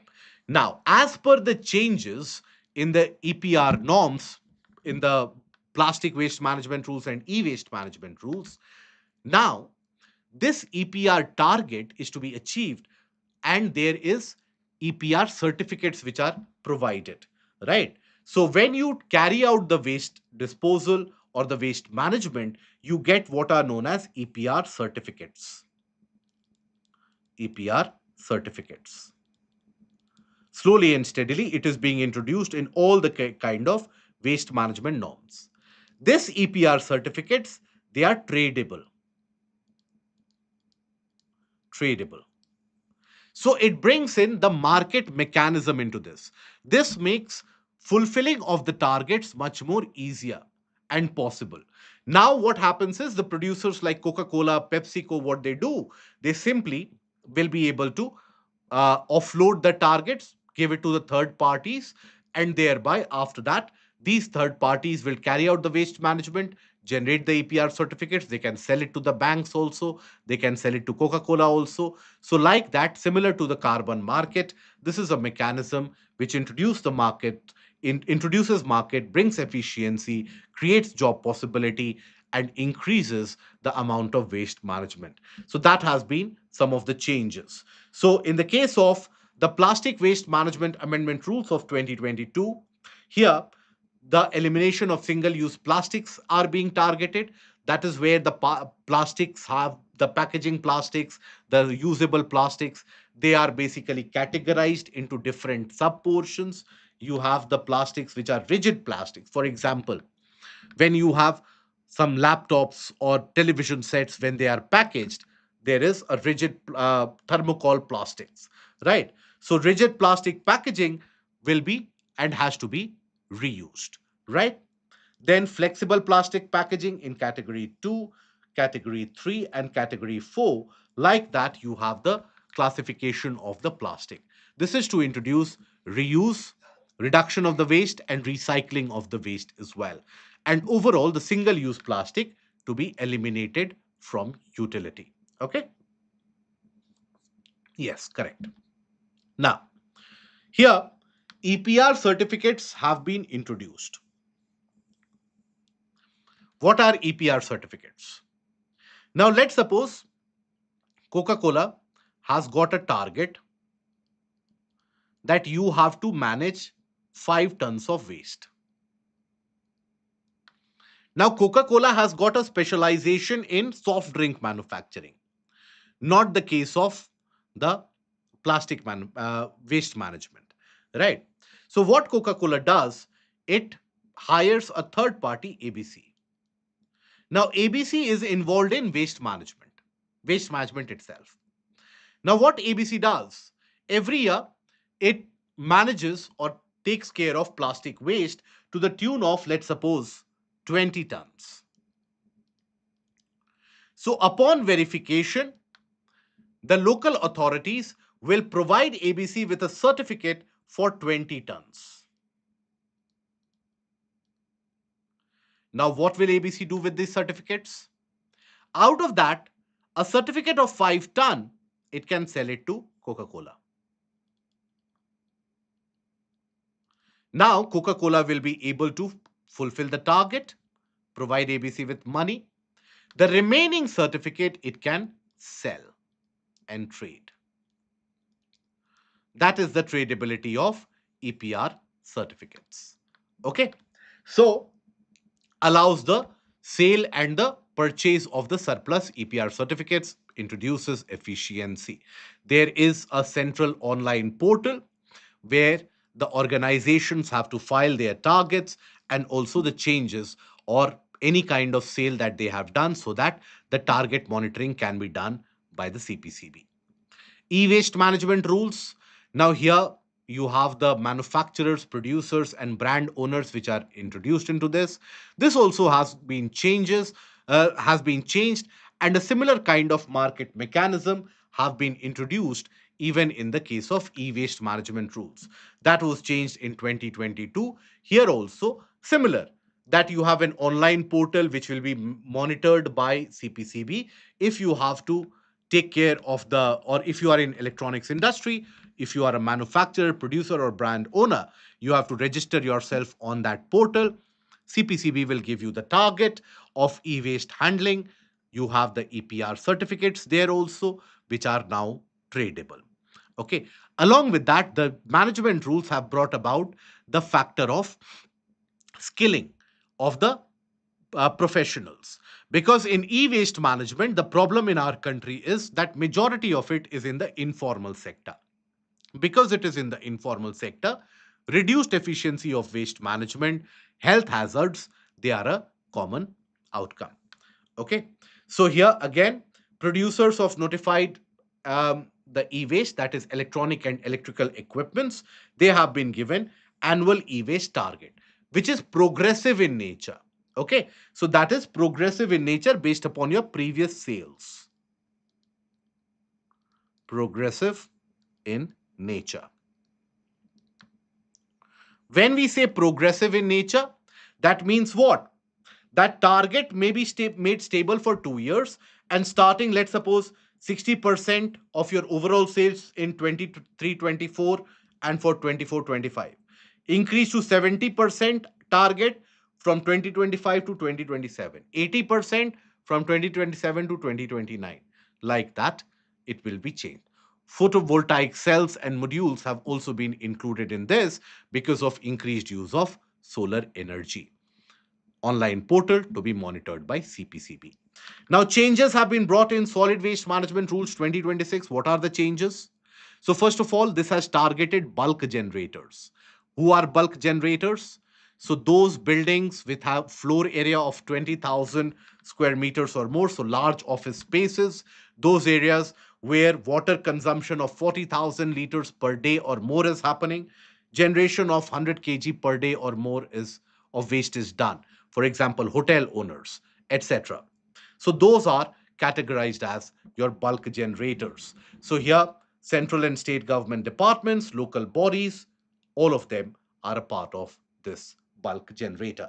They are targeted under the case of waste management. Now, what are the changes? So, four stream segregation of solid waste at source, where wet waste or kitchen waste, etc., dry waste, sanitary waste, and special care waste. So, that classification and segregation of waste at source has to happen. Wet waste now must be composted or biomethonated. Dry waste sent to material recovery facilities for recycling. Sanitary waste separately wrapped and stored. And special care waste only to authorized agencies it has to be handed. It also, the changes also authorize the local agencies in hilly areas, island regions, to limit the number of visitors in the region and also to levy a special fee associated. Okay. Landfills will only take in non recyclable, non energy recoverable waste and inert material with higher landfill fee. Extended bulk waste generator responsibility. So, bulk generators have been mandated. This is important for your prelims, guys. This is relevant for your prelims, this change.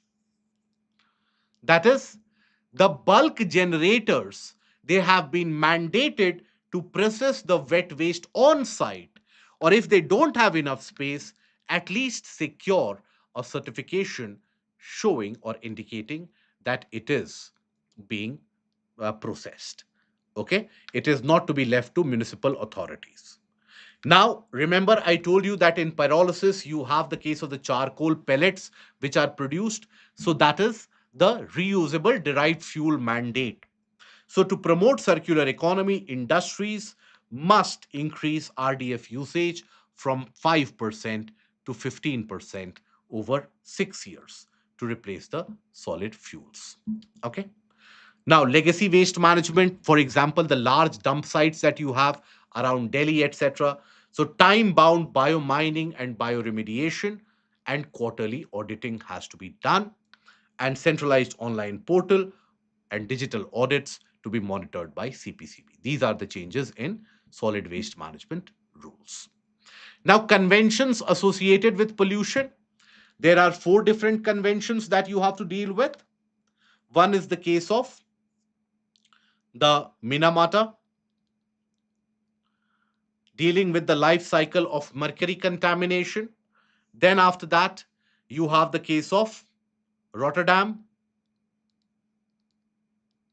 Rotterdam, Basel, and Stockholm. These are the conventions.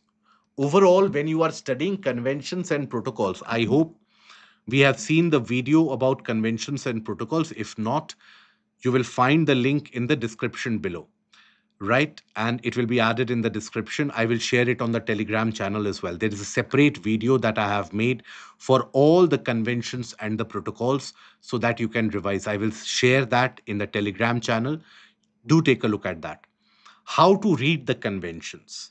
So, conventions, whenever you study, there are a lot of conventions out there. So, chances are that you might get confused. Always divide the conventions into three different aspects. One is the case of the conventions associated with ecosystems. So you have the Ramsar Convention, you have the case of Convention to Combat Desertification. Then you have the convention associated with biodiversity. That is Convention on Migratory Species, Convention on the case of CITES, right? International Trade in Endangered Species of Flora and Fauna. And you also have CBD, that is the species based convention. Then you have the convention based on pollution and climate change. UNFCCC, as well as the case of these Rotterdam conventions that are there. So if you classify it into three types, then you can look at all those conventions. Okay, let's look at them very quickly. How long the session will continue? Session will mostly continue for another 1 hour, and we will be able to complete all of that. Okay, you have Minamata Convention. Minamata Convention, it is about mercury and mercury compounds, and it entered into the force in 2017. India is a member. India has ratified it in 2018. So entire life cycle of mercury, from mercury mining, manufacture and trade of mercury and products of mercury, disposal of mercury waste, emission of mercury from the industrial facilities as well. And Minamata disease caused because of mercury contamination that causes peripheral sensory loss, tremors, and hearing and visual loss. Then you have Basel Convention, transboundary movement of hazardous waste and their disposal. Now, here, prior consent approval is required if, let's suppose, a country A is sending waste into another country B. A prior consent approval is required in this particular case. That is the Basel Convention. Okay. Now, here, which kind of pollutants are we talking about?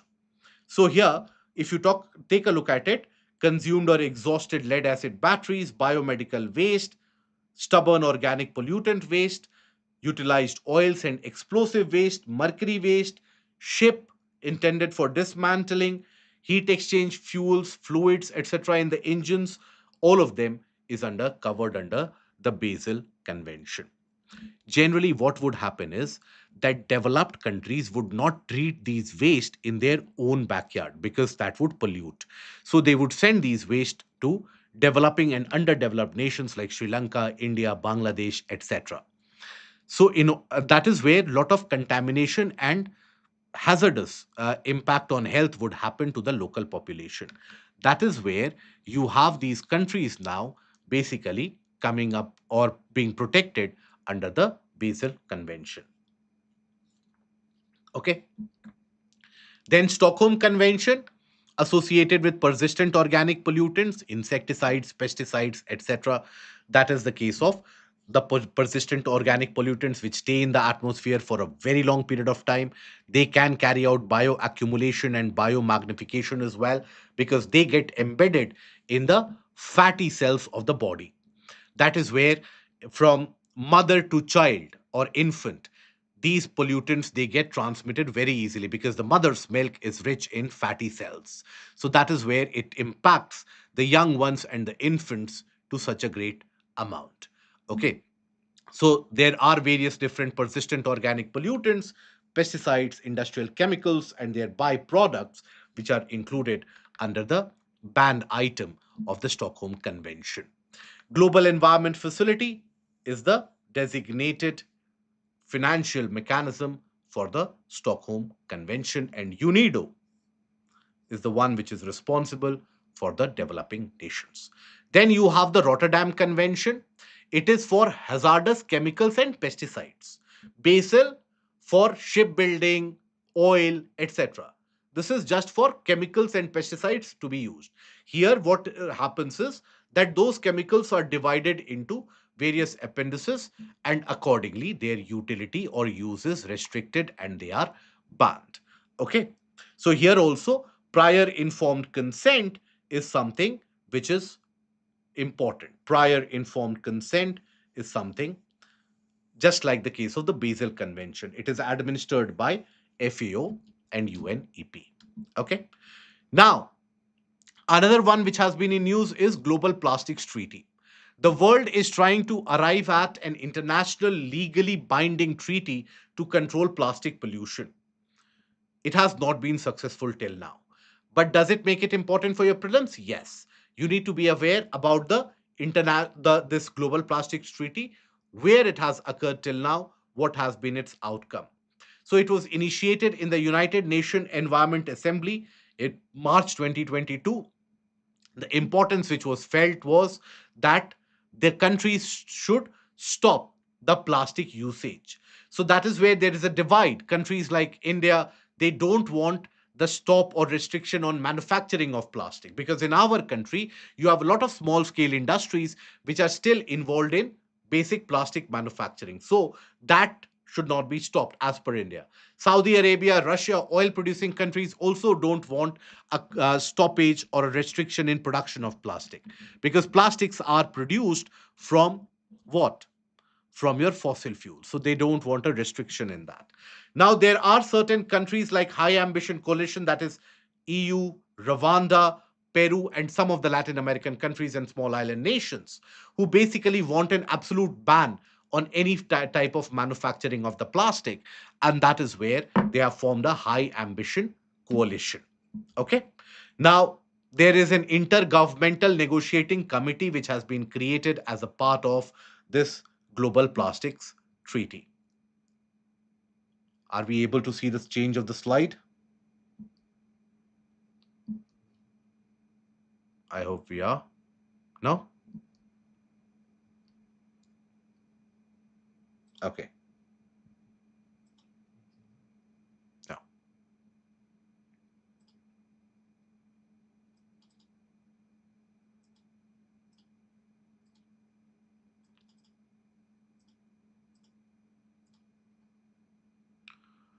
Okay. Now are we? No, we are not able to see that.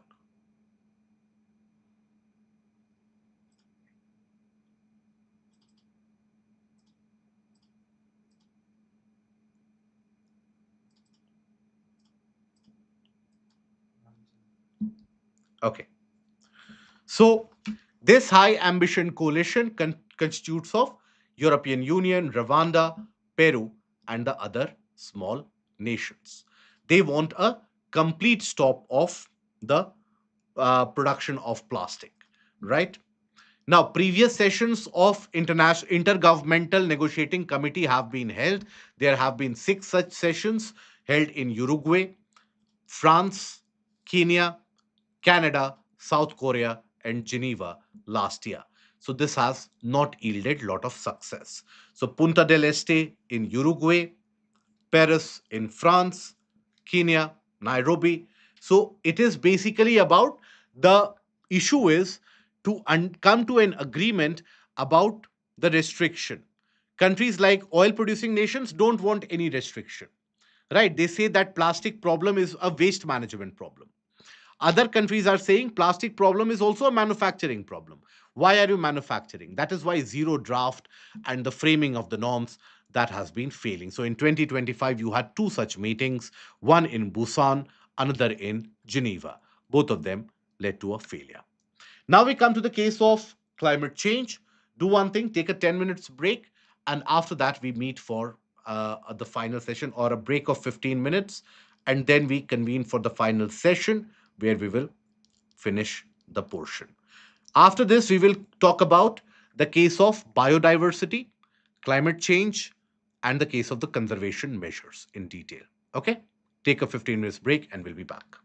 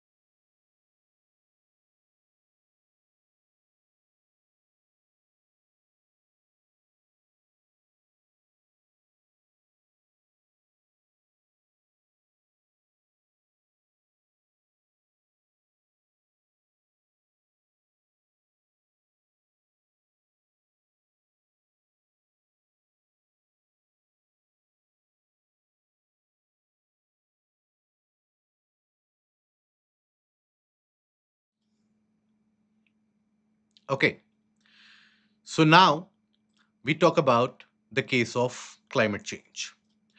Now, regarding climate change, one thing that you have to understand is that it is not something which is happening across the planet for the first time, right? It has happened across the planet multiple times.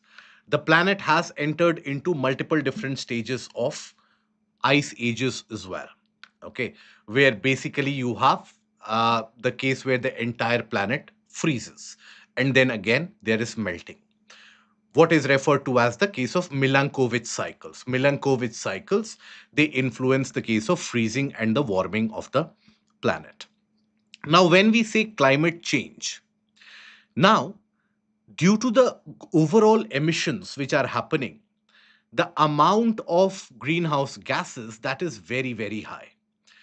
And when we have the greenhouse gases in large amount, low greater amount of heat is restricted or is reflected back to the earth's surface.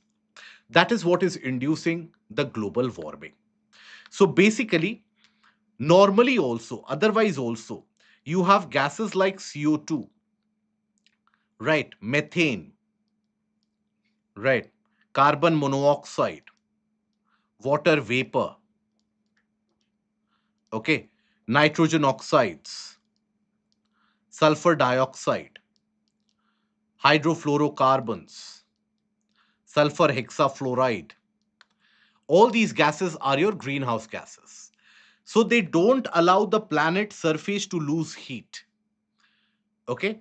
And it is by the presence of these gases that all the heat is then retained and is reflected back into the environment.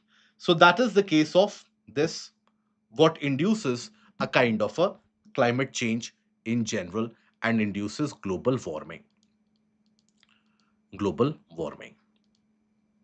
See, primarily greenhouse effect is beneficial for the planet because under normal circumstances, it allows the planet to retain temperature even during night time. Otherwise, during daytime, there is excessive heating.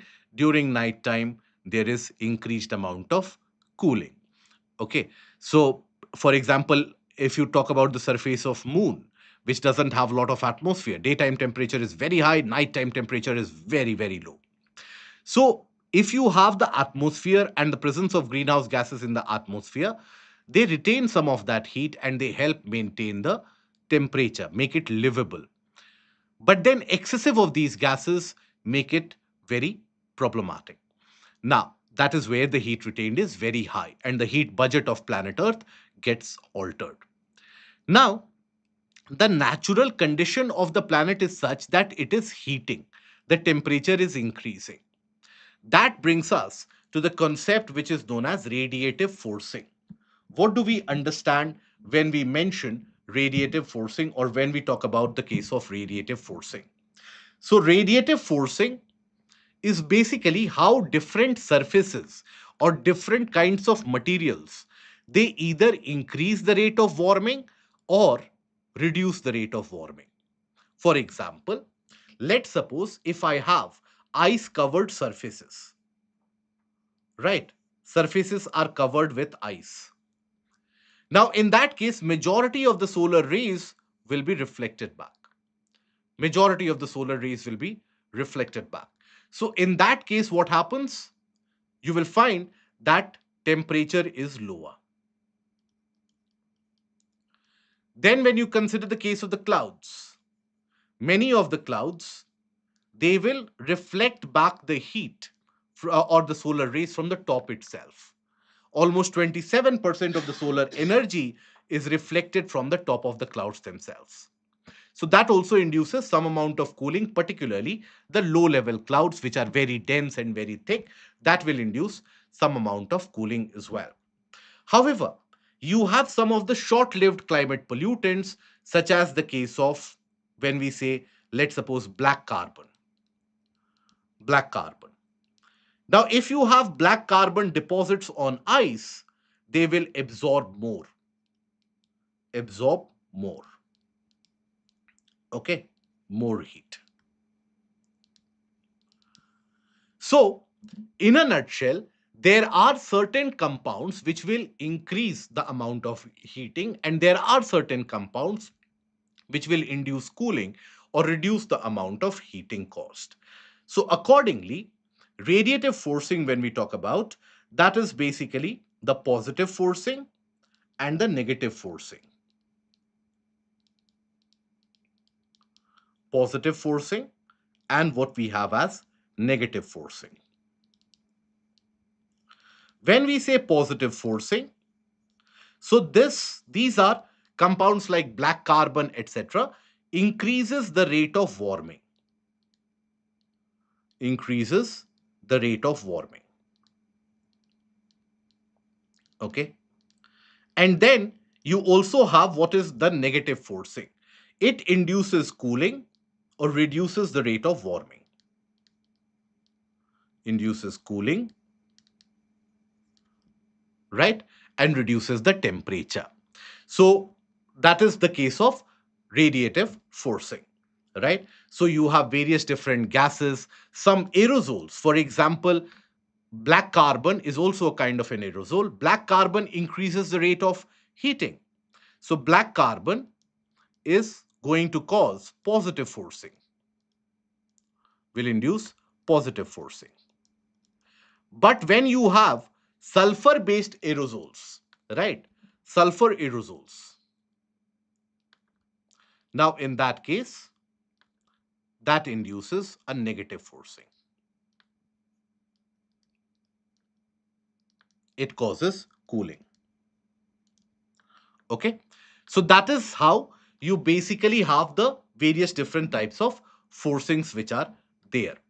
Overall, the net forcing by human activity is always going to be positive because all the human activities eventually lead to the case of warming.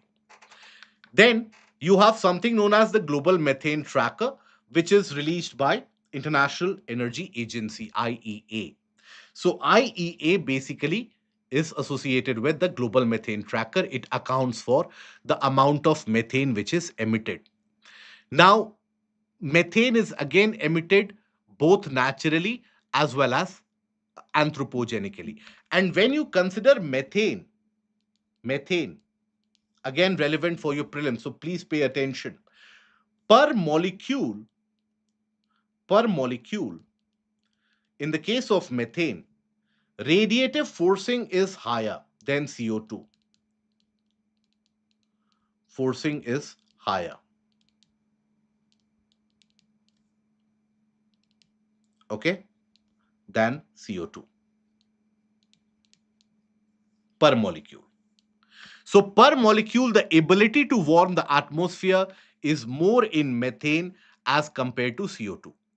However, net warming is more by CO2. Why? Warming is more by CO2.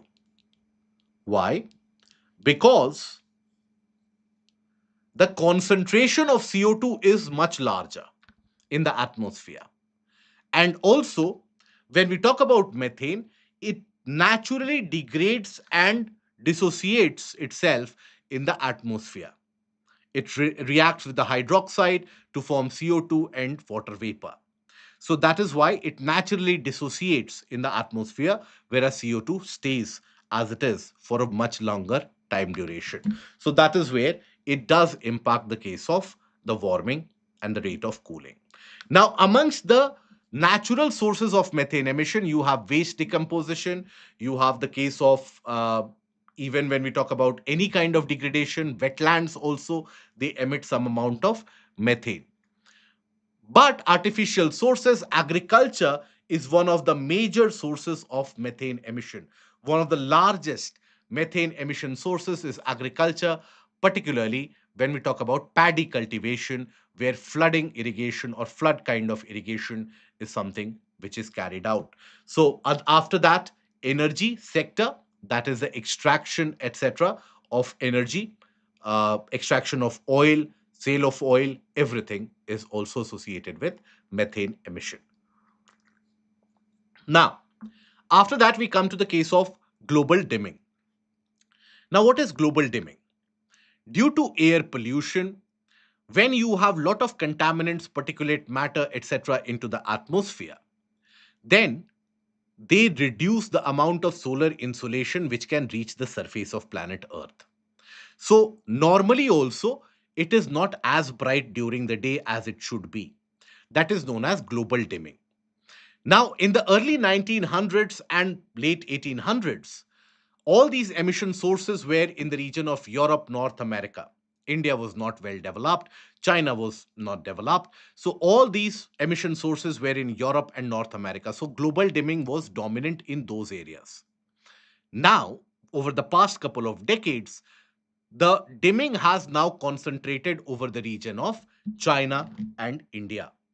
So that is where, when you experience dimming, there are multiple impacts associated. First of all, the water cycle gets impacted, evaporative cycle gets impacted. Secondly, even the efficiency of photosynthesis, rate of photosynthesis also gets impacted. Okay, the amount of food which is produced, that also gets impacted. That is the case of global dimming. One of the other sources of climate change is deforestation. When you cut down a tree, in that particular case, you are associating it with CO2 and CH4 emission. Carbon emissions occur due to deforestation. You have other impact as well, that is the loss of biodiversity, fragmentation of the habitat, etc. But this directly leads to CO2 and CH4 emission. As an outcome of this, you have increased level of warming, increased rate of warming. Okay, that is what is induced by deforestation. That is why, even at the Conference of Parties for Climate Change, you had initiatives which were discussed in order to arrest deforestation. One of that was Red and Red Plus, reducing emission from degradation and deforestation. So that is Red and eventual Red Plus. Now, this aims to reduce the amount of emission, prevent deforestation, and also provide the indigenous community support, so that the indigenous community and the forest dwellers, at the end of it, they are the ones controlling the forest, or they are the ones living in forest. So if they are made stakeholders in the entire process of conservation, then the outcome will be much more advantageous. This was arrived at in the Conference of Parties at Warsaw. Conference of Parties to Climate Change at Warsaw. India has been an advocate of this Red Plus. Now, having said that, this has again got a limited success. So, another initiative has been launched. That is the case of Tropical Forest Forever Facility. Tropical Forest Forever Facility has been launched at the sidelines of Conference of Parties 30, which was held in Belém in Brazil. Now, this is to pay the tropical countries some amount of money to retain the tropical forest, because tropical forest overall will always end up absorbing greater amount of carbon dioxide. They will be good sinks of carbon compounds. So here the payment of close to around $4 per hectare per year will be provided to the tropical countries in order to conserve the forest. And for this purpose, Tropical Forest Investment Fund, right, TFIF, has been established to provide the money. So these are some of the initiatives which have been initiated in order to arrest deforestation. So deforestation, basically forests and the trees themselves, they store a very large amount of carbon stock within them. And here, deforestation releases a billion ton of carbon into the atmosphere per year. Okay. However, the rate of deforestation has reduced as compared to, let's suppose, the mid 1900s, and also in the past decade almost. It is one of the larger source of carbon dioxide addition and emission into the atmosphere. Okay. Anthropogenic source. Now, even deforestation, what it does, Deforestation will reduce the amount of water vapor which is provided into the atmosphere.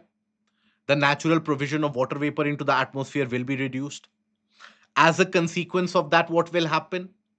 The rainfall will be impacted. Rainfall will be erratic and will be less as well. So the other trees which grow in that area, they will also not be dense anymore. So deforestation will eventually lead to dieback of the forests.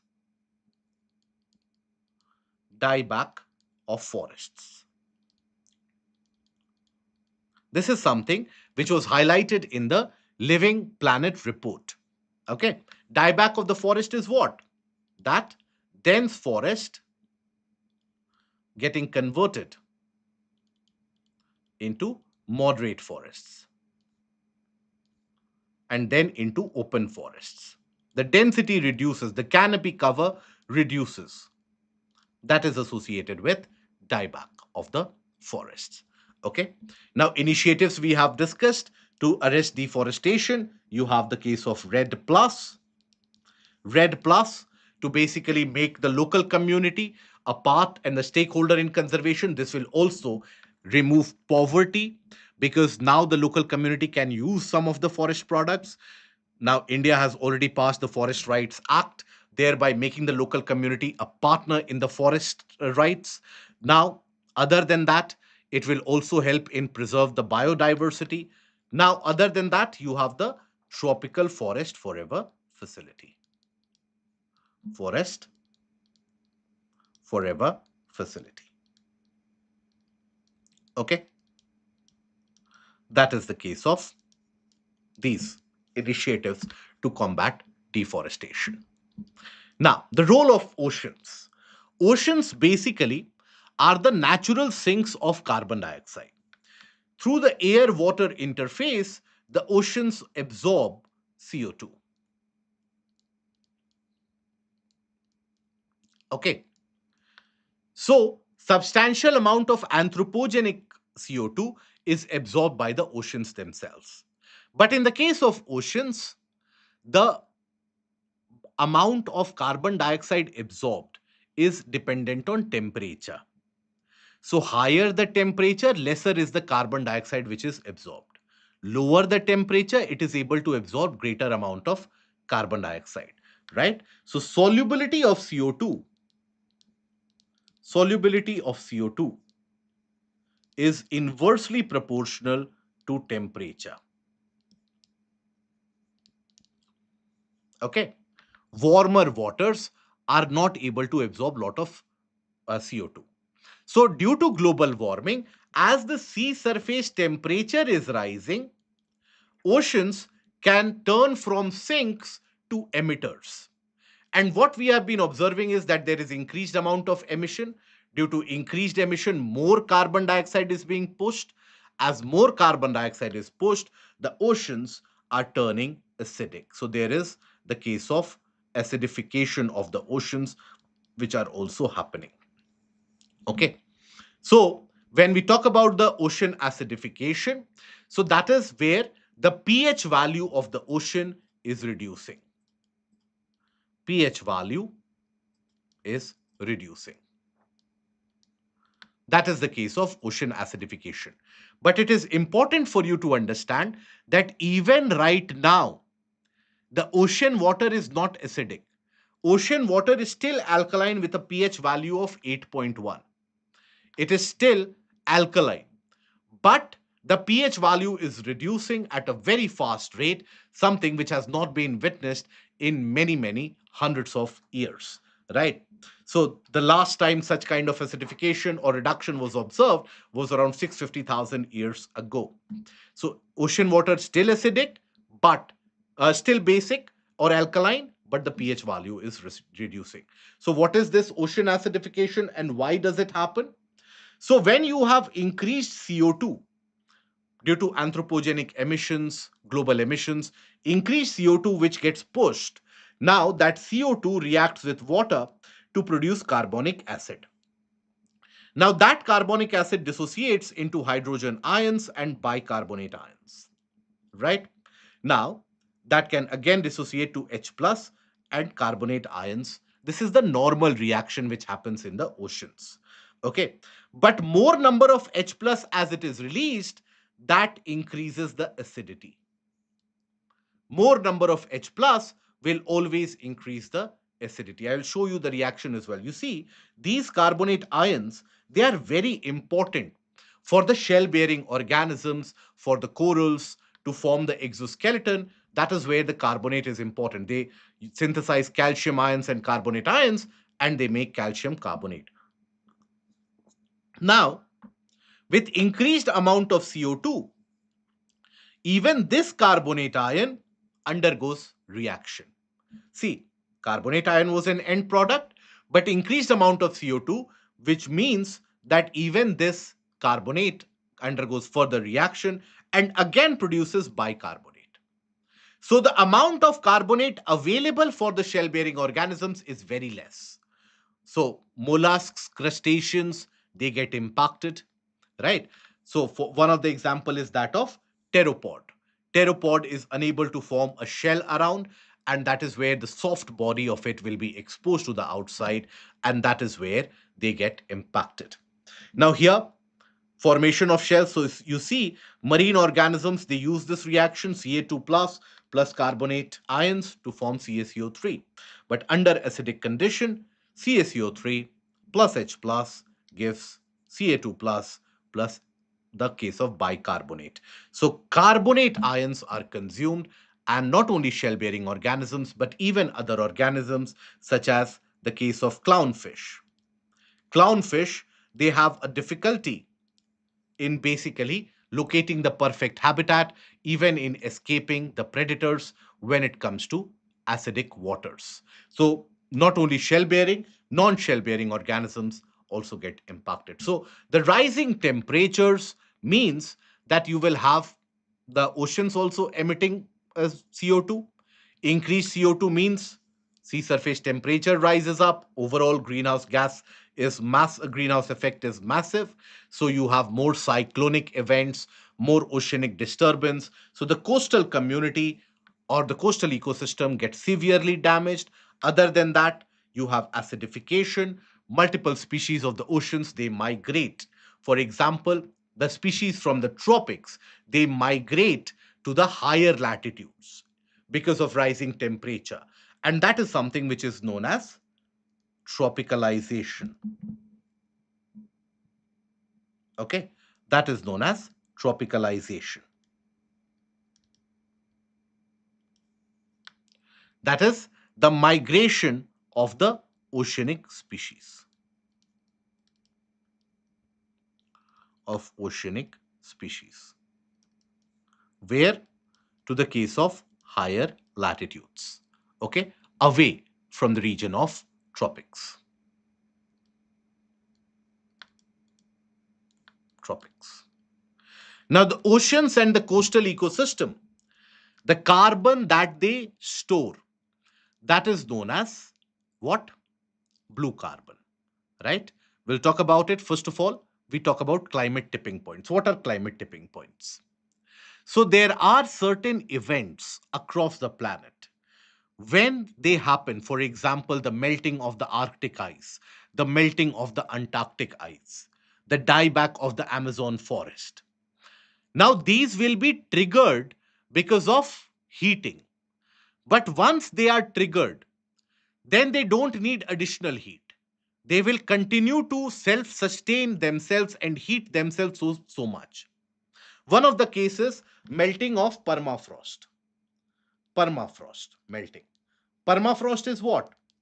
Permanently frozen areas. Now, in those permanently frozen areas, you have vegetation, dead plants, animal remains which are underneath them.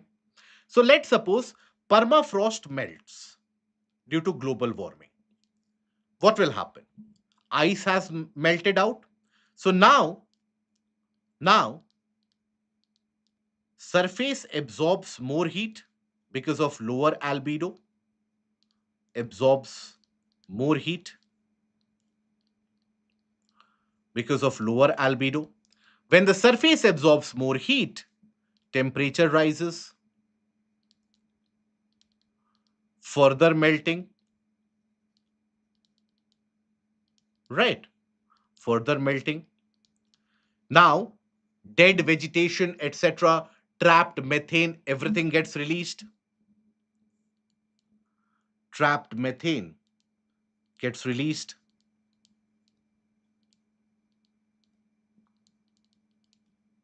Gets released. Now, when this gets released, that means what? Greenhouse effect, house effect, and that will lead to more warming. And when you have more warming, automatically will induce more melt. So you see, it is a self-sustaining feedback loop. These are your tipping points. Melting of Arctic ice, melting of Antarctic ice are similar kind of tipping points. So overall, these are your various climate tipping points. One of the tipping points which has been in news in recent times is the case of Atlantic meridional overturning circulation. This is the case of AMOC. AMOC is a vertical mixing of ocean water by thermohaline circulation. Vertical mixing of water, okay, by thermohaline circulation.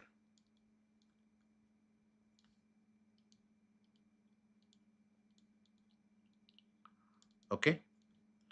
Now, when you have this vertical mixing of water by thermohaline circulation, what does that mean? Now, that leads to heat distribution. Now, due to climate change, this is slowing down and it will impact the global climate, heat waves in Europe, further melting of the Arctic ice, all of that. So, these are the case of the climate tipping points.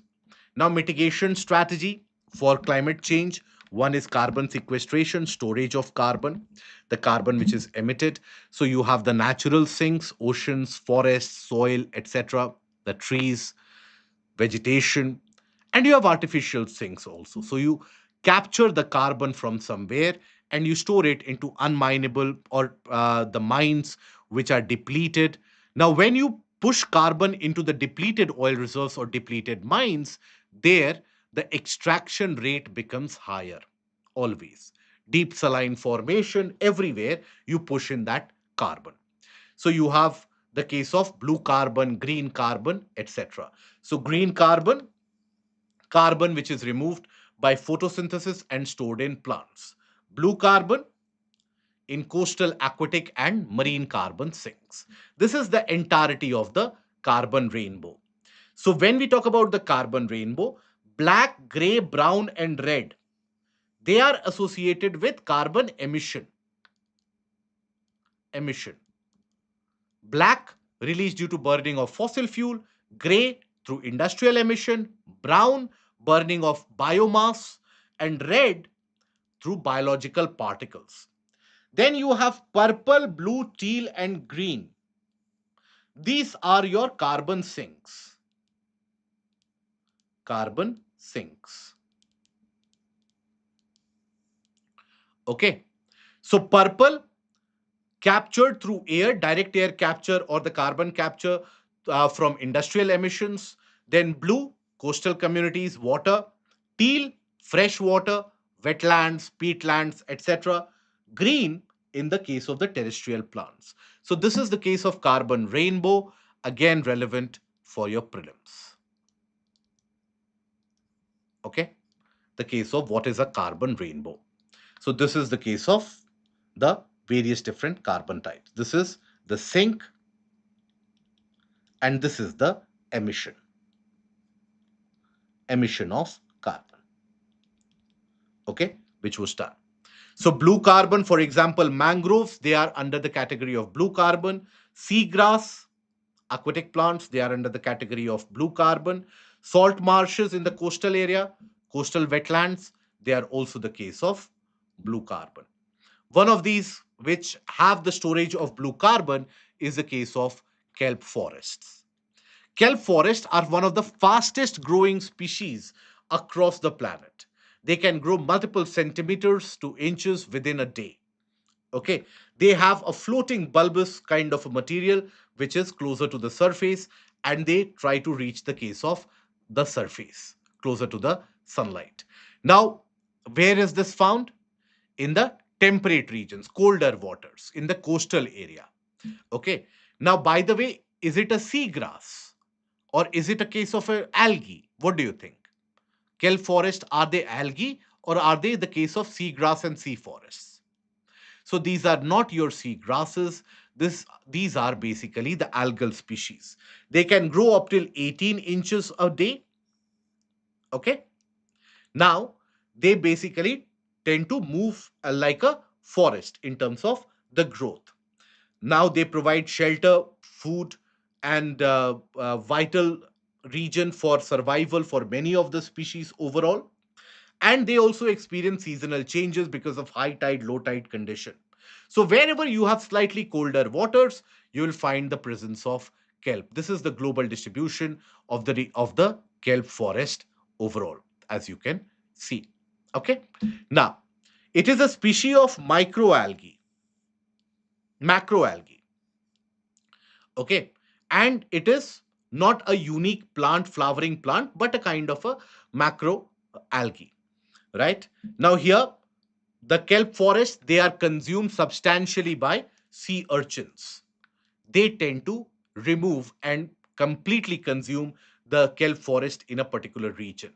Right now, when we talk about sea urchins, these are marine invertebrates, echinoderm family, related to starfish, sea cucumbers.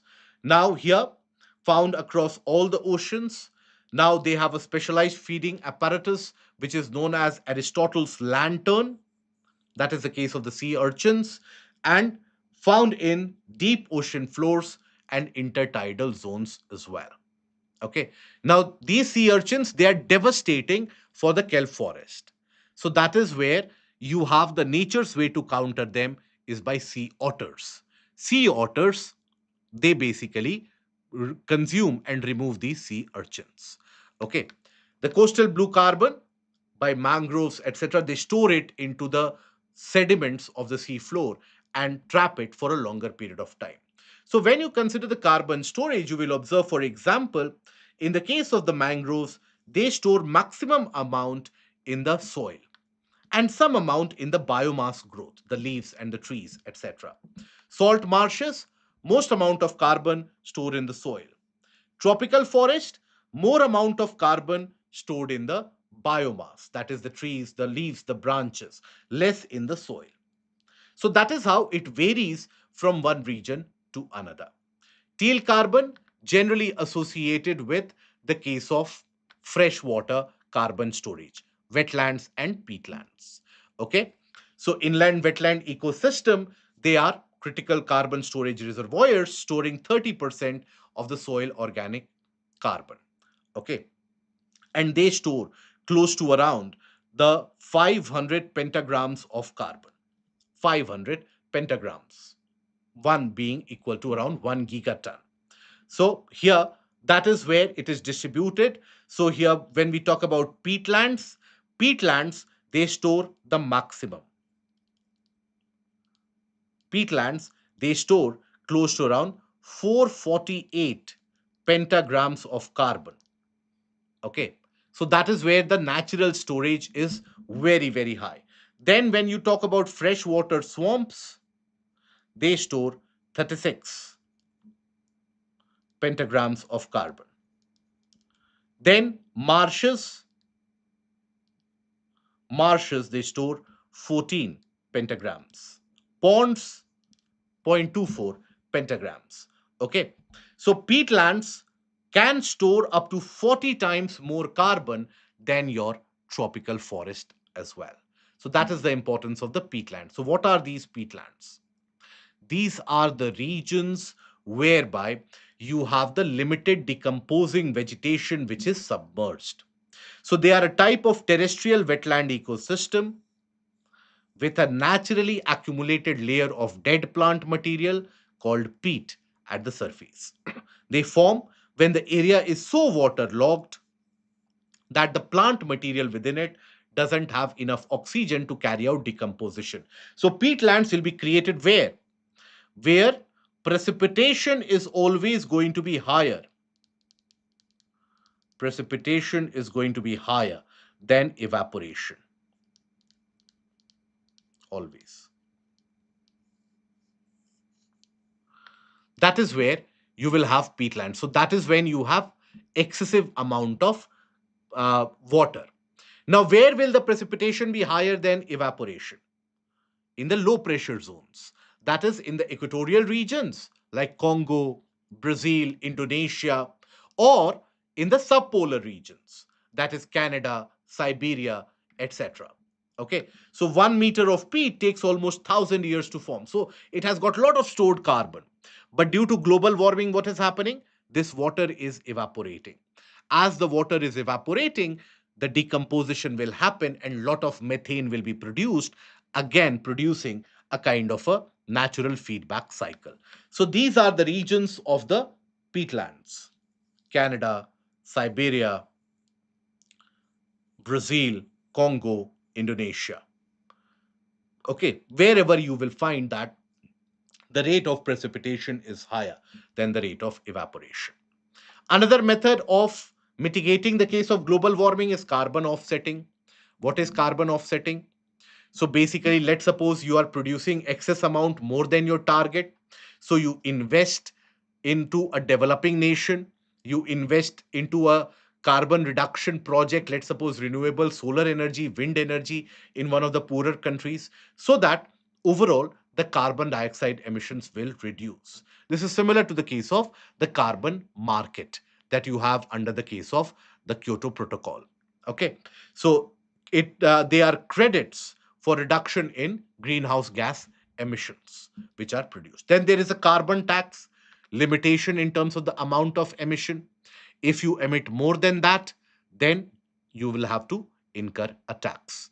Then there is the case of carbon capture and storage, carbon capture, utilization, and storage, where basically the amount of carbon dioxide in the air is not allowed to increase. There are four ways to do so. One is the pre-combustion removal. There are four ways. Pre-combustion removal. What is pre-combustion removal? Pre-combustion removal is that before burning the hydrocarbon, there itself you remove the CO2. How do you do that? So basically, you convert it, you gasify the fuel that you have, convert it into a gas. And then you remove carbon dioxide out of it and use only hydrogen as a fuel, right? Because carbohydrate, most of the fossil fuels are carbohydrates. So carbohydrate will have COH. So you remove the CO2 and use hydrogen. But it is a very energy intensive process. It requires a lot of energy to gasify the fuel. The easiest way to do is post combustion removal. That is, you provide filters in the chimney in order to remove the amount of carbon dioxide. That is post combustion removal. Then you have what is referred to as the direct air capture. It allows you to remove the legacy carbon dioxide or the historic carbon emissions as well. But for this, again, you need to have very sophisticated devices, something that is not available to the larger population. That is capturing carbon dioxide directly from the air. That is direct air capture.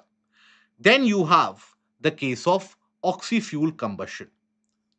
That is in complete availability of oxygen. You carry out the process of combustion, and then from the waste gases, you basically remove the carbon compounds. So these are the four methods of CCUS or carbon capture, utilization, and storage. So here, if you observe this, pre-combustion carbon capture, that is, before burning the hydrocarbon, you convert it into the gasified form of hydrogen and CO2. Then you burn hydrogen as a clean fuel and remove CO2. That is pre-combustion. Post-combustion, so here the exhaust, that is where CO2 which is emitted, that is separated by specially designed filters or some liquid solvents. Direct air capture, from the natural air, ambient air, you remove carbon dioxide. right? Now, for that, very sophisticated devices are required, but it allows you to tackle the historic carbon dioxide emissions as well. And then you have oxyfuel, burns fuel in pure oxygen, producing CO2 and steam for easy capture. So, this also is to be followed or has to be followed by post combustion removal. Post combustion removal. Okay. So these are the four methods of carbon capture, utilization, and storage. Then you have the term that is greenwashing. What is greenwashing? Greenwashing is basically when the industries, they, in a way, they, in simplest of the terms, they lie to the world about the endeavors that they have carried out and try to paint it as a kind of climate friendly process. That is greenwashing. It is of various different types. Green hushing, when you underreport your whatever climate events or environmental events that you have carried out in order to remove scrutiny. Green rinsing, you keep on changing your environmental sustainable goals targets so that it is easily achievable. Green labeling, any product that you manufacture, you simply say that it is the case of green product, but it is not. Green lighting, smallest of achievement, you have planted a tree, you highlight it, you publicize it, but on the other hand, on the side of it, you are extracting oil. So the smallest of achievement is highlighted in order to hide the larger disadvantages. Green shifting, you basically the responsibility of the climate crisis from companies to the consumers. Green crowding. So these are the various different types of green washing. Then, in order to take care of climate or global warming, there is also something known as geoengineering. What is geoengineering? So, artificial mechanisms by which you induce cooling. For example, placing mirrors in space. If you place mirrors in space, you can reflect back greater amount of solar insolation. Right? Hoisting parasols. What are parasols? Architectural designs like this. They will radiate back greater amount of solar energy. Okay. So all these are basic mechanisms, many of them artificial and many of them are hypothetical, to reduce the amount of heating or cause cooling. One of them, for example, flinging iron filings into the oceans. Now, what it will do? Increase population of phytoplanktons. Phytoplanktons population. Now, these phytoplanktons, they carry out photosynthesis, so they will basically consume CO2, isn't it? So, thereby, the aim is to reduce the amount of carbon dioxide from the atmosphere. But all of these, as I told you, are largely theoretical, hypothetical, and still some distance away from being implementable. These are the various, for example, creating artificial volcanoes. What are artificial volcanoes? So, whenever you have volcanic eruption, sulfur dioxide is produced into the atmosphere. That sulfur dioxide, what it does, it forms an aerosol and it re-radiates back the solar energy, provides cooling. So when we say creating artificial volcanoes, that is spraying the stratosphere and the troposphere with sulfur compounds, mostly stratosphere, so that solar rays can be reflected back from it. Okay, so all these are the methods of geoengineering. Then we come to the case of biodiversity. In biodiversity, we have to understand that biodiversity is of various different types. Diversity in itself is of various different types. When we say diversity, one is known as species diversity. For example, in any particular ecosystem, what are the different types of species which are in existence? That is species diversity, right? Then you have genetic diversity, which is equally important. For example, when you consider the case of the elephants, you have Asiatic elephants, you have African elephants, you have Sumatran elephants, genetic diversity. Tigers, you have Amur tigers, Bengal tiger, right? Sumatran tiger, different types of tigers. Tasmanian tiger went extinct, right? Genetic diversity is very important because it helps in survivability of the species. Okay, because if you don't have genetic diversity, the species can get impacted by a particular disease and all of them can be wiped out. Example is that of the lion species, African lion. African lion in the region of Serengeti in Tanzania in 1994, they got impacted by what is known as the canine distemper virus. That canine distemper virus caused 1,000, close to around 1,000 casualties amongst the wildlife in Africa. So that is where, in our case, also in India, we have the only surviving population of the Asiatic lion species, and that too only in Gujarat. That is why, under the Project Lion at 2047, the aim is to relocate the lion population. Because during COVID pandemic, we had a major scare where we found out that the COVID can spread to lions also. So if you don't have genetic diversity and all of them, they are concentrated in a particular area, the impact can always be very massive. So that is why lion relocation program is being sought after. Having said that, the latest lion census has indicated that the lions are already branching out into other areas of Gujarat and forming natural habitats in those areas. So that is the case of genetic diversity. Then you have ecological diversity in any area, how many different types of ecologies exist. And you also have what is known as functional diversity, the different life cycles, biogeochemical cycles, food chains, food webs. As many varieties of them exist, greater is the survivability. Then you have the scales of diversity as well. That is alpha, beta, and the gamma diversity. What is it? So let's suppose when you consider the diversity within any ecosystem, number of or different types of, let's suppose, fishes in a particular pond, that is alpha diversity. Okay, within a particular region, if you consider the different types of species, that is alpha diversity. Now if you compare that pond to a tree, you are comparing two different types of ecosystems, that can give you beta diversity. If you compare two different biomes or landscapes altogether, that will give you the case of gamma diversity. So, beta diversity, the species diversity between two ecosystems, alpha diversity within that ecosystem, and then gamma diversity in the larger landscape. For example, you are comparing the diversity in a mountain to that of, let's suppose, a kind of a larger mangrove area. So, like that, it can be variable. Okay. Now, when we talk about the biodiversity, the species are also classified, subclassified into different types based upon their role in the ecosystem. You have what are known as indicator species, keystone, flagship, and foundation. What are these? When we say indicator species, they give you an idea about the health of the ecosystem. Okay, if the ecosystem's health is not good, these species will not grow. For example, lichens. When air is polluted, then the lichens will not grow. If, for example, if you have sulfur dioxide presence in air, lichens will not grow.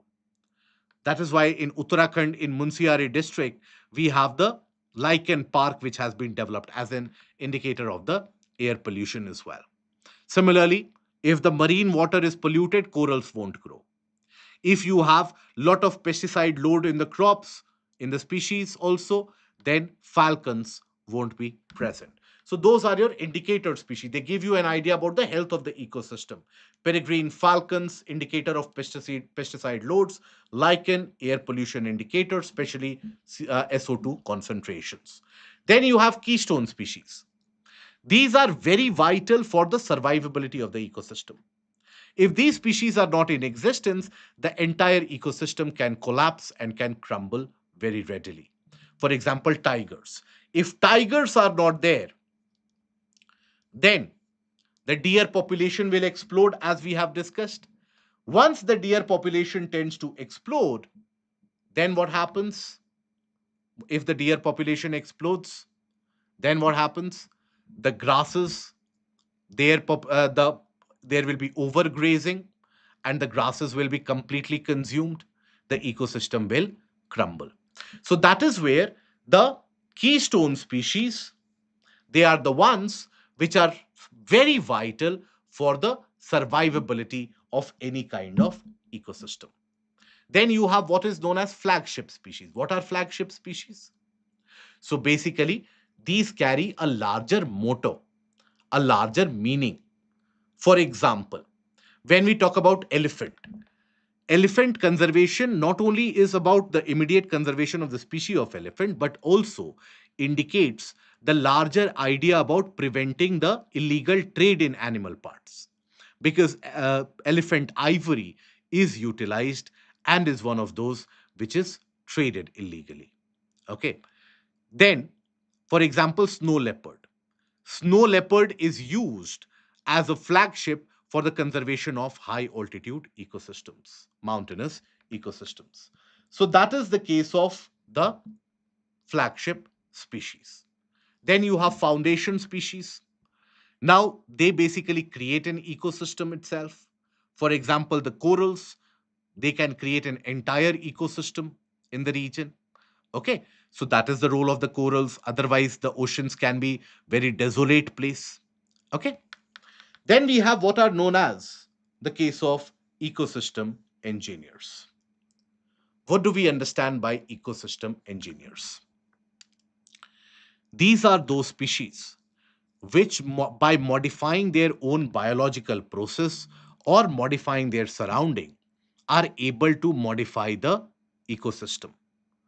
So, if they modify their own body metabolism and are able to modify the ecosystem thereby, those are known as autogenic ecosystem engineers. Autogenic engineers. Right? Example, a plant. A plant, when it is young, now it won't be able to support many species. But over a period of time, this plant grows into a large tree, and then a variety of birds, reptiles, parasites, everything will be present in the case of this tree. So, the ecosystem has been modified by modifying its own biological structure. That is autogenic. Then you have allogenic. They physically modify the environment from one state to another. Right? Example, beavers. Beavers. They are known for building that obstructive dam in the case of the flowing water ecosystem. Invasive alien species, we have discussed in the initial part only. They are itself, they are a part of the ecosystem engineers. Then IUCN. IUCN is one of the organizations, international organizations, which was established in 1948, which is basically concerned with the conservation of the species, right? In the 1960s, it came up with the Red Book for the conservation. Now, it carries out the study of the various different species and puts them under the categories depending upon the population or their vulnerability. So, here, IUCN prepares that Red Book and accordingly names the species as critically endangered, endangered, or vulnerable. On what criteria are the species named as critically endangered or vulnerable relevant for your prelims? So basically, a species can be critically endangered if its population has declined by 80 to 90% in the past 10 years or over the previous three generations of that species, whichever is longer, or any of the other factor, if they are increasingly hunted, etc. Right?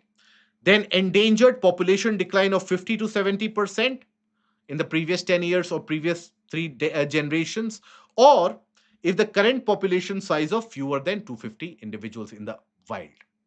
Similarly, vulnerable.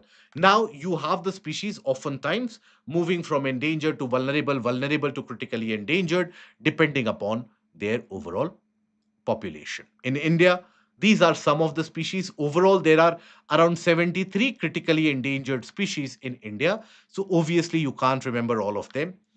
There also, we have done a video regarding the critically endangered species which were in news last year, and take a look into that. And there we have discussed. For example, bustard itself. We have three critically endangered species of bustard in India. Then, when we talk about riverine turtle, right, you have the Asiatic turtle critically endangered, Batagur kachuga critically endangered. Then you have another kind of, so two, three Batagur species are critically endangered, right, to be found in the Chambal River system. So there are lot of these critically endangered species. Can you remember all of them? Obviously not. Gangetic dolphin is not critically endangered. No, no. Gharial is one of them, yes. But Gharial is something where UPSC has already exhausted a question. It won't be asked again. So here, basically, you can have questions from, let's suppose, the case of the Batagur Kachuga. Then you have the case of the Batagur in the Sundarbans, Batagur in Assam. All of them are critically endangered. Lesser florican is in use. Bengal florican is in use. Great Indian bustard is always in use. So these are also, so there are multiple species which have been in use. So take a look at that video. So we have discussed about Vaquita porpoise. We have discussed about the cross river gorilla or the silverback. Saola, one of those very unique, known as the Asian unicorn. Okay. In vulture species, you have four vulture species in India, which is critically endangered. So there are a lot of such critically endangered species which are present in India. Then biodiversity hotspots, the regions of conservation where you have almost or at least 1500 species of vascular plants which are endemic, and 70% of its primary native vegetation is lost. That is a biodiversity hotspot. Okay. Overall, 36 areas qualify as biodiversity hotspots. Across the world, they are spread over tropical as well as the temperate regions. In India, you have four biodiversity hotspots. So they are not limited to the national boundary. So you have the Himalayan biodiversity hotspot, Indo Burma, Western Ghats and Sri Lanka, as well as Sundaland. Then, country specific, you have the mega diverse countries where the biodiversity is very high. Okay. So again, not all the tropical countries, some of the temperate areas are also mega diverse. India is one of the mega diverse countries. What is the criteria for mega diverse countries? 5,000 of the plants as endemics. In biodiversity hotspots, 1,500 vascular plants. Here, 5,000. Marine ecosystem within its borders. Okay. Other cases of other diversity also to be kept in mind. Then we come to the case of extinction. Now, extinction is when a particular species ceases to be in existence. They have died. Okay. Now, when at any point of time, majority of the species found in a region they cease to exist, that is known as mass extinction. Now, there's always a balance in newer species coming into existence, what is known as speciation, and the species going extinct. There's always a kind of a balance, isn't it? So, when we talk about mass extinctions, that is when suddenly the species diversity reduces. The planet, through its history, has gone through five major mass extinctions, and humans are inducing the sixth major mass extinction. So, which were the five famous mass extinctions? The first, around 440 to 450 million years ago, right? Possibly because of the climate change and continental drift. Second, 375 million years ago, possibly because of lack of oxygen in the oceans, because of maybe meteor strikes or sudden volcanism. Third, 250 million years ago, at the time when the Pangea was there, right? Fourth, 200 million years ago, major volcanic activity with basalt eruption increased the CO2 concentration, increased the warming. Fifth, 65 million years ago, because of the asteroid impact, which made the dinosaurs go extinct. Now, the sixth major mass extinction is being induced by us humans. Now, international conventions and organizations associated with biodiversity, we will study three of them, that is CMS, CBD, and CITES. Bonn Convention or CMS, that is about the conservation of migratory species. So basically, migratory species need to be protected from the region of origin to the region of destination. These entire region that they cover, those are known as range countries. Range countries. Okay. So they need to be protected there. Now, this came into existence, or this was signed way back in 1979 and entered into force in 1983. Terrestrial, aquatic, and marine species all are considered under the case of the Bonn Convention. Okay, COPs are held every 2 to 3 years. Now, here, basically, you will observe that the species are divided into two appendices. Appendix 1, migratory species that require maximum conservation, and appendix 2, those species that would benefit otherwise also. They are not urgent in they are not at the verge of extinction, but they will benefit substantially if there is any kind of international agreement for that. So the convention has legally binding agreements and non-legally binding MOUs which are signed. Okay. In India's case, the bar-headed geese, Amur falcons, black-necked cranes. Black-necked cranes are found where? In which region do we find the black-necked cranes? Do let us know in the comment section. Marine turtles, dugongs, humpback whales, all of them are a part of the case of the CMS, right? Now, the latest conference of party for CMS was held in Samarkand, Uzbekistan. Now, here, a major decision was taken to prevent, or a resolution was passed to prevent bycatch. What is bycatch? So, let's suppose for fishing activities, you have spread a large net. The fish that you wanted to catch, along with that, you have caught dolphins also, seals also. So, all those are bycatch. Every year, you have around millions of these sharks, dolphins, etc., which are basically caught by that. Okay. Yes, black-necked crane is found in the region of Ladakh. Good. Now, in the case of this latest conference of party, you have certain species which have been highlighted. In India, you have the great Indian bustard, right? Asian elephant, Bengal florican, little bustard. They have been discussed. Okay. Now, amongst the sharks, oceanic whitetip, which is a critically endangered species of shark, this has also been discussed. Okay. So these are in news. That is why I am indicating them to you. Then you have Convention on Biological Diversity. This was arrived in 1992 Rio Summit.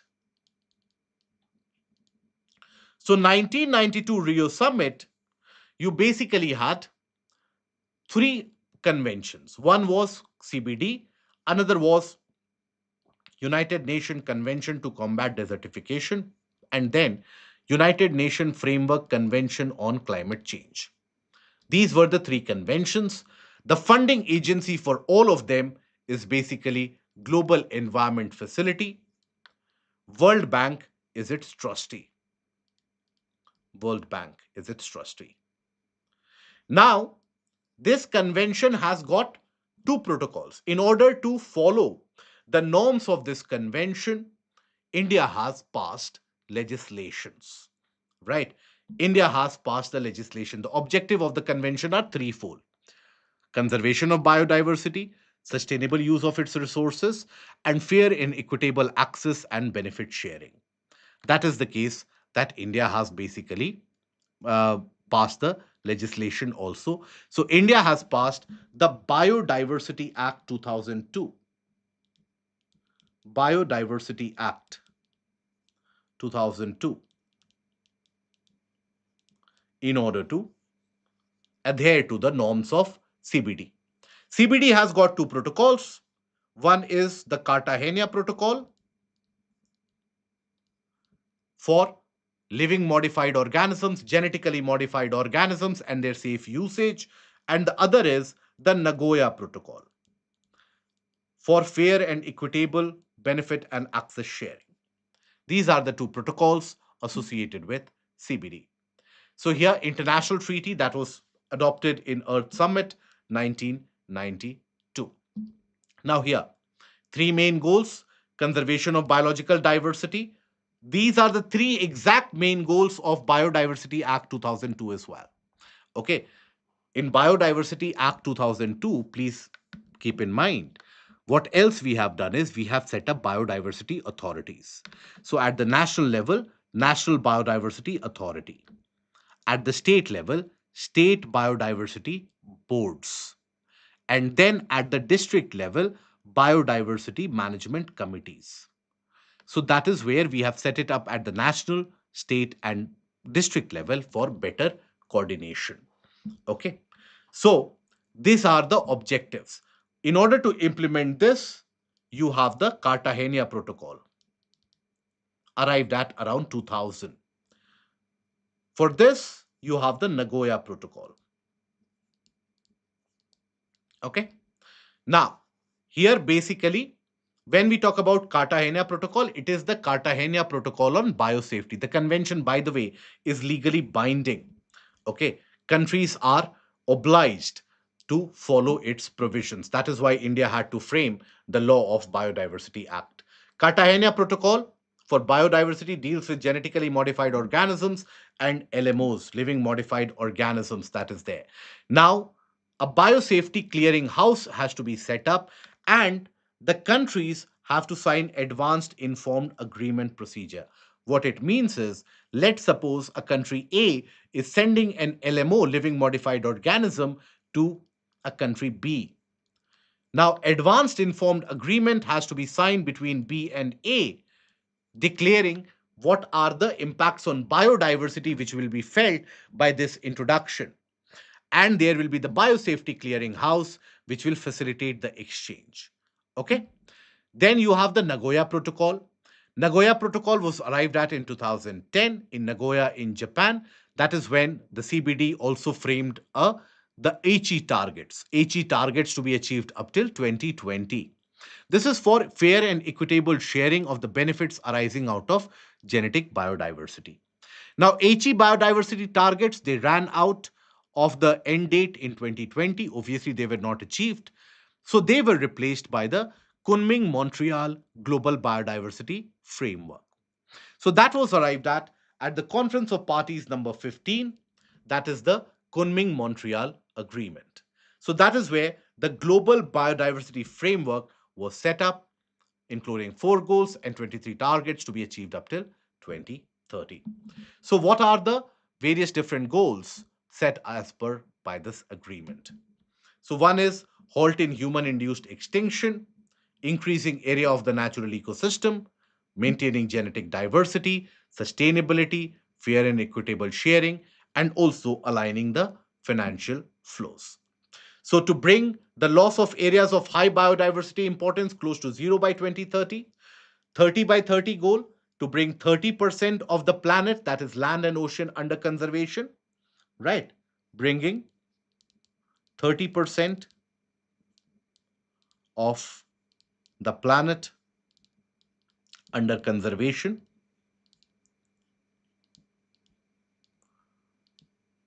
by 2030. Okay. Then halt human induced extinction, reduce the impact of invasive alien species by 50% by 2030. Okay. Minimize the impact of climate change, and so on. So, these are some of the impacts or some of the targets basically associated with the Kunming Montreal Agreement. Now, here for the first time, responsibility has been affixed to the larger companies as well to ensure that they communicate to the consumers about what are the biodiversity items that they are using, so that consumers can make a responsible choice, and that would push the companies to go for responsible production as well. The latest conference of parties was held in Cali and eventually resumed in Rome. Okay, so they also tracked the progress as per the Kunming Montreal Global Biodiversity Framework. Okay, now progress on the targets that was talked about. High seas treaty was something which was talked about. What is high seas treaty? High seas treaty is important this year because it has come into force this year. So, what is the High Seas Treaty? This is also referred to as BBNJ, that is Biodiversity Beyond Natural Jurisdiction, right? So, high seas is the area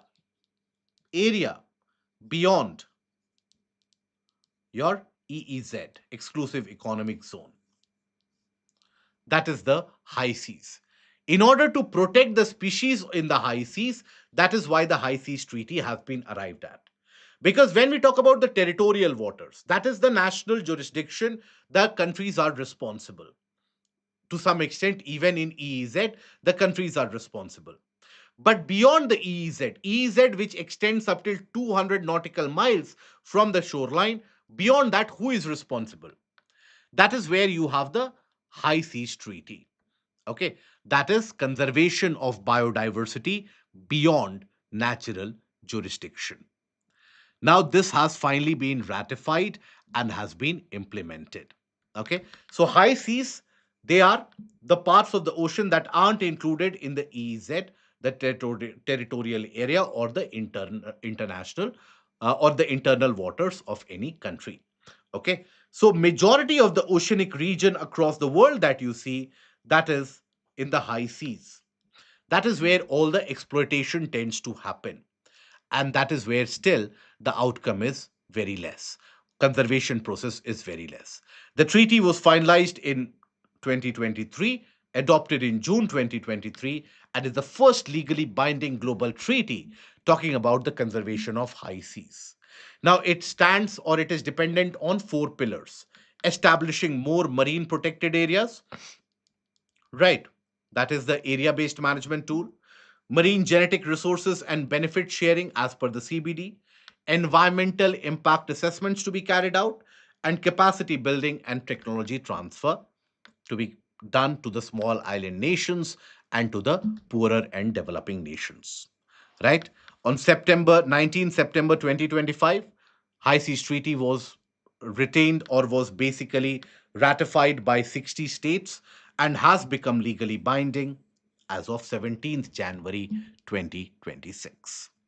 Then you have another convention, that is the CITES. CITES is about international trade in endangered species of flora and fauna. It was one of the first convention on biodiversity which was arrived at. That is in 1973 itself. Okay. Now, here in India, we have the Wildlife Protection Act, which takes care of the provisions of sites in India. So it is legally binding, but does not take the place of the national laws. It is legally binding, but does not take the place of national laws. Okay. So sites, it is a global agreement between the governments to regulate or ban international trade in species under threat. Here, species are divided into three appendices. Appendix 1, right? The species which are in danger of extinction. Here, trade is prohibited. Commercial trade of these species are prohibited. Trade can be carried out only for research. Only. And that too, if the origin country vouches or takes responsibility for the survival of the species. Okay, so this is important portion for your prelims. Elimination based questions can be framed from here for sites. Appendix 2, those species where trade permits can be obtained legally, right? Now here they aren't facing imminent extinction. Appendix 3, the species which will benefit, they are under risk in one of the countries but not across all the countries. That is the case of sites. Here also, conference of parties are held every 2 to 3 years. The latest conference of party was held in Samarkand in 2020. Various different species were discussed. Some of the species were discussed for the success. For example, Saiga antelope, which is to be found in Kazakhstan. Now, Saiga antelope. So, here basically what has happened is that their population has increased, the population has recovered. Bontebok also removed from appendices because Bontebok is to be found in Kruger National Park, South Africa. There also the population has increased. See, this is the oceanic white-tip shark, which is critically endangered, which was in news even in, or which was in discussion even in the case of CMS, right? Saiga antelope, which is now near threatened, to be found in the regions of Kazakhstan. Okay. Bontebok, to be found in the region of Kruger National Park in the region of Africa. Their population has also increased. Then you have certain organizations like WWF. WWF, non-profit organization, uh, basically works in the conservation of the species in general, works on tigers, elephants, gorillas, etc. Campaigns launched are Earth Hour and Dead for Nature. Living Planet report that we were talking about, that is released by WWF, released every 2 years. Okay, this is relevant again for your prelims. Then, in order to basically protect, or in order to prevent the illegal trade, understand why the illegal trade is happening, you have traffic. Traffic is trade records analysis of fauna and flora in commerce. This is a setup between WWF and IUCN. They have set up traffic. They carry out detailed study about where the trade is carried out, when the trade is carried out, from which region the trade is carried out, so that conservation measures can be brought. Okay. Now, let's have some final PYQ discussion before we move into the case of conservation measures. So, in the context of solving pollution problems, which is or are the advantages of bioremediation technique, right? So, bioremediation, it is a technique of cleaning up pollution by enhancing the same biodegradation process that occurs in the nature. Any contaminant with heavy metals such as cadmium and lead can be readily and completely treated by bioremediation using microbes. Genetic engineering can be used to create microbes specially designed for bioremediation. So, in this, what will be the answer? First statement is correct, isn't it? Same biodegradation process happens. Second is incorrect because here, extreme statement, any contaminant, and there can be ready decomposition or removal. Third is again correct. So, the correct answer in this case is C, 1 and 3, right? Then you have the case of one of the contaminants or pollutants that is forever chemical, that is PFAS, perfluoroalkyl and polyfluoroalkyl. Now, these are present in various cooking utensils, plastics, everywhere, and they stay in the atmosphere for a very long period of time. So, PFAS are found to be widespread in drinking water, food, and food packaging materials. They are not easily degraded in the environment, and persistent exposure can lead to bioaccumulation. All of them are correct. Miyawaki method is known for what? Miyawaki method is known for creation of mini forests in the urban areas. That is what the Miyawaki method is associated with. In the context of mitigating the impending global warming due to anthropogenic emissions of carbon dioxide, which of the following can be the potential sites for carbon sequestration? All of them. All of the three can be the potential sites for carbon sequestration. Okay. Consider the following: carbon monoxide, nitrogen oxide, ozone, and sulfur dioxide. Which of them can cause acid rain?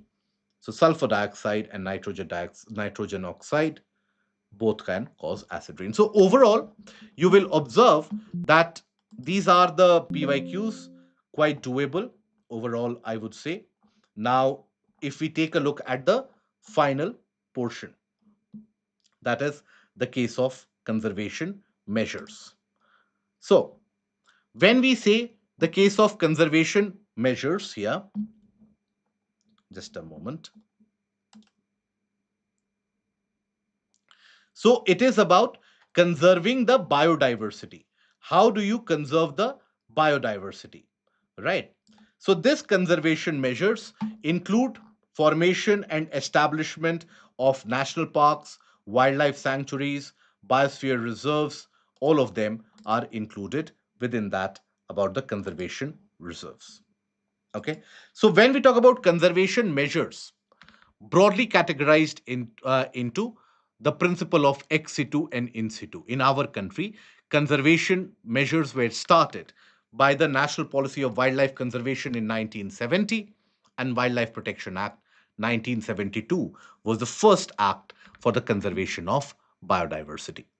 Conservation methods are broadly classified into two types: in situ and ex situ. In situ is what? In situ, in the location where the species are found. There only you carry out conservation. For example, you have the case of the national parks, tiger reserves, biosphere reserves, wildlife sanctuaries, elephant reserves, all of them. That is in situ conservation. Marine protected areas, these are in situ conservation. Ex situ conservation, the case of where you bring the species somewhere to ensure conservation. Example, you have the case of zoos, aquariums, and so on. Okay, that is where you bring the species in a region for conservation. Even botanical gardens, in certain cases, that is something which can be an indicator of ex situ conservation. Wildlife sanctuaries. Now, wildlife sanctuaries, national parks, tiger reserves, all of them, they are declared under the provision of Wildlife Protection Act 1972. Keep that in mind. Okay. Under the provisions of Wildlife Protection Act 1972. Primarily, the states declare them, National Board of Wildlife clears them. But then, under the provision, the central government can also declare a region as a wildlife sanctuary. Wildlife sanctuaries are generally species specific. They target the conservation of a particular species. For example, Pobitora Wildlife Sanctuary, targeted around rhino conservation. Okay, so that is the case of these wildlife sanctuaries. National parks, on the other hand, they are about the conservation of the larger and the entire ecosystem. When we talk about the conservation, wildlife species will always indicate a greater amount of human activities. National parks always have more amount of restriction. Always. Okay. National parks are more regulated and will always have greater amount of restriction. Pabitora, for example, I told you in the region of the Buramayong and the Brahmaputra plains, that is where you have the Pabitora, one of the higher population of rhinos, a part of the India Rhino Vision. What was India Rhino Vision 2020? So it was established in 2005 to increase and the rhino population and basically have at least 3,000 rhinos in the region of Assam by 2020 and then relocate them into multiple different protected areas within Assam itself. Assam has basically attained the population of 3,000 plus rhinos. Okay. Then you have national parks, greater restriction, just like the wildlife sanctuaries, can be declared by the state government and the central governments as well. Okay. Now, overall, there are multiple national parks. Just remember the ones in news that we have covered. Okay, we will bring another video about the important national parks and wildlife sanctuaries in news. You can take a look into that. Marine protected areas, these are very large areas. They can contain national parks and wildlife sanctuaries within them also. Now, these marine protected areas, they are categorized into different types based upon the conservation aim, the conservation goal. So, category 1, national parks or sanctuaries having entire areas in intertidal or subtidal zone, mangroves, coral reefs, creeks, lagoons, etc. Category 2, island areas, Andaman Nicobar, etc. Category 3A, sandy beaches beyond the intertidal line. That is where you have, for example, Aribada, the mass egg laying or the mass nesting by the olive ridley turtles.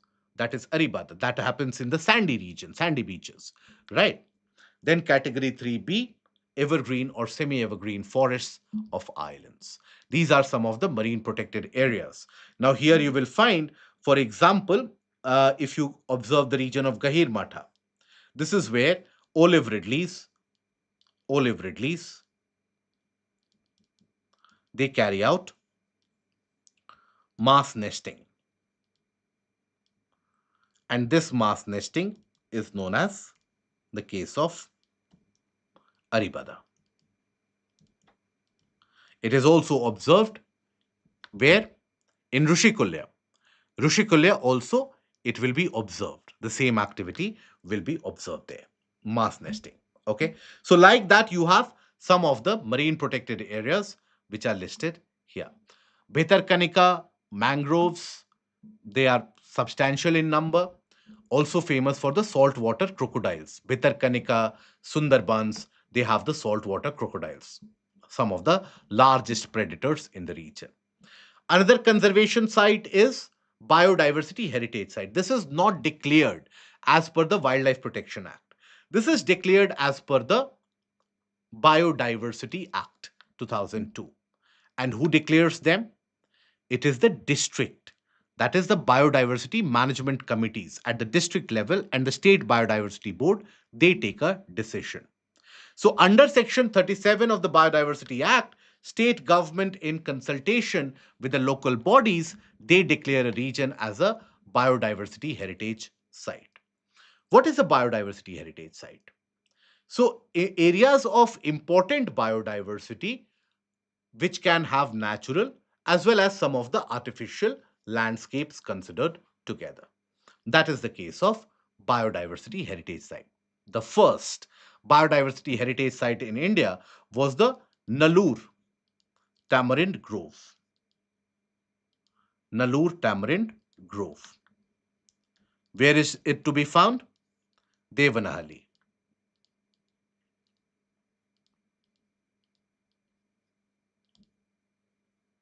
Okay. Here you will also find the presence of Chola architecture along with the vegetation. So man-made areas can also be biodiversity heritage site. Hogekran in Chikmagalur, that is also a biodiversity heritage site. Provides a passage, Shola vegetation provides a passage for species between eastern and the western Ghats. Now, state government in consultation with the national government basically may frame rules for conservation of biodiversity heritage site, but when it comes to compensation to be provided to the population who are displaced, all the power is to the state government.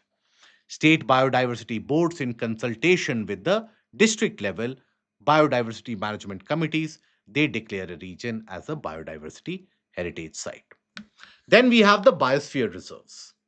Biosphere reserves declared by UNESCO under the Man and Biosphere program, and it started way back in the 1970s itself. It is to ensure conservation, but at the same time ensure the research development and awareness raising programs. Overall, when we talk about biosphere reserves, now primary criteria, the site must contain an effectively protected and minimally disturbed core area of value of natural conservation and should include additional land and water suitable for research. It has got three concentric regions, that is the core zone, minimally disturbed, buffer zone, some human activities and research activities can be carried out, and then transition zone, greater amount of human activities, and you have the case of economic and human development which should be sustainable, they can be carried out. Okay. In India overall, you have around 18 biosphere reserves, right? Largest of the biosphere reserve is which one? Run of Kutch. That is the largest biosphere reserve in India. And the smallest biosphere reserve in India is which one? The Dibru-Saikhowa. Dibru-Saikhowa is the smallest one.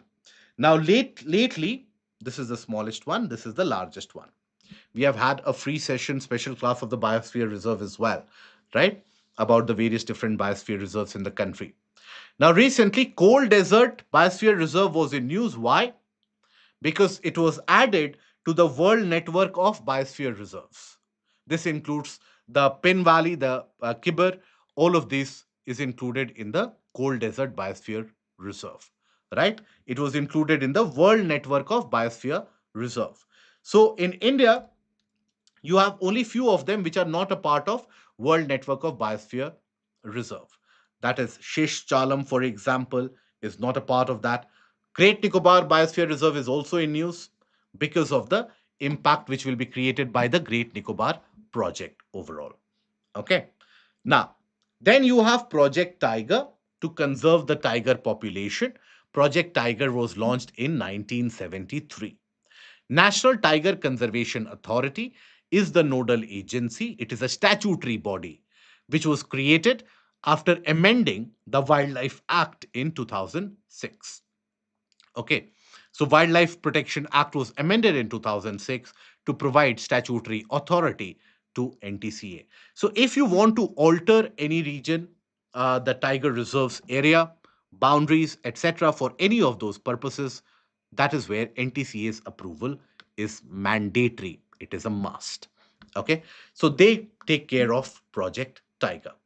Now, tiger population in India has been increasing. India was a part of the St. Petersburg Declaration.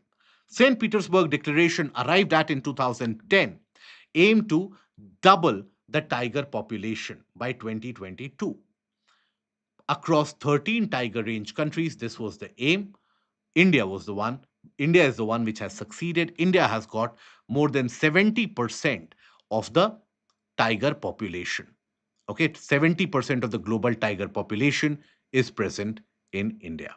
Okay, now this time again in news is the Global Big Cat Summit. That is also in news because budgetary allocation has been done and also Global Big Cat Summit is to be held in India. Now, Global Big Cat Summit. So here, various different countries where you have the seven different big cats, which are those we will take a look into it.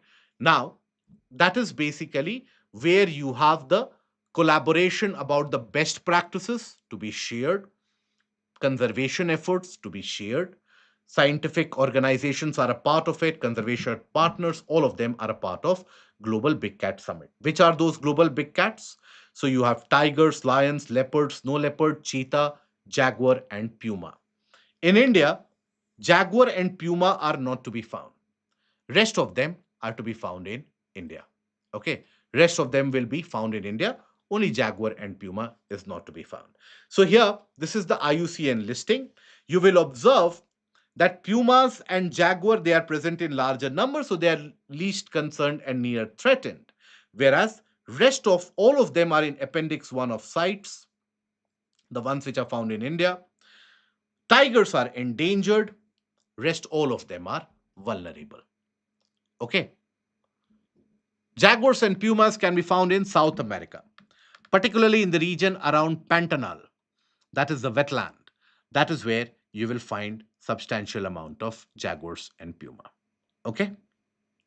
Now, then Project Elephant launched in 1992 for the conservation of elephant and protection in the range areas. Around 16 states in our country, you basically have the presence of the elephant population. They are accorded with maximum conservation, and the Asiatic elephant is smaller in size as compared to the African counterpart. Now, here, when we talk about the lion census, that was also in news. Now, lion census has been carried out and it has indicated an increase in the lion population. Lion census was initiated by the Nawab of Junagadh way back in 1936.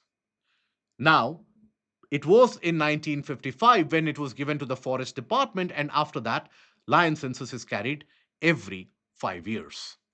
Okay. What is appendix and range? 1 to 5. What? In the case of sites, you are talking about. In this case, you are talking about. Sites we have seen already, we have covered that sites you have three appendices based on conservation. Appendix 1 species have maximum conservation. Appendix 2 slightly less. Appendix 3 not that much conservation is required. So, depending upon how endangered the species are, that is how they are put in Appendix 1, 2, or 3 in CITES. In CMS, you have Appendix 1 and Appendix 2 itself.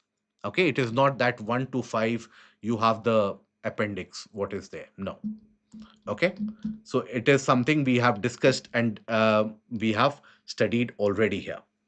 Now, here, tiger census carried every 4 years, lion census every 5 years. Okay. Now, here lion population has increased by 32%, which is massive. The female population, which is an indicator of the overall lion health, that has increased. What is important for your prelims this time out of the lion census? See, they will not ask you the population number of the lions. That is not going to be asked. So, what is it that they are going to ask? That where are they to be found? Isn't it? So, here, even elephant census is there. Yes. All India elephant estimate has been carried out. That we have covered in the portion of Conquer Prelims. Please refer to that. So, here, what is important for your overall exam is that where these lions are to be found. So, only around 56% are found in forested regions. 44% of the lions are found in non-forested areas. Non-forested areas. 44%. Okay. Now, out of that, in the non-forested areas, majority in the wastelands. Wastelands. Okay. And then followed by agricultural areas, and then followed by agricultural plantation. So you have to keep in mind 56% in forested area, 44% in non-forested, amongst the non-forested, majority in wastelands followed by agricultural regions. Okay, started by Nawab of Junagadh in 1936, full-fledged, then being carried out by the Forest Department since 1965. Now, other than Gir National Park, Pania Wildlife Sanctuary, that is also where the lions have made the habitat in that region. Okay. The Mitalia Wildlife Sanctuary is where, so Pania and Mitalia Wildlife Sanctuaries are where the lion population, along with the Barda, is where it is increasing. Okay. Now, snow leopard is also something which has been in news substantially. Snow leopard associated with secure Himalayas, the Himalayan ecosystem and its conservation. Snow leopard, when we talk about the snow leopard, it is vulnerable as per IUCN. It is vulnerable, typically found across 12 range countries. Right, in India, the population has been measure has been carried out. Maximum population in Ladakh, followed by the region of Uttarakhand, right? Then followed by Arunachal Pradesh and Sikkim, Jammu and Kashmir, and then Himachal Pradesh. So maximum population of snow leopard is in Ladakh. Okay, International Snow Leopard Day. That is basically the aspect where conservation of snow leopard is talked about. These are the range countries other than the Indian subcontinent of India, Pakistan, Afghanistan, Nepal, Bhutan. Other than this, you have Afghanistan, China, right? Afghanistan, China, Mongolia, Russia, and then you have the Central Asian republics, other than Turkmenistan. Turkmenistan is not there.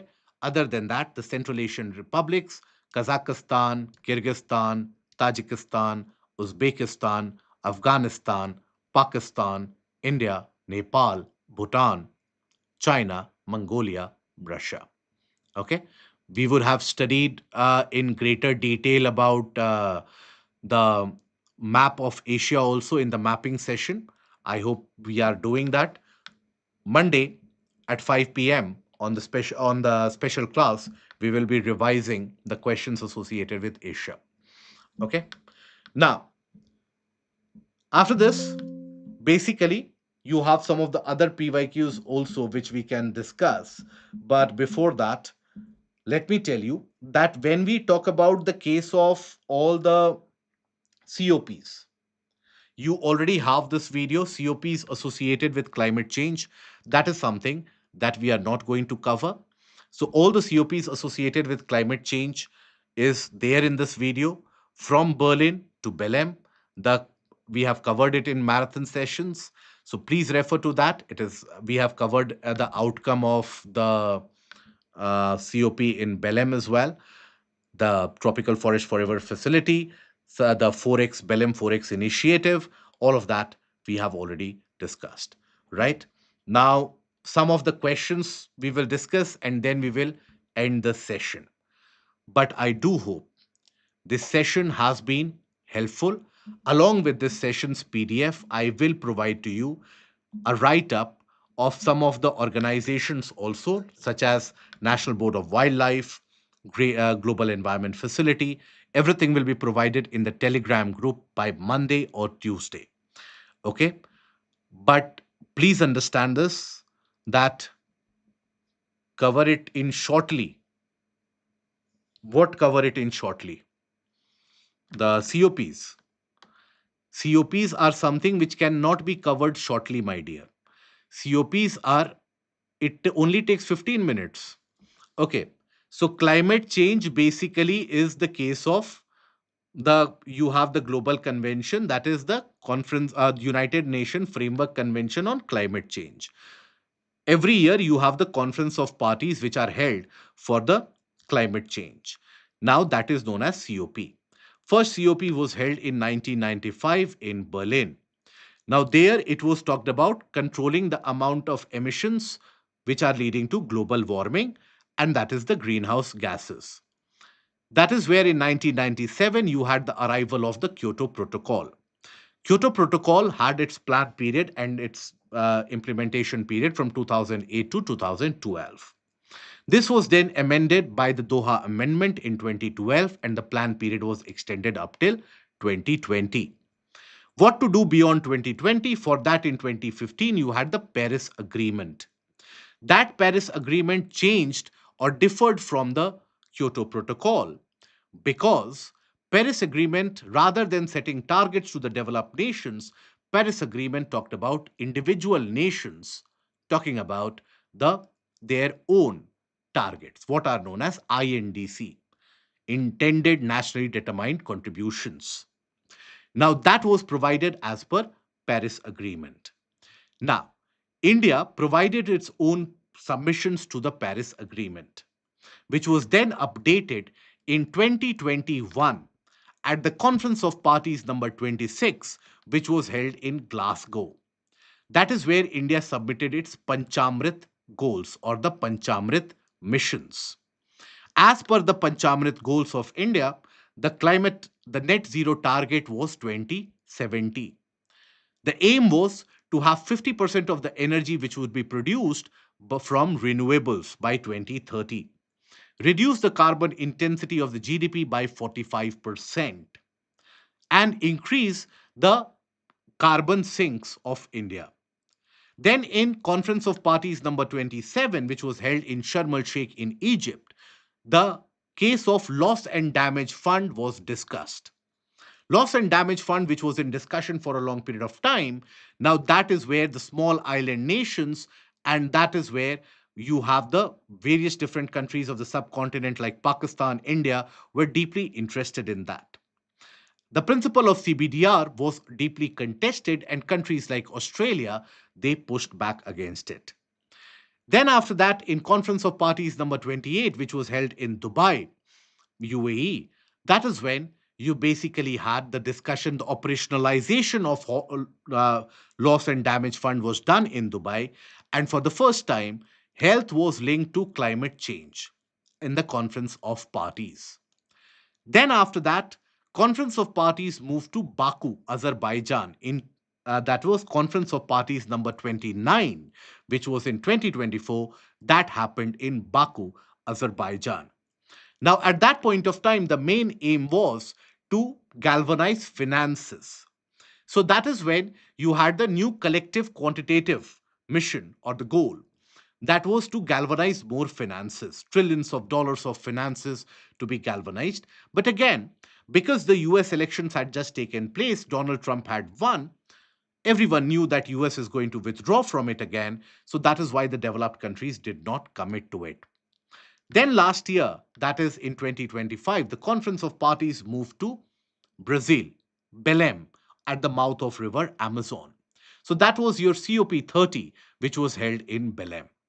Now, the COP30 in Belém did not have a major outcome, but on the sidelines of it, you had some of the major initiatives which was taken. One was the Tropical Forest Forever facility to conserve the tropical forest. Another was the Belem 4X initiative, which was co-sponsored by India in order to increase the sustainable fuels by 4 times, by 4x, that is green hydrogen, green ammonia, green methane, and so on. So that was the case of Belem 4x initiative. So these are the outcomes of Belem. Next Conference of Parties, that is this year, Conference of Parties number 31, is going to be held in Turkey. Okay? So that is the entire compilation of the Conference of Parties. Okay? But still, I would say, if you want to actually score in the examination and not cover it only for the token value, do take a look at that detailed video, and that will be very, very helpful. Now, in this marathon session, extending for more than 7 hours, we started from what is an ecosystem. We have covered the conventions. We have covered the protected areas. Ramsar Convention, Stockholm Convention, CBD, site, CMS, biodiversity, climate change. You name it, we have covered it. This is, if you just manage to revise this again and again, I guarantee that out of the 15 questions which are asked in the examination, at least 50% can easily be solved. So please do this from the portion of pollution and so on. I hope the session has been helpful, and I hope we have benefited from that. If we have liked the session, put that in the comment section, and do ensure that you click on the like, share, and the subscribe button. Do share with your friends as well so that they are aware of it as well. For NDC, which are required to be submitted every 5 years, does it have a mandate to continue? No. That is where it will be renewed. Okay. Thank you, everyone, for being patient enough throughout the session. And few of you have been very participative. So good. I hope you benefit. And the PDF will be shared on the Telegram group and even in the link below in a few days. Don't lose patience. Do revise from the video. Till we meet again, do take care of yourself. Goodbye. Thank you and have a good night.